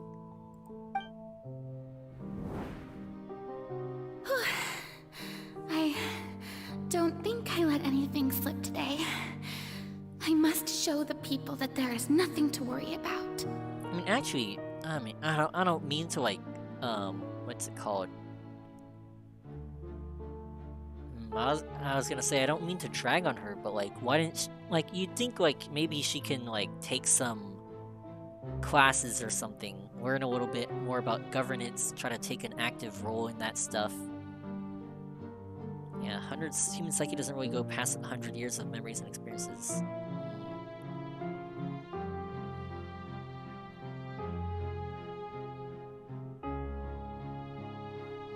Yeah, anyways, I was gonna ask, like, why she hasn't, what's it called? I mean, I think it's less that, like, the human psyche doesn't go past 100 years, and more like, the human psyche can't handle acting for over 100. I mean, let alone, like, acting for, like, you know, an entire year. That would probably take a toll on someone. Honestly, I was gonna ask, like, why she didn't, like, play an active role in, like, governance, or, like, you know, ask someone, like, how can I lead? But I guess if you ask someone, how can you lead, then they ask, like, are you really an Archon, or whatever? Maybe she's just paranoid about that. I guess that's, like, the real tragedy, too. Like, I don't think Nouvelette would have, like, doubted her or anything. Like, if she asked, like, Nouvelette, hey, you know, like, I'd like to learn a little more about, you know, I don't know, international politics, how to handle talking with diplomats or something like that. Like, you know, or maybe, hey, Nouvelette, can I see the stuff that you're doing? Can I try, you know, doing some of it? I mean, I'm sure he would have been more than happy to teach her, but... Yeah, well, that's true. She can't get close to anyone. Yeah, because then people are gonna find out. I mean, a part of me wonders, like, if there maybe was a sliver of a chance that, like, someone like Nouvelette would have, like, you know, still believed that she was... I don't think he ever doubted until, like, you know, like, the court case and everything. Until, like, you know, she starts hiding these secrets. But, yeah. I just don't know when these days will end. I feel utterly exhausted. Best to rest early today, too.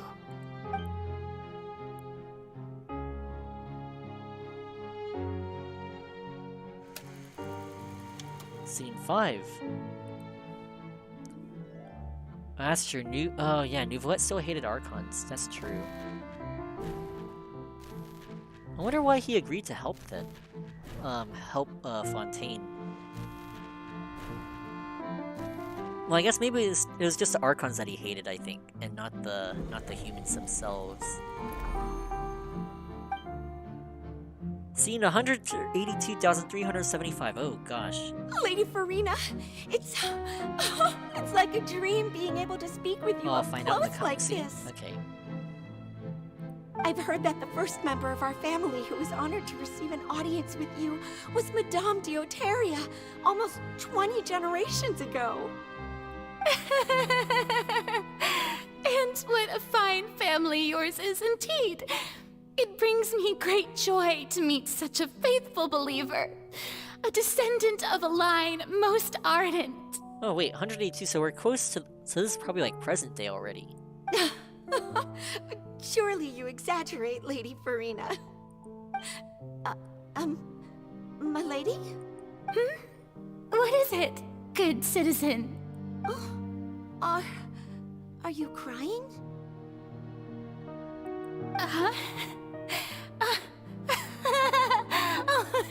Really now?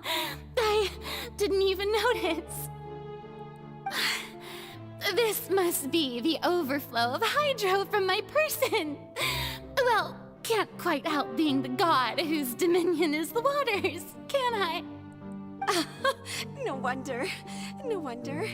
A manifestation of your power, then.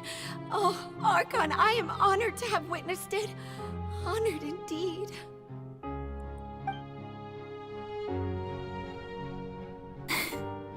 So interminable. So lonely. Just how much longer? Hundreds of years must have passed by now.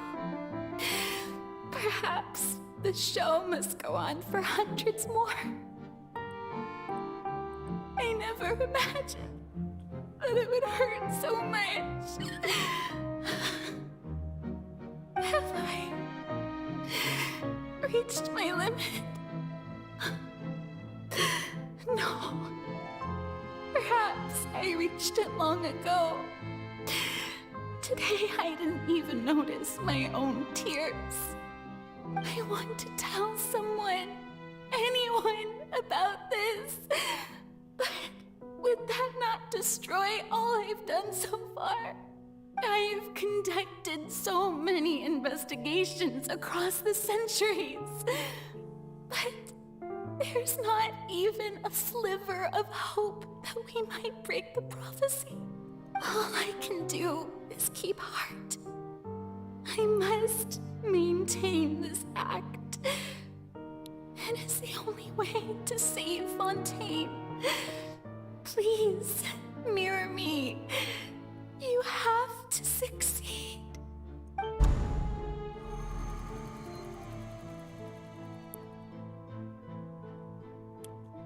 182, 376.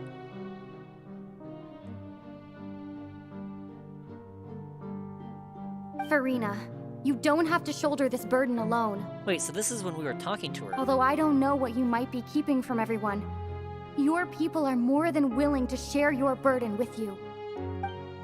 That's my voice? Is this the scene from when we were in that giant magic box?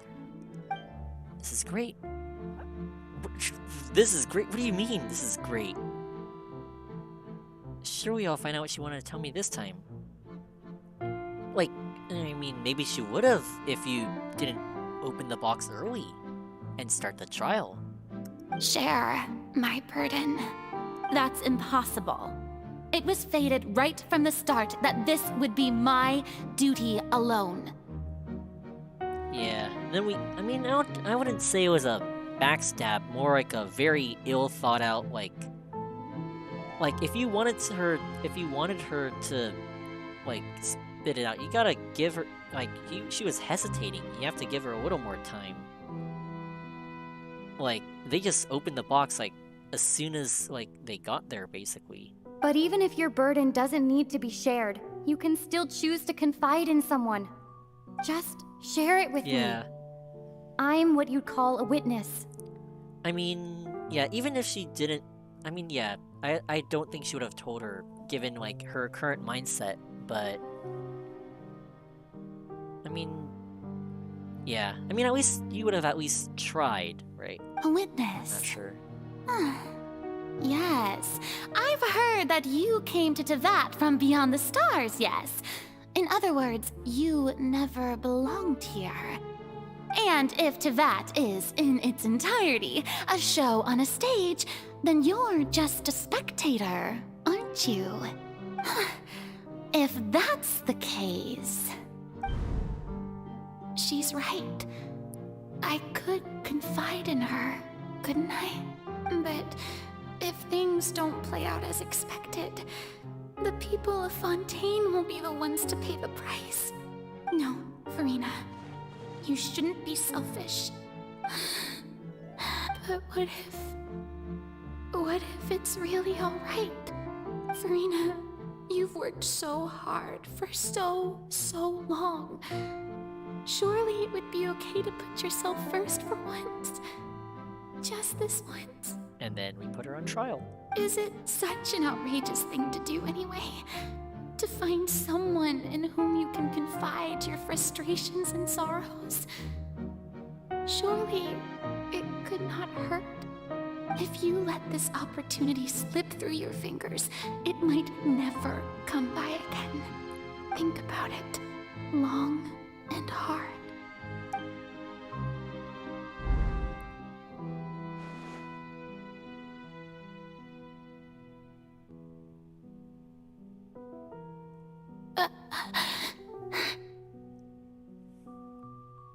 No, I have nothing to say. I am Farina, the Archon of Fontaine. Everything will surely get better. All you need to do, dear spectator, is to witness my performance until the curtains fall.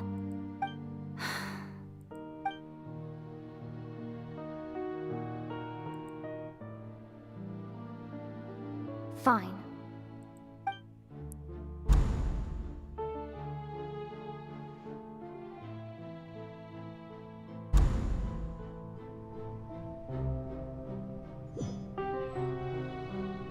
So even Farina doesn't know the truth?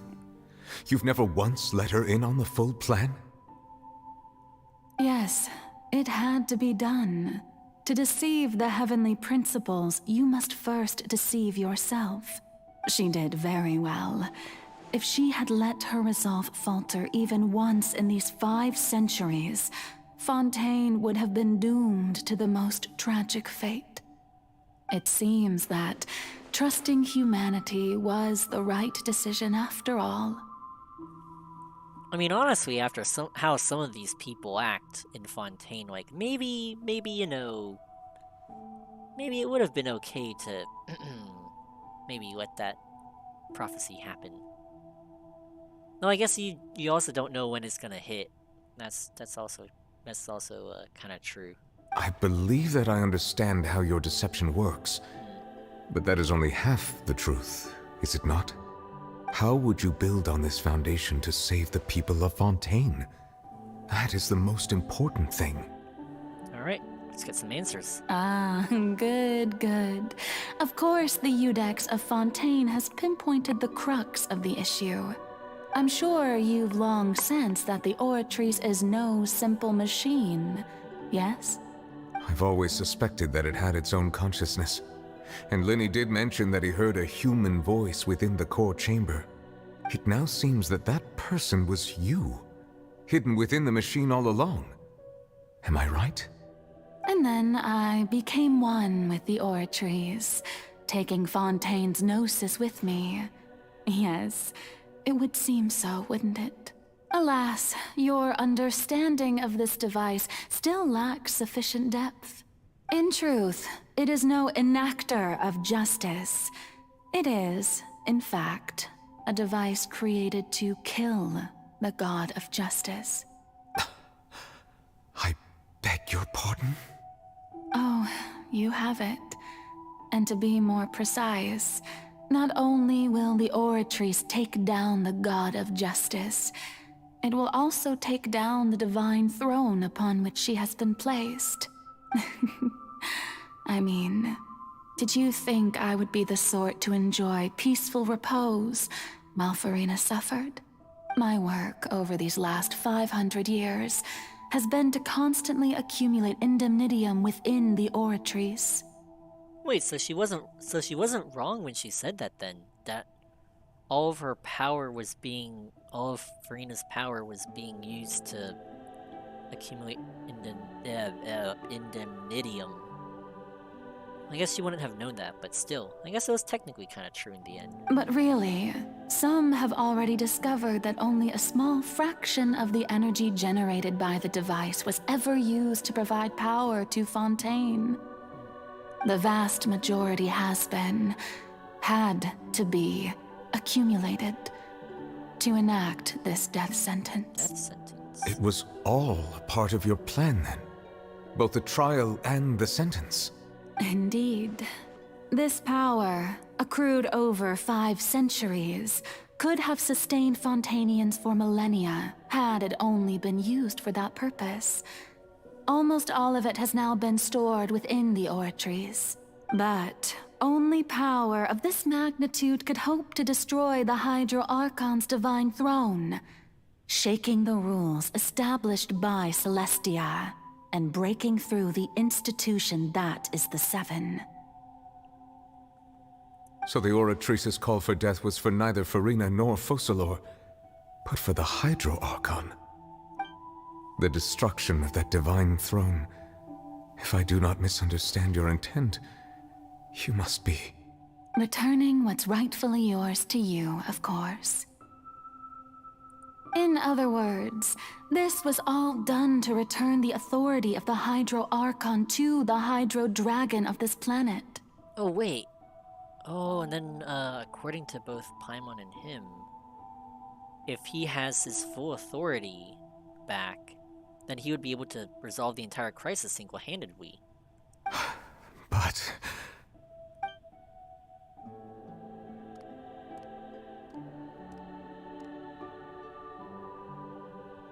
Oh, what? Getting sad again, are we? The authority of the ancient dragons shall soon be yours once more, O Hydro Dragon Sovereign. And this is the face you make.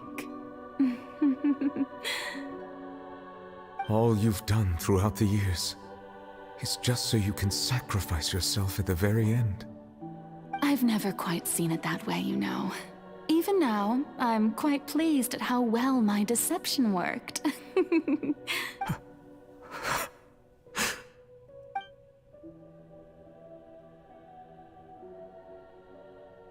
Hydro Dragon,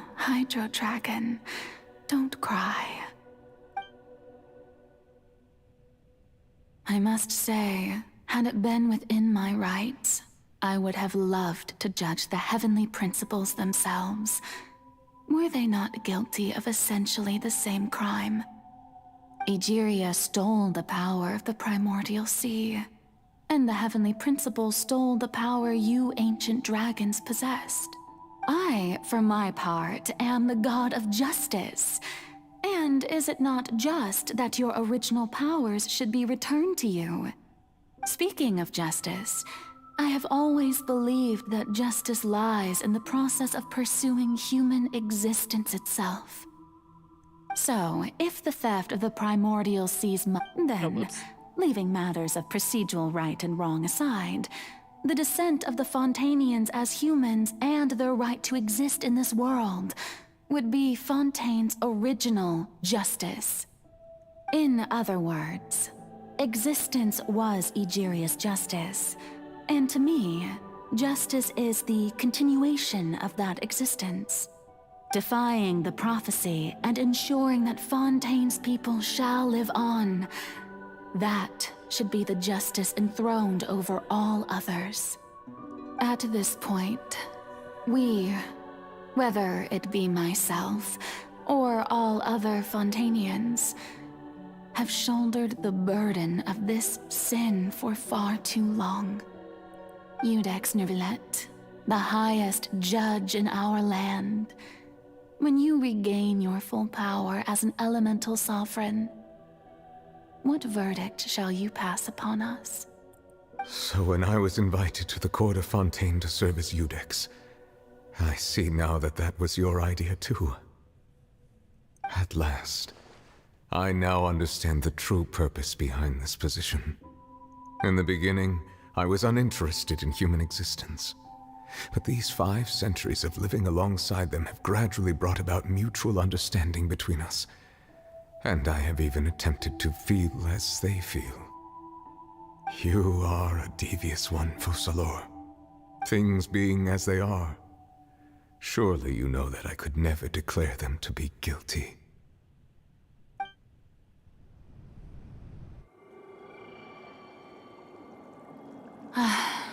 The hour of my execution is almost here. For the sinner, the curtain call has come. I know I may not sound it, but faced with death, I find myself a little afraid. Perhaps this is one thing both gods and humans have in common.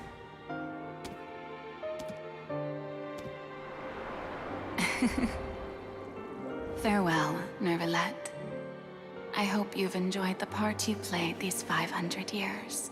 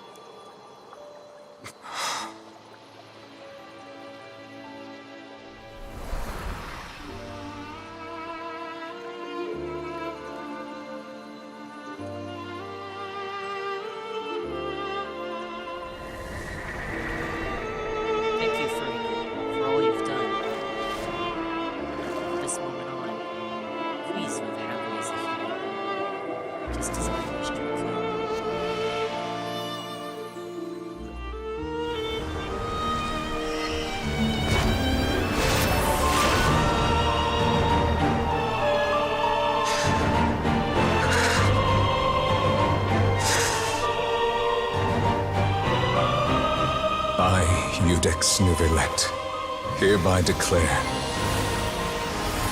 people of Fontaine, your sins are forgiven.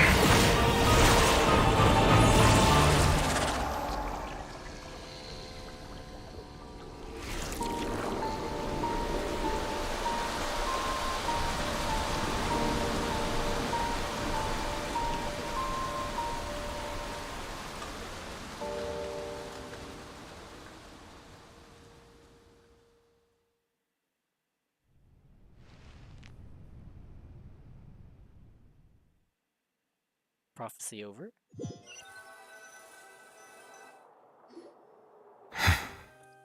Wait, hang on. Sorry.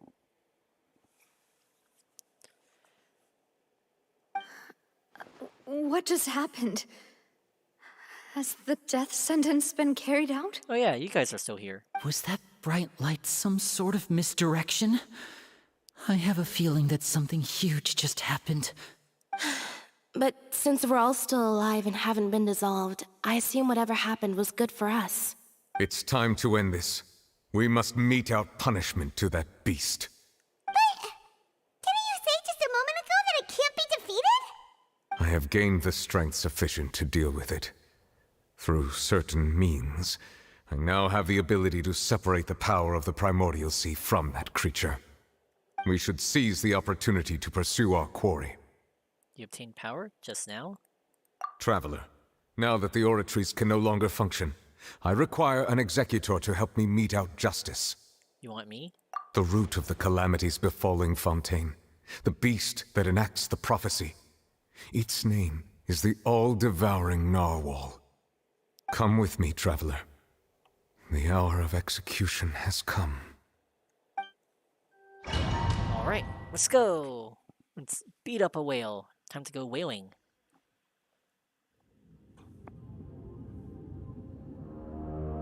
There it is.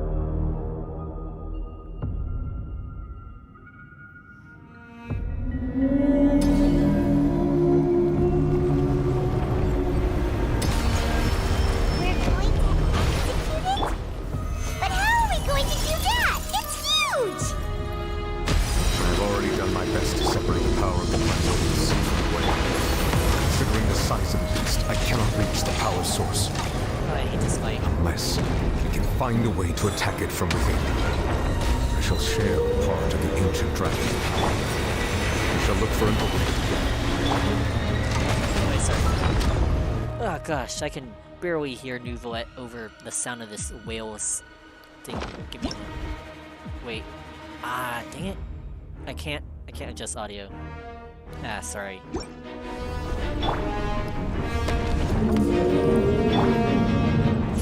can feel the sorrow turning into hostility.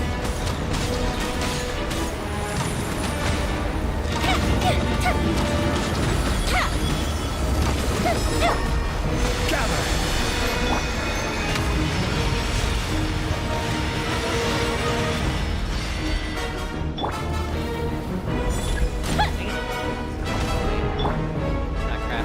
Stabilize! Let's try to get Fire hazard! The all-devouring narwhal cannot resist its instinct to devour. Continue to trigger its hostility. Chance will present itself.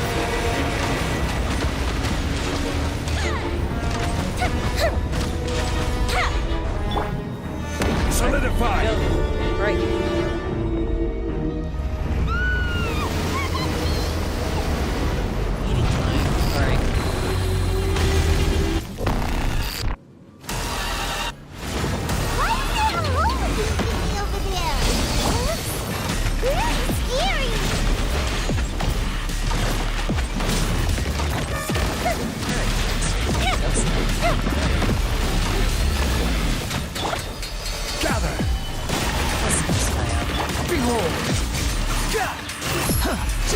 I have granted you my protection.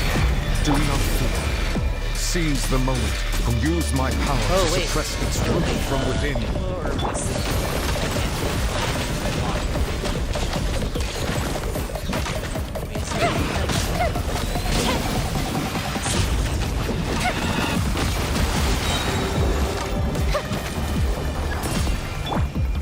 Stabilize! Fuse is lit!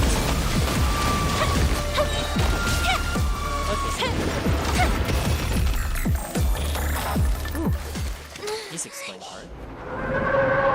Oh, that was it.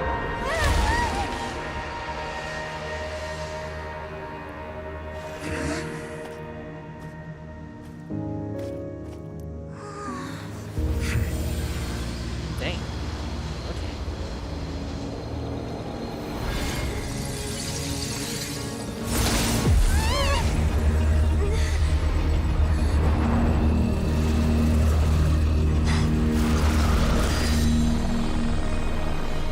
Oh, hey, it's Skirt. Child. Oh.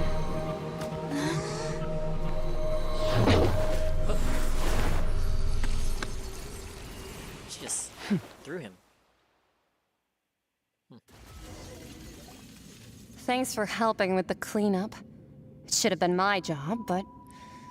oh well. It was just supposed to be a short private training session for me. I didn't think that my disciple and my master's pet would start brawling in the meantime. Pet? Eat the child indeed. Pet? Well, actually, I had a feeling that it would happen at some point, but they bumped into one another earlier than I thought. What a blunder. I suppose I'll have to swing my sword 3 million times as penance. And I suppose we're not going to be seeing Child again. Dang, he really got dirty in this quest. Like, we saw him show up for, like... we maybe, like, had some dialogue with him, like, one time earlier in Act 1. And then he gets put on trial, and then he gets arrested. And then he has to fight a whale for, like, 45 days, and then gets yeeted through a portal. Dang. Rough. Oh, and come to think of it, we never gave him his vision back either. Your master's pet? That power. Who are you exactly? Paimon has an idea. From what she said earlier, she must be Child's master. Skirk, right? It's just that he gave us the impression that she was the less talkative person. I simply did not have anything to say to the weak.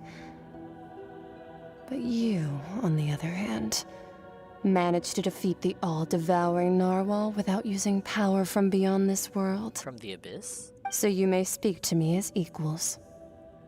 Actually, what kind of person would take the all-devouring narwhal as a pet? I have to agree.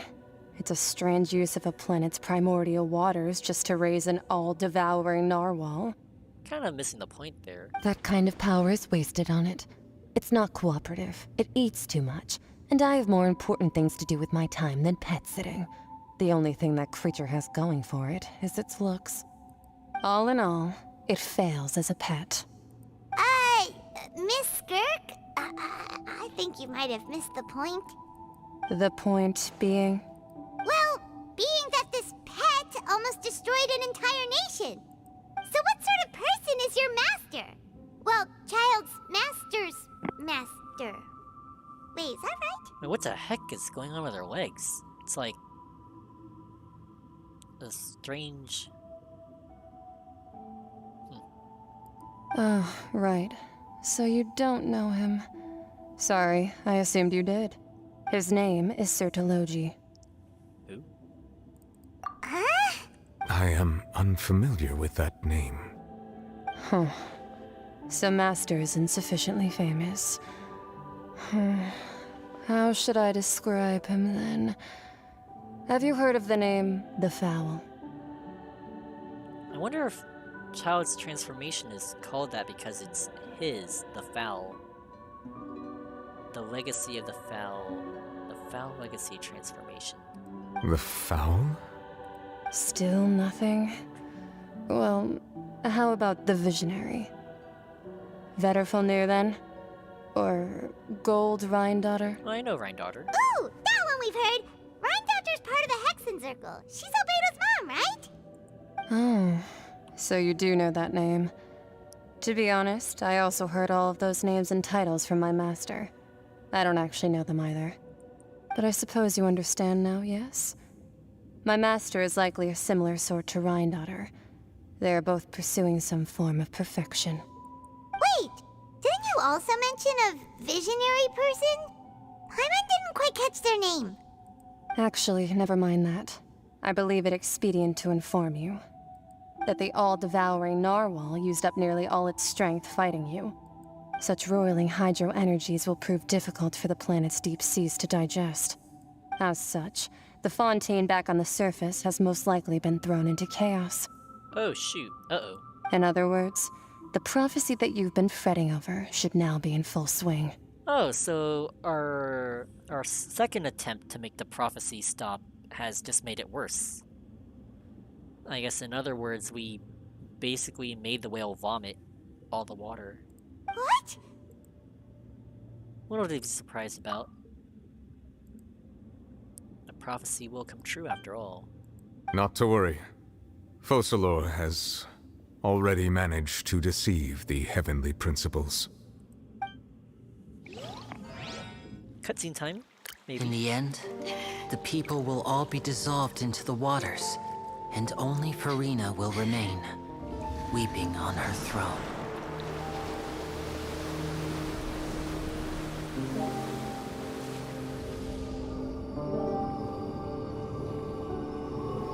Only then will the sins of the people of Fontaine be washed away.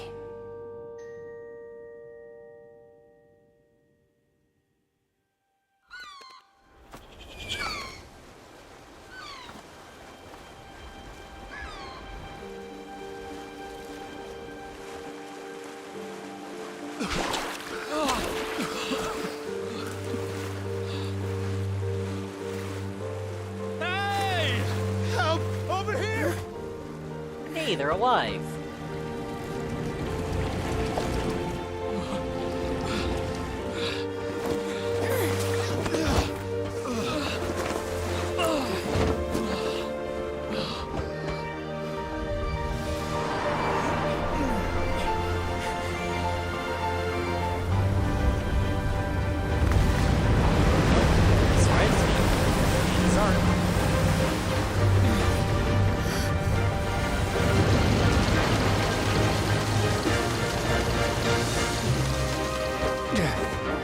All hands, initiate emergency rescue!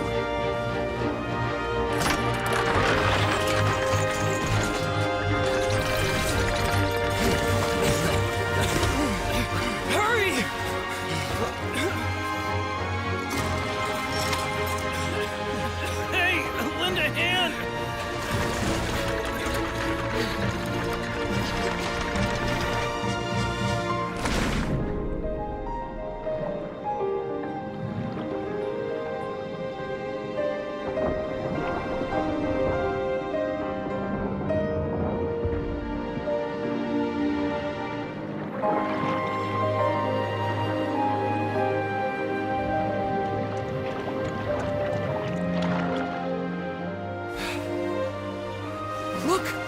water's receding!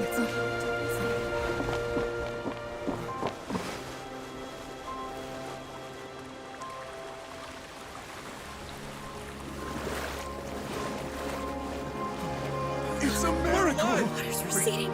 We didn't dissolve. The prophecy was wrong. The prophecy was wrong.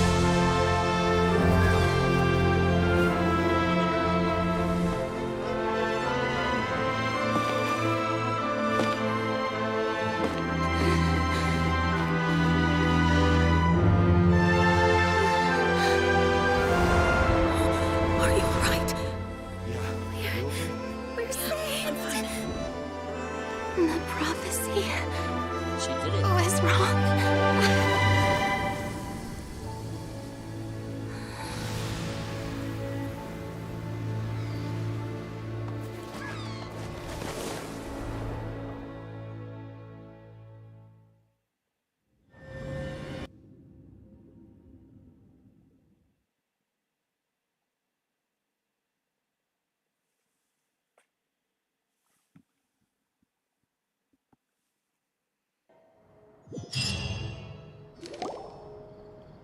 The soil renewed. The Spina attacks post-disaster rebuilding. I recently visited Poisson to meet with Miss Navia, spokesperson of the Spina, and we spoke about Poisson's present and future. Old soil can still give birth to new bloom, Miss Navia stated. Hope is like seeing a small cookie when you're starving late at night. You just need a little of it. Skyship Winglet, lunar brain of the Fontaine Research Institute. The various disputes that have arisen on account of Mr. Edwin have suddenly become a shield over the Institute, with Jurier turning out to be a once overlooked hidden gem. People always call the first researcher mad, but few know what to call the second. And should that latter person achieve a miracle, they would find it all the harder to find a word with which to classify him and his team. Wow! Paimon barely recognizes the people in the reports. Are those really Jurier and Navia? They sound like real big shots. They might have been real big shots from the start, and we just didn't meet them in that capacity. What do you think? Pretty enthralling, huh? The Steambird's idea was pretty simple. With the disaster just having passed, we would print a free edition packed to the margins with good news to calm people down. The value for these big scoops lies in their inevitable follow-ups. We'll publish further reports and go into the stories behind those people. Edwin's assistant, Jurier, created a true flying ship, while Navia is leading people in the reconstruction of their home. I'm sure that these stories could draw even your well-traveled eye. Paimon's curious too! Wait a minute. Didn't we watch everything happen from start to finish? What's there to be curious about? And that's exactly why I'd like you to come conduct interviews with me. You're the best incubators of news, if you haven't noticed. And also, with you around, I'm sure I'll get to see that Duke. Are you sure? Hasn't he turned you down several times already? Oh, this time will be different. Come on, let's head to Poisson first, and then make a trip to the fortress. There are some things you'll only know when you get there.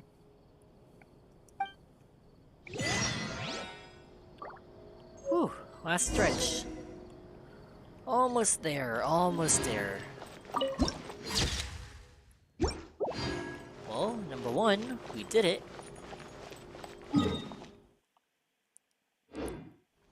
Prophecy's over. Conflict resolved. All that's left now is probably to just talk to everyone, and... yeah. We'll probably finish up the epilogue, talk to everyone, and then wrap things up.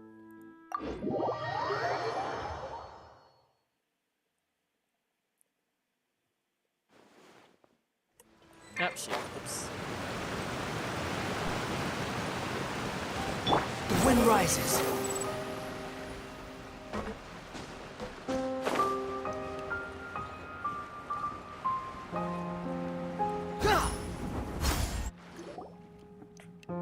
Navia! Oh, that's a Fatui guy. Oh, it's you. What brings you all here? Hey, we're just having a look around. I'm here to update myself on how things are going here. Oh, the Fatui are here too. let me introduce you. This is Mr. Garunt Snezhevich. He represented the Knave in sending us a large amount of supplies, and is helping with our work. Our residents are hard at work as well. Thanks to everyone, work is progressing nicely. We've lost a lot of people, but we're moving forward. That will have to be enough. Hello, Miss Charlotte. I'm a big fan of yours. I especially like that article you wrote last year about Fontaine's stray cats. But if you don't mind, could you not emphasize our role too much in your report? It's not charity we're doing here. We just happen to share the same interests as the Spina. I get where you're coming from. I'll keep it as simple as possible. Or would you be willing to feature as friendly neighbors? That would be fine. Thanks. Oh, you're back too. How are things? We finished laying down the construction materials. It'll be another hour before the workers are able to go over there. Huh? You're here too, Clorinde? Well, her reputation's greatly risen after that whole duel business with Miss Farina. So she's here in Poisson to wait out the heat. All right. She really came here to help me out. There's too much to consider in the reconstruction of Poisson. The Spina has need of more decision-makers. And, well, I do already happen to be connected to Mr. Callis. Oh, wait just a moment. Do you mind me asking a few questions? You know, about how you felt before the duel, about what it was like facing down a god. There's lots of exciting material there, I bet. Forget it. I'm sure you can find a better theme than that, Miss Charlotte. Kind of in poor taste, if you think about it. Like, I mean, it wasn't even a duel, it's just like kind of pointing a sword at Farina, who we've established is not the Hydro Archon. I see you're the same as always. Couldn't you do me a favor, for Navia's sake? Well, if we're talking about doing things for my sake, you might as well just take a few more photos of me. Or of the Traveler. It's better than wasting time persuading Clorinde, at any rate. Of course I will. I'm not gonna let her off that easy. All right, then everyone who wants to be in the photo, gather up. And smile.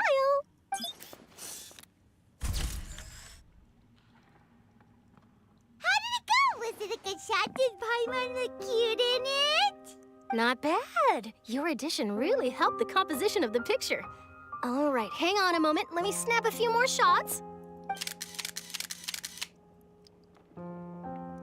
All right, that should do it. I'll be back here later anyway, so let's call it a day. You're very quick. Speed is of the essence when it comes to the news, and freshness is the key. Also, not to brag, but I'm pretty good at building connections. Who knows? I might eventually get that interview with you after all, Miss Clorinde. Wow, you really do have that never say die spirit. I'm impressed. I'll hazard a guess that this is how you got that interview at the Fortress of Meripede. You already knew she was going? Whoa, you're well informed. Let me make a guess too. I asked Sijuin, who told Monsieur Nervillet, and he told you, right? That's a very complete information chain. In truth, all Monsieur Neuvillette asked me was, when did the fortress become so friendly towards the media? I told him that it was best not to speak too soon. There's no guarantee that Ridesley will make a personal appearance. You're right. I've got to treasure every moment I have with them. In which case, I'll be making a move first. Stay safe now. And tell me if you hear anything interesting. I'll treat you to afternoon tea in exchange. Alright, we'll look at the dialogue. You seem curious about the fortress. Of course. That Ridesley. I still remember going down to the fortress to grill him for information on my father's case. Boy, did he take me for a ride. Without telling me anything, of course. But he did invite you to tea, didn't he? Of course he did. 2 large pots of it, in fact. It was good tea, though. I have to agree. The tea there is very good. Speaking of that, would you like to have some today? I mean, you've got time, right? Well, I'd be partial to some shortbread. Wow, it's like we've got a menu or something. Sure. Good. What flavor of biscuits would you like, Mr. Snezhevich? Me? I'm fine with anything. But I would prefer chocolate, should you have it. All right. Leave it to me. I'll go over the newly arrived supplies with you later, Mr. Snezhevich. We should be able to finish the preparatory work today. That works great for me. Huh. Is it just me, or did you get a new lipstick? Oh, the one that Sijun gave her. I did. It was a gift from Sijun. Want to give it a try? I think the color would suit you, too. Alright, next stop on our epilogue party, on our roundabout. How are things going? Oh, fortress, okay. Next stop. Gotta make sure that this is the correct area. Yep.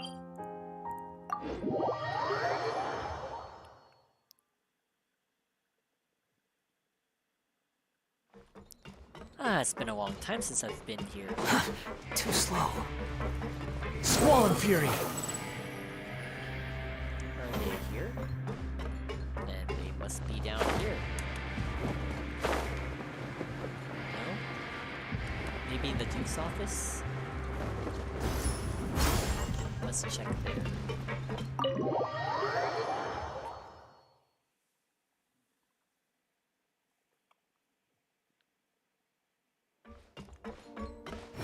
Upon the gale. Wait, is he not here? Dang it. Dang it, where is he? Maybe he's here. I don't think he would be at the production zone, though.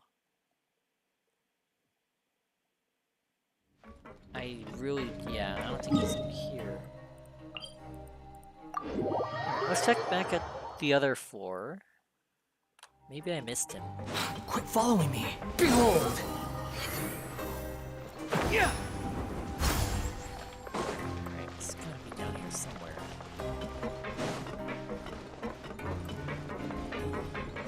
Ah, there we go. Wow, guess we're here again, huh? There's a real nostalgic feeling to this place. Looks like you've been missing us. Duke! Did you come all the way to the entrance to greet us? Of course. I'm here to welcome you and our dear Miss Charlotte, whom our good head nurse recommended to me. It's an honor to finally meet the much-rumored Duke. Thank you for consenting to my visit to the fortress, sir. No need to thank me. But that said, I shouldn't be the focus of your interview. I trust you recall our agreement? Of course, of course. All right then, this way.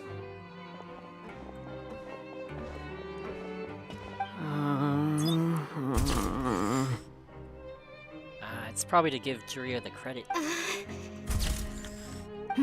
Hey, no need to be so nervous. I've already taken all the photos we need. Miss Charlotte, do these pictures really need to be published on the cover of the Steambird?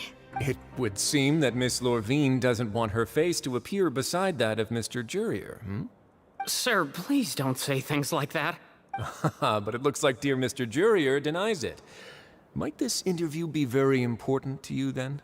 No, I just... This is my first time being interviewed, and I'm very thankful to the Steambird for... Now, I might not look it, but I actually did meet Mr. Edwin once. And I'll be honest, I enjoyed chatting with you more. You've definitely got more of that genius vibe going on. The boat that brought about a miracle, the ark that saved the people. Why, you recreated a myth back there, like an emissary of legend. Still, if I might ask, where's that flying ship now? Huh! Looks like Charlotte's trying to get herself another exclusive scoop.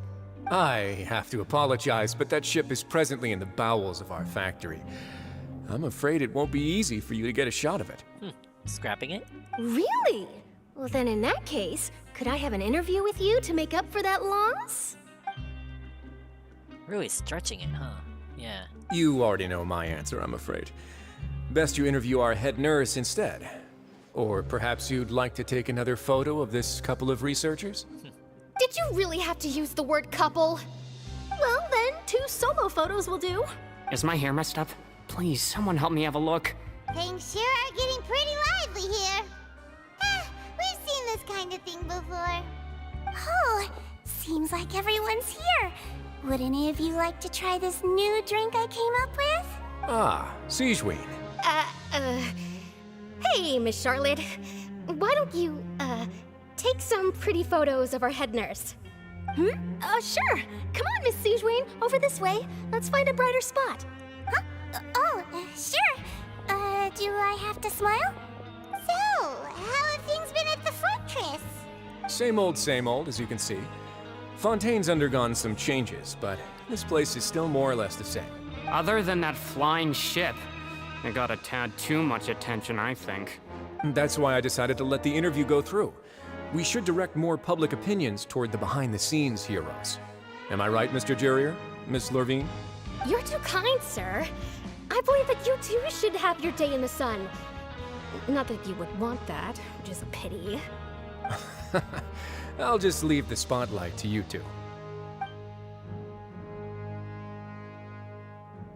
I see. Lots of things happened that day, huh?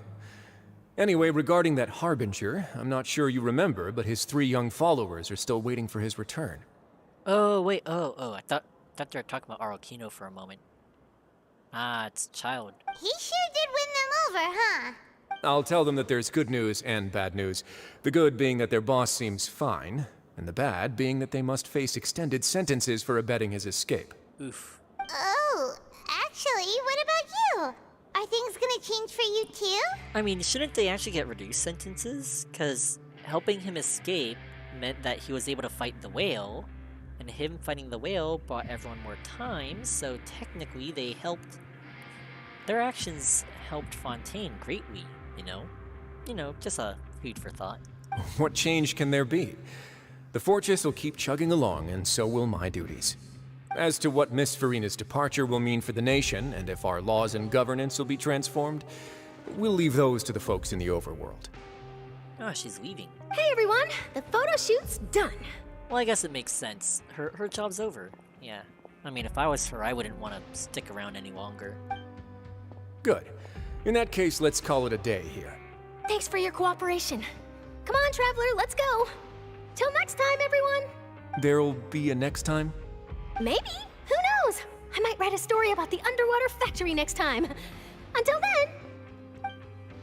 All right. Last stop, the docks. You know, I'd love to see you in one of Charlotte's photo shoots one day. Is that really necessary? Our line of work doesn't really require much photographing. It's precisely because we don't need the picture that they'll have value as keepsakes. You don't really look all that opposed to the idea, you know. Maybe I'm just happy that I managed to once again avoid the spotlight. I think this interview went well either way. Yes, you successfully kept prying eyes away by using Mr. Jurrier and Miss Lorvine as shields. Very good. You should be happy for them. They have a bright future ahead of them. I wonder if they're still... The wind rises. Nope, there they are. Here are the interview notes. They mentioned that the flying ship may have many uses in the future, and the journalist asked me what I thought of them. Seriously, how would I know anything about that? Flight is just flight. Whether people want to use a flying ship to broadcast good news or organize weddings is none of my beeswax. A wedding? Huh. Why are you looking at me like that? So the flying ship can be used for weddings? I didn't say that. That journalist mentioned it, and what does that have to do with us anyway? True. What does that have to do with us? Very suspicious. Anyways, alright. Time to get out of here, and keep moving along. Where are the docks? The docks. Oh, all the way, back here. At the very beginning. Where it all started.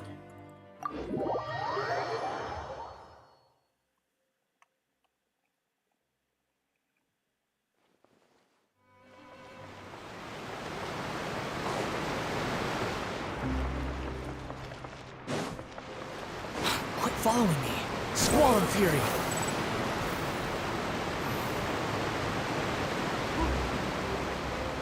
Let's hope I can time this right.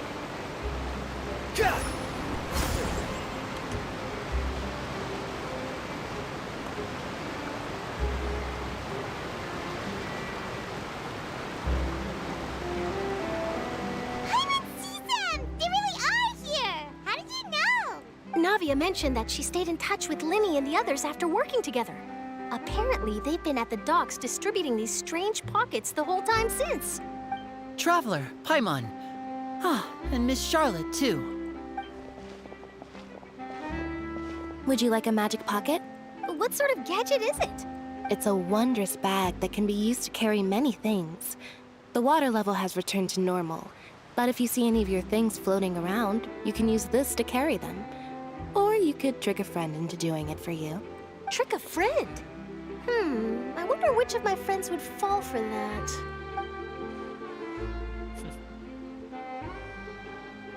You could just make a friend like Fremine here. Isn't that right, Fremine? Is this what you meant by, I'll help you make some more friends? To be honest, that sounds pretty sweet. Could I have your contact, please? Sure. Please, write down my address. You sure are working hard to help Fremine socialize. He was the one who proposed doing this. He even wants to assist in our magic shows. Sounds like that would suit him. Yes, I was planning to first introduce Pear as an assistant, and later Fremine himself. In the future, I think we can leave underwater escape magic to him too. That said, would anyone want to see a diver escape underwater? Also, once again, how are you guys doing magic tricks still in magic shows after you've been publicly outed as Fatui agents? That is astonishing for me. Oh, it'll work out. Every journey begins with the first step. He'll become a part of our show eventually. Lynette, could you come over? Miss Charlotte says she wants to take a picture of us. Got it. My, that Charlotte is rather perceptive. She got rid of everyone the moment she realized I had something to say to you. So, how have things been, Traveler? Pretty good, pretty good. Father says that you did a great deal during the latest events. She's very grateful for your contributions to Fontaine. That's all right. We were more than happy to help. So, what's she doing now?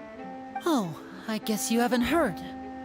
Well... Arwakino jump scare? After Lady Farina left, Father and Monsieur Nervillet opened negotiations, during which he gave Fontaine's Gnosis to her as a diplomatic gift. Have I tried fighting the local legends yet? I fought a few of them. I think I fought Vivienne of the Lake once. Oh gosh, that was brutal. I did it. And then I beat a few of the local legends underwater, and one of the Fatui operatives. Anyways, looks like Arwakino got the Gnosis. Nice. A diplomatic gift? A Gnosis? Hey. I mean, were we really surprised by that? Yes, I was quite surprised at first myself.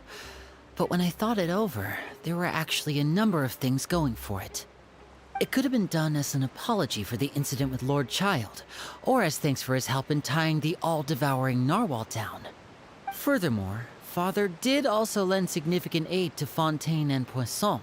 Well, that's true, but this is a Gnosis we're talking about. Doesn't this seem a bit irresponsible? I would agree, but I've also heard that it seems that Monsieur Nervillet has had a significant change of heart regarding the matter.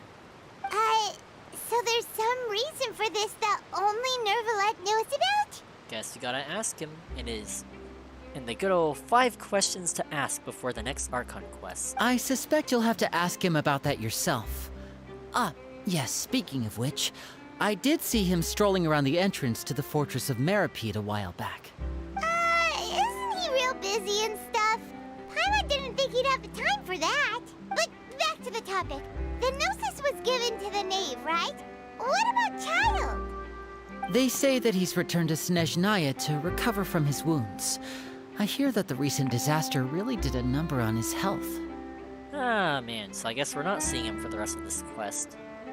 Guess we can call him one of my war buddies. Okay. That's true. When you think about it, we've had loads of run-ins with the Fatui. To think we'd be allied with them this time. So shocked by such a simple switching of sides? Arwakino jump scare. father. Well, well, what do you know? Come to the docks to see how my children are doing and meet the Traveler by chance. Please do not pay my accomplishments in Fontaine too much mind. I would have done them regardless. Are you going to take the Gnosis back to Snezhnaya? Duh, what kind of question is that? That is our duty as Harbingers, yes. Don't be too preoccupied with sides. The goal of the Fatui concerns not a single place or person, but the entire world. With such a grand goal in mind, it is inevitable that we must wear many masks. Switching my masks is something I've always done. What do you mean, will you keep to your position? Well, that depends on many things. Oh. No one truly knows what the future holds. What good is honesty if you can't rely on it forever? Oh, as in like if she's gonna switch sides. As for you, I very much look forward to our next collaboration. Good things cannot be achieved alone, and you've proved yourselves to be great partners. Wait, actually I remember something. Please help us deliver. Oh my gosh, is it okay to trust the knave with Child's vision? A vision? All right. I'll remember to return it. Thank you for keeping it safe for him this entire time. And that's a wrap for me. Huh? You're... Greetings, Miss Journalist. Hello. If I'm not mistaken, there are diplomatic channels I'll need to report to take a photo of you. That is correct. So forgive me, but I will not be able to serve as a subject in your article. However, feel free to write as much as you'd like about our dear magicians and our upcoming rookie talent. I will. The sea breeze is quite pleasant. I shall continue my walk while the weather remains so agreeable. Farewell. Farewell, Father. Oh, she has such an intimidating presence. I didn't even dare to take a picture. Thankfully, I've already wrapped up all my pre-scheduled interviews. Thank you all. This'll be more than enough for me to write about, I'm sure. Don't be too nervous. Why don't you take a magic pocket before you go? Here, Traveler, Paimon, you take one too. To move things about? That's right. Funny. I was giving out magic pockets when we first met too. And what do you know? I'm doing the exact same thing right now. So many things have happened, but the pockets are still the pockets. I guess this must be life. We will all follow our own paths, and serendipity will lead you to your fated friends. All right then. We'll be handing out pockets in some other districts later, so we'll get going now. Have a good day, you two. Well, guess we sent Charlotte off. Shall we go see what Neverlette's doing? As long as he's not so busy that he doesn't have time to chat anyway. Alright, time to make a trip to Neuvillette, backside of the Fortress of Merope. So that's, yeah, behind the Opera Epiquez. Alright. Almost there, almost there. Last stretch. Alright. Oh man. Actually, how long has this thing been going for?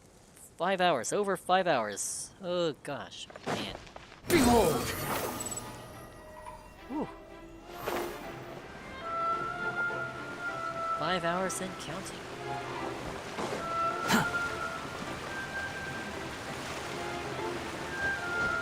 The wind rises.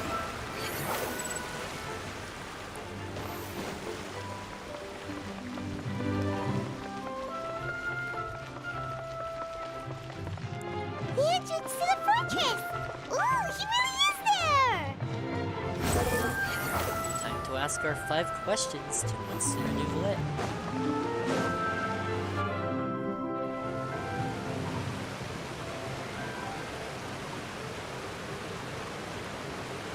So, you really are here, Neuvillette!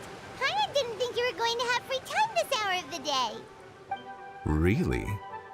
Oh, I suppose you must have met Mr. Linney. He took the time to greet me earlier when he passed this way. In any case, you came at a good time. I was just considering reaching out to you to set up a meeting, so I may explain some things that I haven't had the time to before.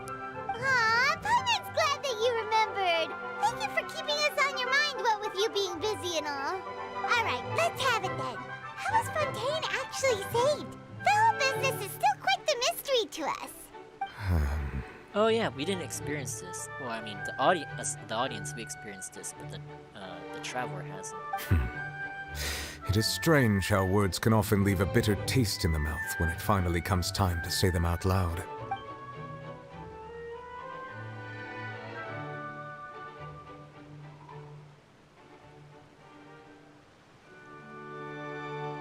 Whoa. So that's what happened? Well, I saw Farina's part myself. Focalor destroyed the divine throne of the Hydro Archon and restored your power to you, transforming you into a fully fledged elemental dragon sovereign. But Paimon still doesn't quite get what you did to save the Fontanians from dissolving. For me, the authority of the ancient dragons refers to absolute control over the hydro element. Fontanians were incomplete humans born of Egeria's use of the power of the primordial sea, with constitutions similar to that of mimics. But so long as those primordial energies remain within them, I could use the ancient dragon's authority to grant them true blood, after the fashion in which life was first brought into being on this planet. In other words, when I gave my verdict, Fontanians became true humans, and thus would naturally no longer be dissolved by water from the primordial sea. Focalor must have counted on you to make that decision as well. Your verdict was the key to making the prophecy appear to have come true while saving everyone. So I guess you could say that at that time, like, the Fontanians were considered truly born humans. Yeah, and in a manner of speaking, Focalor finally managed to fulfill the original Hydro Archon's wish to turn Oceanids into real people too! It seems from your expressions that you still have more things you wish to ask. Yep. Ask away. I will tell you the truth as I know it. Alright, well...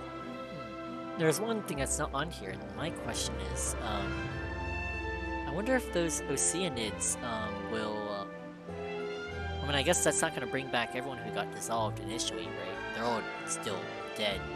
And I wonder if they still exist, they're still around as, Oceanids.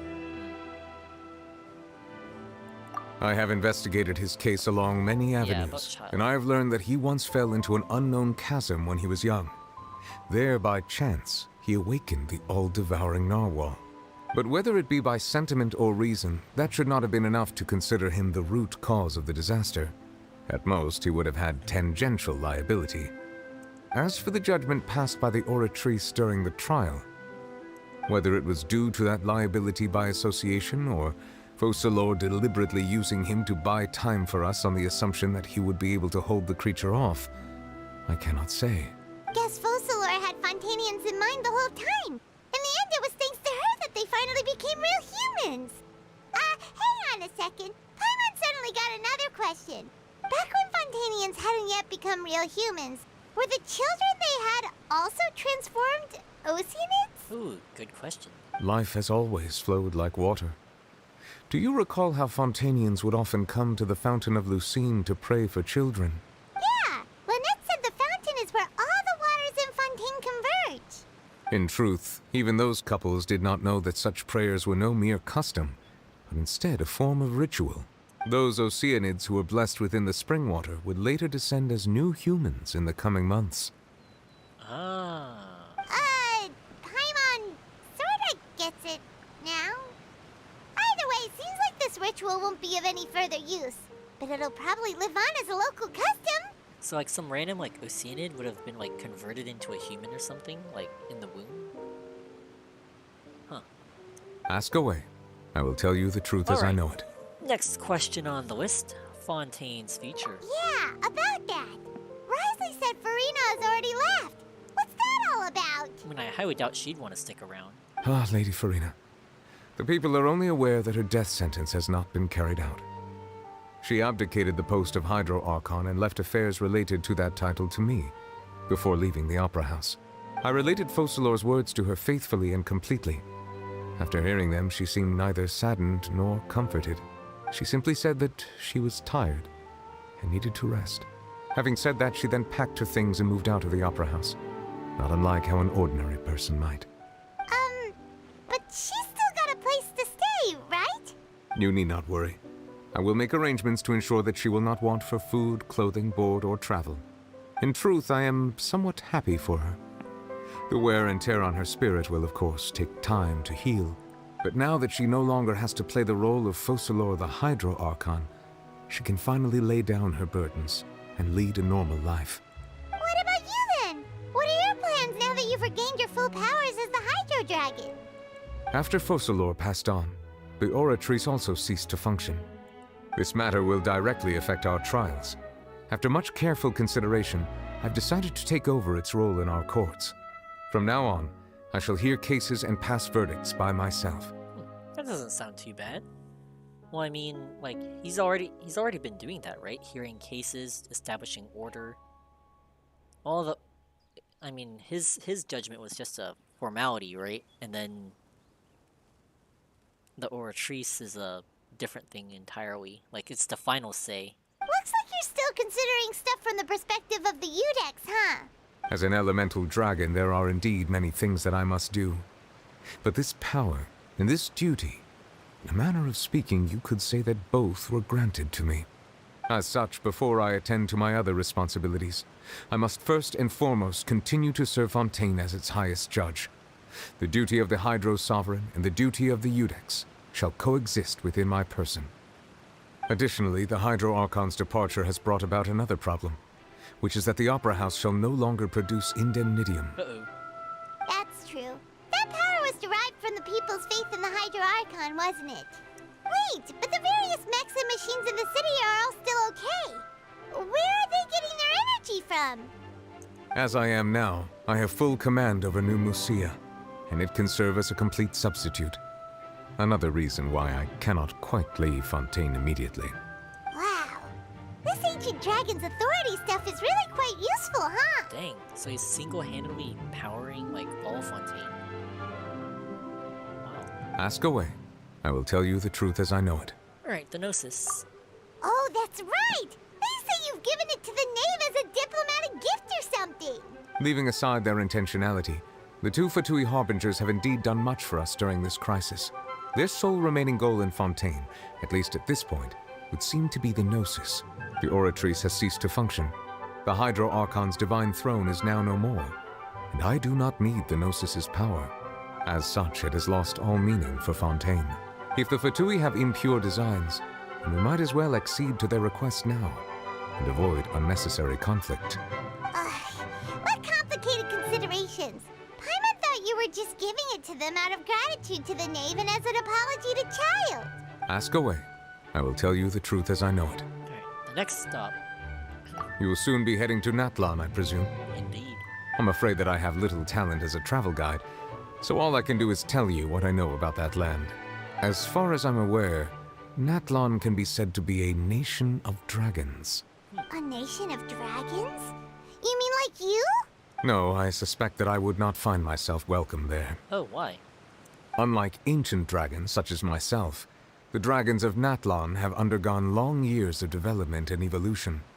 Large numbers of them have entered a form of coexistence with humanity. Natlan is also the nation of war. War ravages those lands like an undying flame. There is one other piece of information I got incidentally from my negotiations with the knave that I believe may be useful to you. The harbinger known as the Captain has thrown his hat into the endless ring of war. Ooh, Capitano, huh? The Captain. Sounds like a real tough customer. Seriously, everywhere you look, there's a Fatui Harbinger doing their thing. That's just how they operate. I suggest that you fully prepare yourself before going to Natlan. In the meantime, Fontaine's doors will always be open to you. Ask away. I will tell you the truth as I know it. Alright, that's that. No more questions. Hang on a sec. Paimon's still got a question about the Gnosis. When we spoke to Linny earlier, he mentioned that your attitude towards giving away the Gnosis had clearly changed.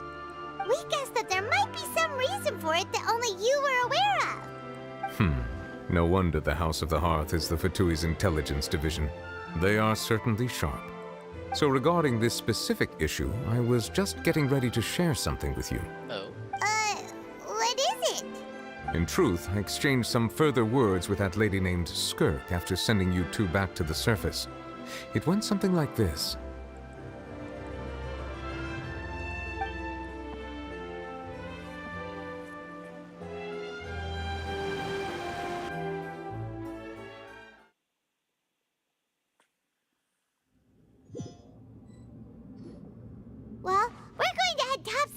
what's going on. You hurry over soon as well, all right, Nervalet? What next? The all-devouring narwhal isn't here, so I'm no longer getting any interference. I can finally catch the scent of your power, what it's made of. It is the authority of the planet's primordial dragons, but with something very similar to a god's curse mixed in. It's quite a novel blend. Wonder if it's because of his time with Farina. I'm sure I've encountered something like this before. What was it again? I do not know what you speak of. Ah, of course. How could I forget? You should have the remains of the third descender on your person, yes? Remains? I've never heard of any such thing. Huh. According to your parlance, I believe it may be called a gnosis. Wait. So the Gnosis are the third descender's remains? Well, that much is true. After Focalor's divinity faded, she handed her gnosis to me. But I fear I have never heard of it described in the manner that you just did. I've been training with my master, the Foul, ever since I was young, and I have never returned to the surface since.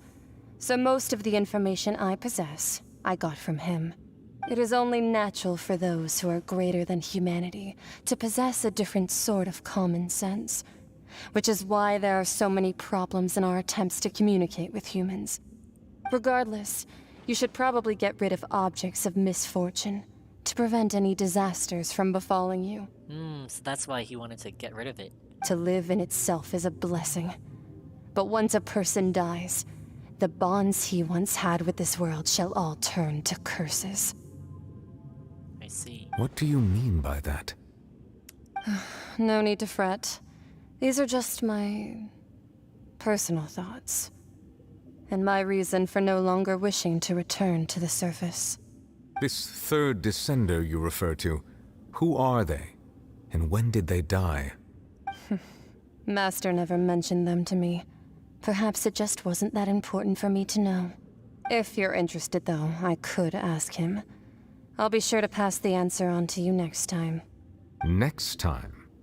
You believe we will meet again? I do. Wait. I have a disciple of my own, don't I? He can be the messenger then? That will be quite the interesting conversation. Hey, you still owe me a rematch from last time, or something like that.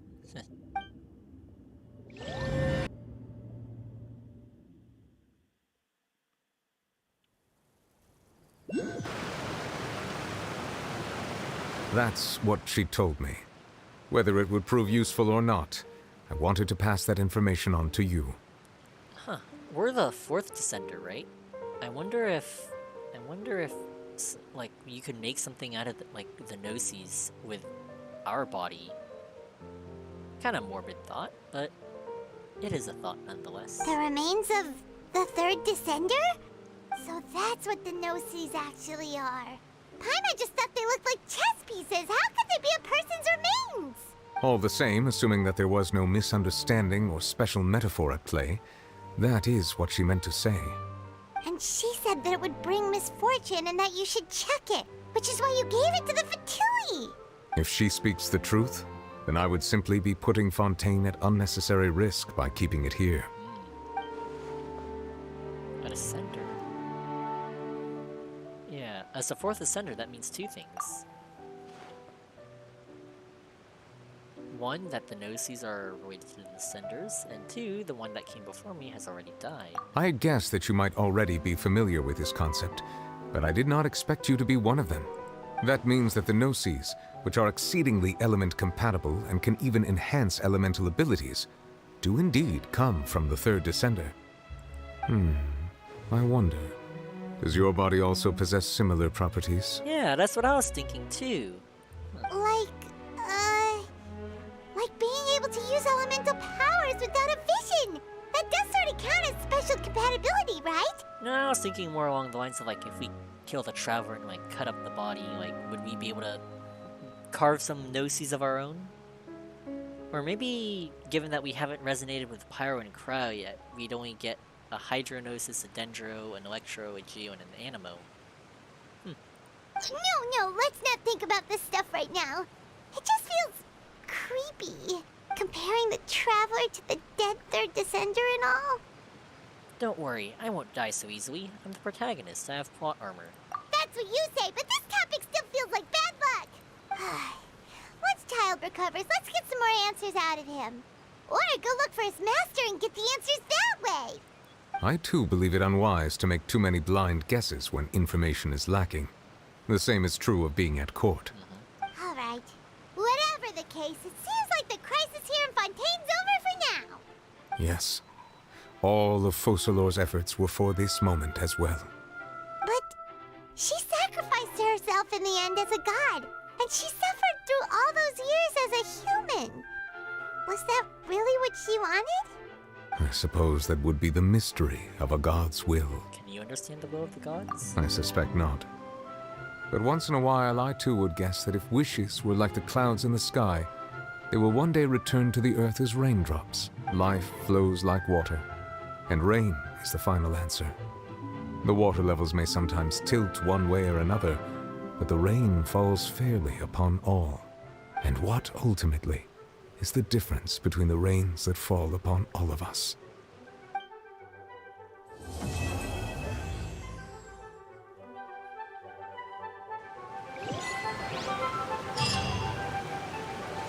Fontaine Act 5. Weeks.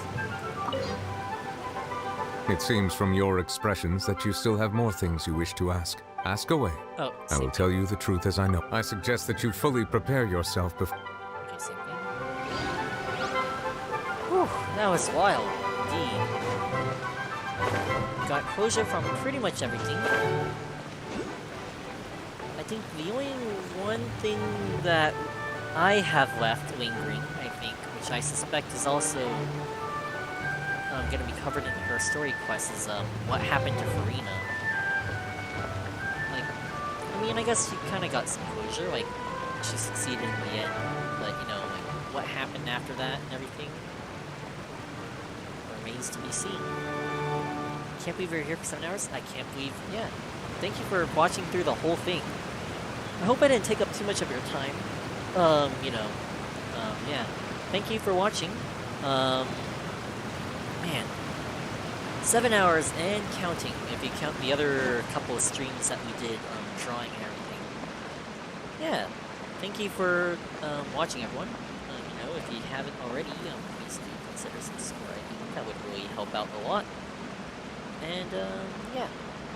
I have not eaten yet, so I am about to go eat some food. Yeah, the drawing was fun too. I should do that again sometime. Yeah. I don't know if we're gonna do Genshin again. Next stream that we do is probably gonna be a Fire Emblem stream. Hopefully we'll wrap that up. If I do stream again, it's probably gonna be sometime later this month. When I'm free and the semester ends and all my homework and tests are over and whatnot. So yeah. Whew, what a quest. Yeah, alright, hang on, one more thing before we go. I'll check my archive, make sure that that whale got its archive entry fully unlocked. Yep, there we go. Full text. Speaking of the enemy archive, I do have pretty much everyone I need, so look forward to that video, hopefully coming out sometime next week. Behold! And with that, I will see you all next time. Bye!